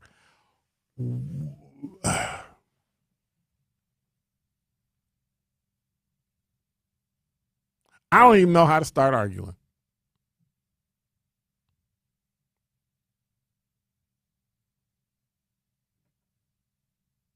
Spitting is a misdemeanor in Texas, or is it a felony? And because they were a police officer. Now, one thing they will do to you in Wisconsin, well, let me retract that. In the county of Milwaukee, in my experience, is, well, I'll just tell the story. So we're on the street, and we're in District 1. I got about 3-4 officers with me. We get called to a place because there's a fight, right? Because that's what drunk white people do when they come down from the suburbs and they come to the city, right?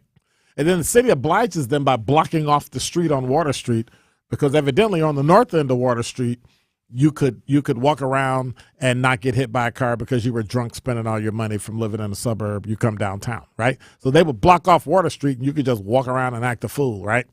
But on the south end, they'd write you a ticket for walking across the street, because that's where all the black clubs were, south of Wisconsin Avenue. But I digress. So, and you know, they had a club at the time, 618 and all that. Yeah, that's where all the clubs are now. But, you know, it is what it is. So Knucklehead Kid decides that he wants to, you know, run and act a fool when we show up, and He's screaming and hollering at the police, saying blank the police, F the police, blah, blah, blah, the police. And, of course, as he runs, he's drunk. And what does he do? Ends up being a white kid from Marquette. He runs, and he does what every kid from anywhere does when they're drunk. They fall. He face plants on the street. Pow! So what do? Now he's fighting us. Get off me! Throwing elbows, punches, and I'm a supervisor at the time, and I grab his shoulders, take control of his head so he doesn't headbutt himself into the ground because, you know, he's moving and screaming and all that, and we get him on his back, and we're trying to roll him over, and what he does is you ever been laying on your back and you roll your feet up and then roll back? He rolls back, kicks me square in the head. Like literally foots me right square in the head, and I fall back. And then, the Blue Wave showed up, and he ended up in custody. That's all I'm saying. And so he's locked up now, and they write him up for battery to a police officer. I have a mark on my head. It's not big, but the fact that he kicked me in the head purposefully. The DA said, well, we're not going to charge. We're going to give him deferred prosecution, and if he acts good or does whatever, blah, blah, blah, blah, blah. Now, while we're taking him into custody, he's fighting and screaming, saying, quote, I'm a law student.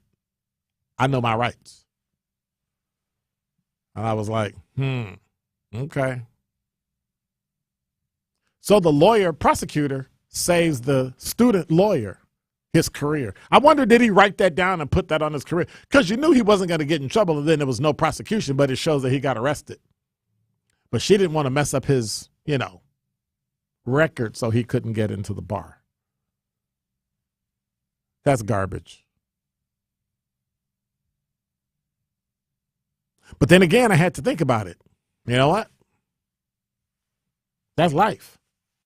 When it comes to getting the smile of your dreams, you can't trust just anyone, so look no further than Bubon Orthodontics. Bubon Orthodontics is Wisconsin's #1 Invisalign provider and have been providing the best value for braces and Invisalign since 1993. With 15 convenient locations, you're sure to find one in your area. Give the world your smile by scheduling a free consultation today. Call or text 262-522-7447 or visit BubonOrtho.com. Bubon Orthodontics, the official smile of the Milwaukee Bucks. On Diversity and Excellence powered by Erie Insurance, I am so excited to talk about the different ways that Erie Insurance can help with our community growth, can provide job opportunities from Erie Insurance Corporate, or with our local agency force. I'm really excited about the education of generational wealth in our Black and Brown communities and how we are a part of the communities here locally. There's so much more we can be a part of. Listen to me, Fred Johnson, on Diversity and Excellence, powered by Erie Insurance. Don't you wish your life came with a warning app? Stop. That dog does not want to be petted. Just a little heads up before something bad happens. Move your coffee cup away from your computer. Oh, no. So you can have more control. Stop. You're texting your boss by mistake. Uh-oh. Well, life doesn't always give you time to change the outcome, but prediabetes does. With early diagnosis and a few healthy changes like managing your weight, getting active, stopping smoking, and eating healthier, you can stop prediabetes before it leads to type 2 diabetes. It's easy to learn your risk. Take the 1-minute test today at doihaveprediabetes.org. Warning, the cap is loose on that ketchup. Ugh. Don't wait. You have the power to change the outcome. Visit doihaveprediabetes.org today. That's doihaveprediabetes.org. Brought to you by the Ad Council and its prediabetes awareness partners. Adopt US Kids presents What to Expect When You're Expecting. A teenager. Learning the lingo. Today I'm going to help parents translate teen slang. Now, when a teen says something is on fleek, it's exactly like saying, that's rad. It simply means that something is awesome or cool. Another one is totes. It's exactly like saying totally, just shorter. As in, I totes love going to the mall with Becca. Another word you might hear is jelly. Jelly is a shorter, better way to say jealous. As in, Chloe, I am like so jelly of your unicorn phone case. You don't have to speak teen to be a perfect parent. Thousands of teens in foster care will think you're, rad just the same. To learn more, visit adoptuskids.org.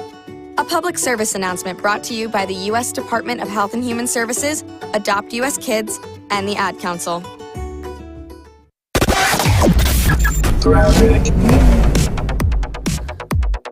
Of a backup on eastbound 94 coming in from the county line all the way through to the stadium interchange. The westbound side just tight right through the stadium interchange.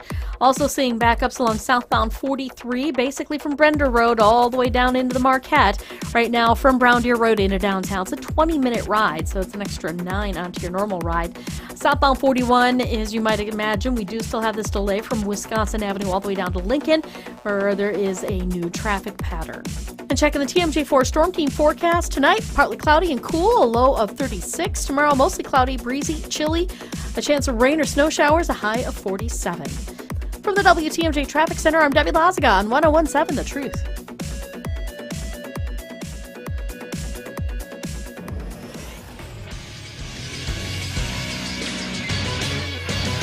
This Associated Bank Sports Update on 101.7 The Truth is powered by ESPN Milwaukee. I'm Greg Matzik.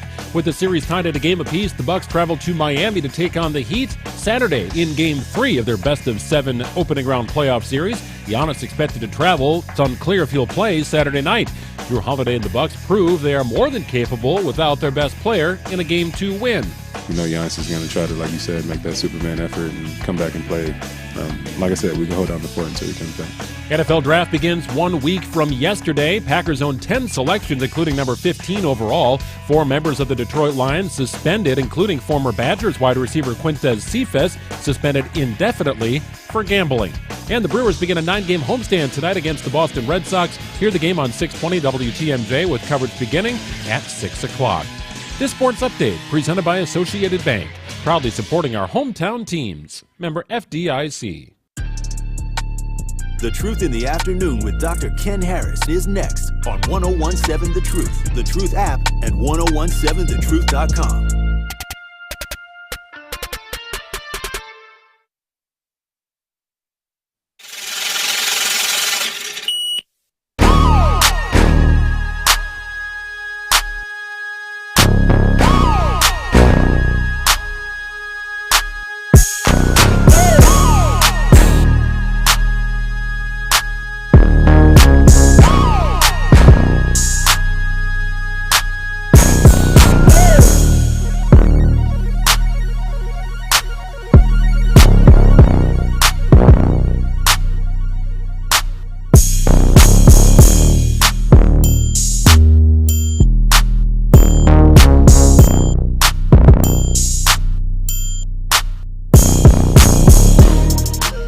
You're listening to Truth in the Afternoon. I'm your host, Dr. Ken Harris.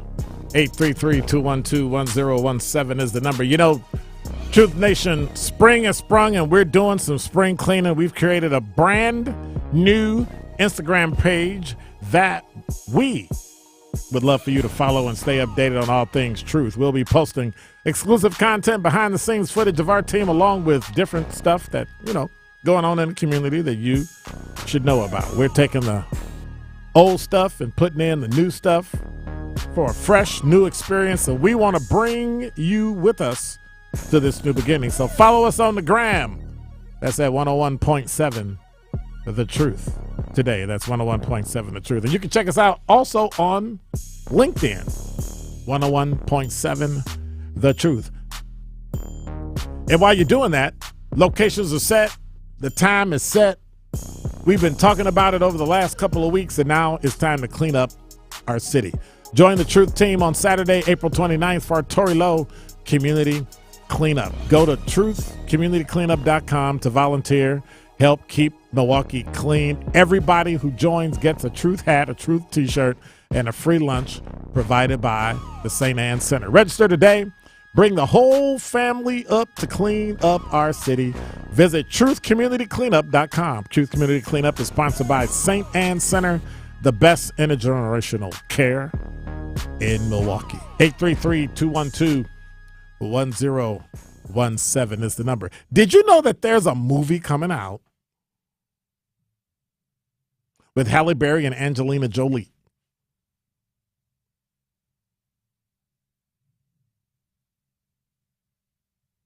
Hollywood starlets Halle Berry and Angelina Jolie are joining forces for the first time to produce and star in an upcoming movie. Actresses are set to star in a hot package Maude versus Maude from Warner Brothers, which the studio landed following an intense bidding war.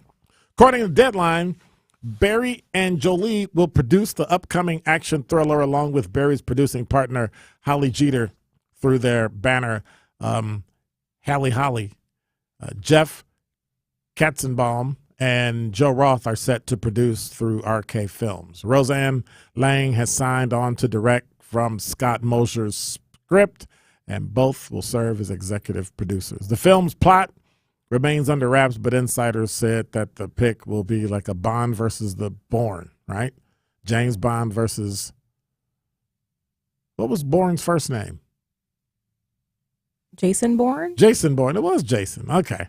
Like a global action with locations all over the world, and that means it'll cost $1 bazillion. And it's just one, well, you're going to go see the movie? Yeah. You're not a Halle Berry, Angelina Jolie fan, right? I mean, I'm okay on them. I don't know. I got to know what the plot is. That just means every black and white guy in America will be going to the movies that weekend. Yeah. I'm just saying. Right? I mean, let's be real, right? Because all the white guys are gonna go see Halle Berry, and all the black guys are gonna go see Angelina Jolie.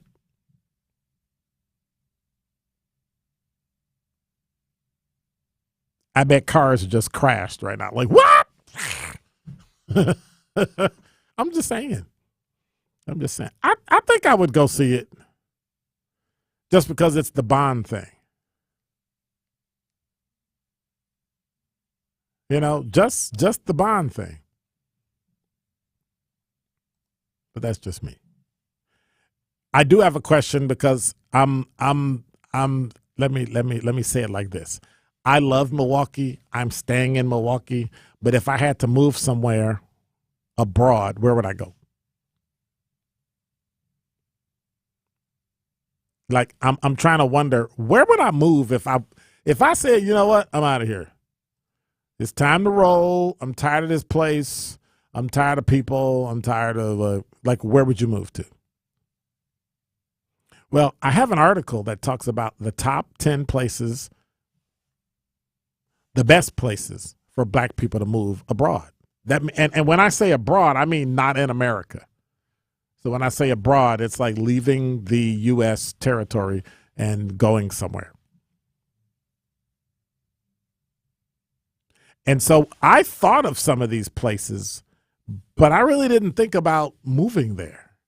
And so I hope to find out soon, because I'm going to visit one of these places, you know, God willing, planning is right, during wintertime. I'm going to roll out and check it out. And so I've always wanted to visit some of these places. So are you a black American? Are you ready to move abroad? 833-212-1017. If you could move abroad, if you could move to another city, would you actually do that? As we get to the other side, this is from travelnoir.com. As we get to the other side of the pandemic, one trend that will likely stay is flexibility.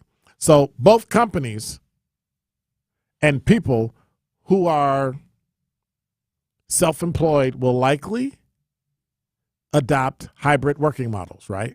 Where essentially they can work from pretty much anywhere in the world if you got Wi-Fi. Well, given that, with the racial turmoil and all the stuff that's going on, and that still taunts black communities, many travelers of color are ready to experience life outside the U.S. as they prioritize safety and well-being.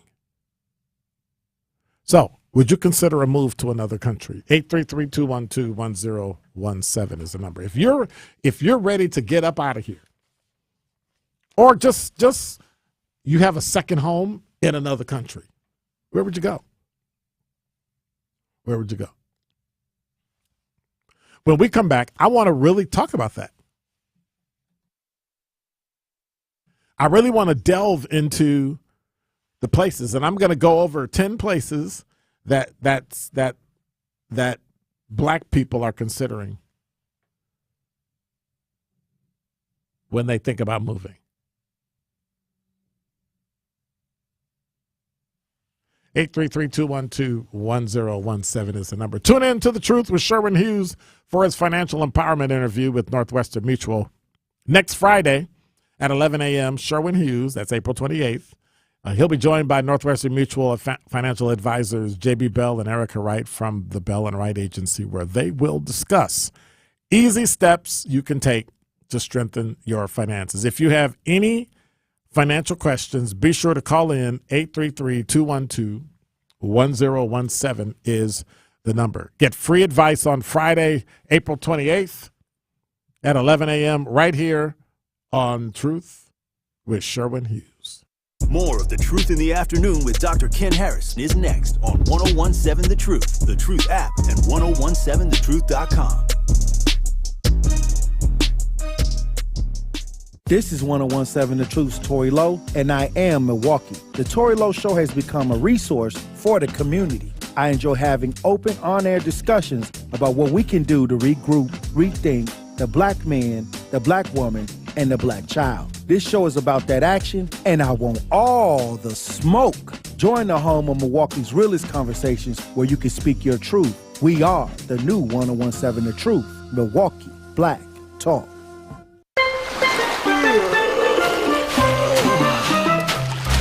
Your drink, sir?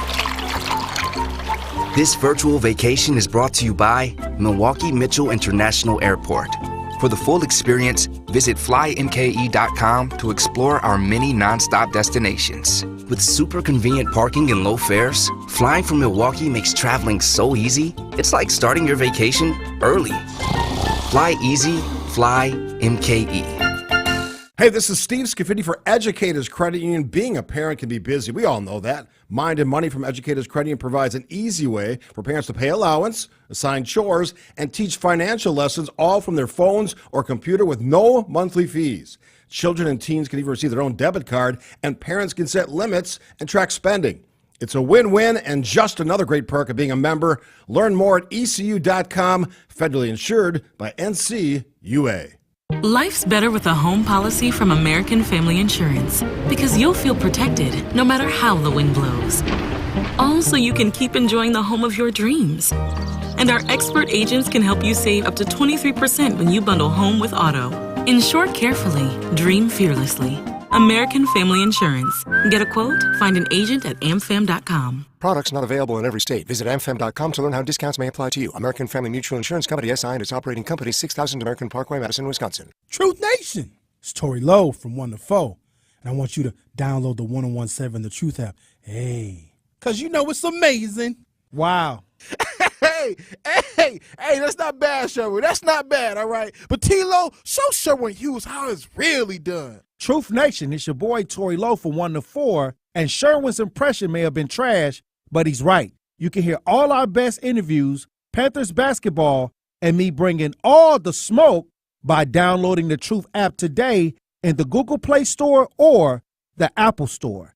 And why should they download the app, Benjamin? You want to know why, T-Lo? You want to know why they should download the 101.7 The Truth app? Because it's amazing. All your favorite interviews and best moments live in one place. Download the new 1017 The Truth app now. I love the Truth app. I like being able to go back and listen to old tapings. Milwaukee Black Talk. 1017 The Truth. This is The Truth in the Afternoon with Dr. Ken Harris on 1017 The Truth, The Truth app, and 1017thetruth.com.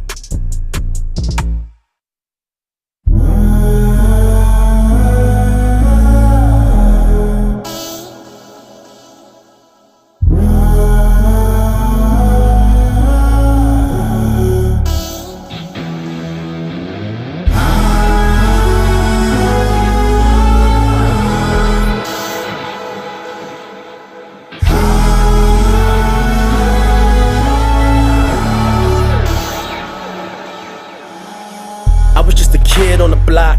Young black boy in the hood, catching grasshoppers in the lot. I was getting bullied in the school. I was getting chased from the arcade. Philly kids thought that was cool. Round the corner from the projects, I was scared to go to the pool. Talking about Emmanuel Lee, I was really misunderstood. I would always land on my feet, even when I ran from the wolves. I ain't have a plan for the week, but I had a handful of tools. Had good parents to lead, playing by the rules. Cruise. You'll never leave me now. You are the light in the darkness. You'll always be around. But I really need in my world right now. You'll never leave me now. You're listening to Truth in the Afternoon. I'm your host, Dr. Ken Harris. 833-212-10 is the number. We got about 15 more minutes left, and then we'll have the rebroadcast of the Tory Lowe Show and the best of throughout the weekend, and you get to listen the entire time. This song always reminds me of how I grew up on the south side of Chicago, but it's actually night in Atlanta. But that just kind of shows you that no matter where you grow up, no matter what you do, no matter how your life shakes out, the black experience will follow you wherever you go. That it's something that once you experience it, it's always there. 833-212-1017 is the number. Every now and then I just sit there and drive and listen to that song and just go. And just have the windows down and the music up. Of course, I got to do that on a highway. That way I won't get a ticket from the Milwaukee Police Department or some suburb for playing my music too loud. You know how the police get. Sometimes they get beside themselves. Want to write tickets and do all sorts of stuff. Talking text line, Wayne said, Dr. Ken, your head is bigger than your chest. Not really his fault. Anyway, Chris Jr. said the blue wave. Y'all mean you put the work on them, huh? I don't know what you're talking about. What blue? What? I don't know what you're talking about. What you talking about? What you talking about, Willis? I don't know what you're talking about. No, the blue wave is when you call for help and you're a copper and it gets out of hand and you're outnumbered and outgunned and you got to call the blue wave. Like when you get into a fight and you are outnumbered and outgunned and you need somebody to come help you, you call your blue wave, I call mine. I'm just saying. Well, used to. Now it's us and them and us. I'm just saying. But I just find it interesting, the things that are going on around the country. And I think it's important that 1017 The Truth keeps you abreast of what's happening in Milwaukee. But we also talk about, Milwaukee Black Talk. But if you look at it, it's Milwaukee, period, Black, period, Talk, period. Those are the three things we give you. We bring you Milwaukee, we bring you Black, and we bring you Talk. That means we have to include things from other cities and other towns and other states that are pertinent to the diaspora, right? Lieutenant Colonel Roland Butler was sworn in this month by Governor Wes Moore to serve as the next superintendent of Maryland State Police. And it's a black guy. And so my question is, many times I'll just say it. So when I was working at district, no, I'm not going to do that. I'm not going to say where, because then you'd be able to narrow it down who it is. When I was working at a police district and I was a supervisor, and I worked in multiple districts as a supervisor, we were having a conversation one night, and this person said that if you were interviewing for a police officer job or a promotion, and a person on the panel was black, and the person being interviewed was black, the black person would expect the black person on the panel to be on their side, to help them out. But a white person would never think that. And I said, what? Well, yeah. I said, so what I'm hearing is that you don't think black people have the aptitude or the internal fortitude or the presence of mind to recognize that they are who they are and they can stand on their own and they can actually do something and get themselves promoted based on merit. Because that's what you talk about, right? You always talk about merit. The problem is every single time when it's a majority of white people, it doesn't necessarily happen.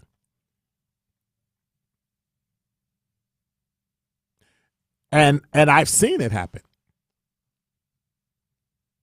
I've watched people do things, get jobs, get promotions that clearly were not,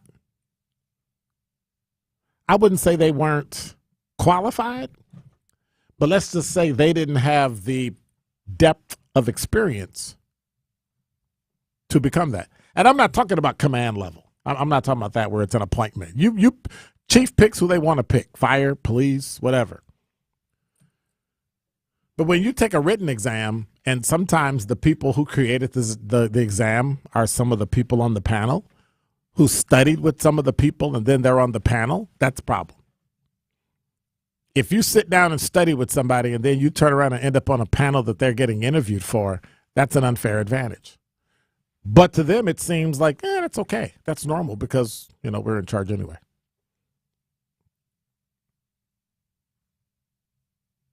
I don't understand it. But that's just how life goes. So as I got older, I understood what my mother told me, that you have to be twice as good to be considered equal. That's true today. I don't think people believe that, though.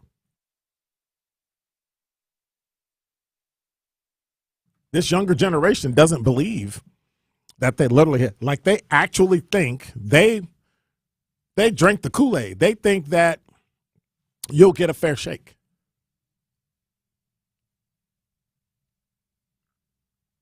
But I guarantee you when it hits the fan, many times people revert back to what they know. So if you're predominantly white, you revert to white. If you're predominantly black, you revert to black. There's nothing wrong with it. There's something wrong when you don't admit or respect the fact that that's what human beings do. When we get under stress, we do what we're trained. We panic. We try to get away. You ever saw somebody get in a car accident and you ask them what happened and they told you, I got scared and I stepped on the gas. So you've been stepping on the gas and the brake for 50 years. Now all of a sudden, you panic, and because you've never trained how to steer, how to brake, what your brakes are going to do, how your car maneuvers, you stepped on the gas and ran into the back of a car. And it's not a bad thing, but we need to be cognizant. We need to understand about ourselves who we are and what we are. We have to understand that. So all the naysayers that are screaming and hollering that he promoted a black guy who was a lieutenant colonel to be the next superintendent, they interviewed, and I'm pretty sure he didn't choose him. I'm sure there was a panel. He was appointed by the Senate in Maryland on a 43 to 4 vote. With 3 decades of exemplary service in the department, Lieutenant Colonel Roland Butler is the best person to move the Maryland Department of State Police forward. I want to thank the members of the Senate for overwhelmingly supporting his confirmation. Despite the historical nature of his nomination, support for Butler had been gauged and fought for by Moore and his administration. Maryland State Senator Joanne Benson, Democrat, District 24, was one of several legislators who did not support Butler's appointment. Prior to Butler's appointment, Benson said that black troopers who expressed concerns did not have confidence in Butler to fix the hostile work environment. So there you go.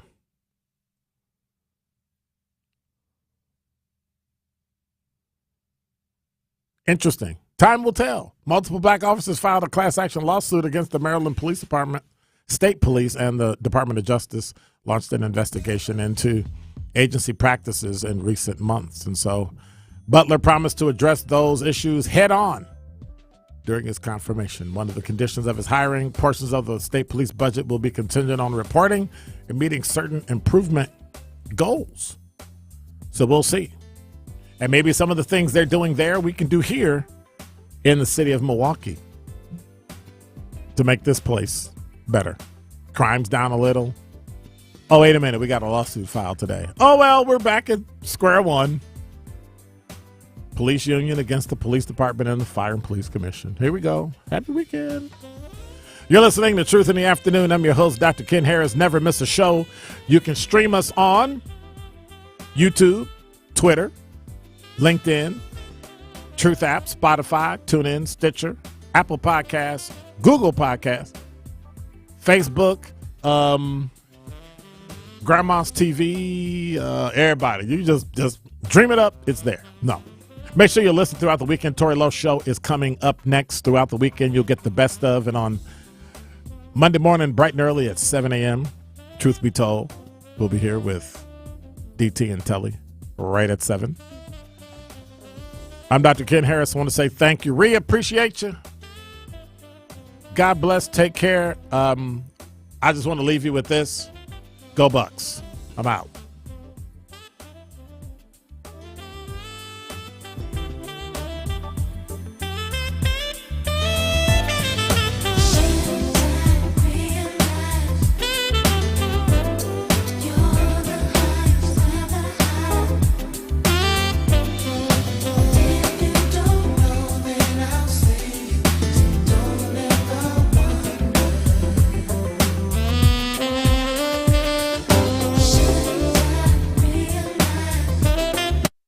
Truth Nation, the locations are set and it's time to clean up our city. Join me and the Truth team on Saturday, April 29th for our community cleanup. Go to truthcommunitycleanup.com to volunteer and help keep Milwaukee clean. Everyone who joins gets a Truth shirt, a bucket hat, and a free lunch. Tory Lowe Community Cleanup is sponsored by St. Anne's Center, the best intergenerational care in Milwaukee, and Cousins Subs. Better bread, better subs, Cousins Subs. Tune into the new 1017 The Truth's Business Spotlight this Thursday at 3:57 p.m. between The Tory Lowe Show and The Truth in the Afternoon with Dr. Ken Harris. We'll be speaking with Ashley Lucas, VP and Business Lending Product Manager at Associated Bank, who will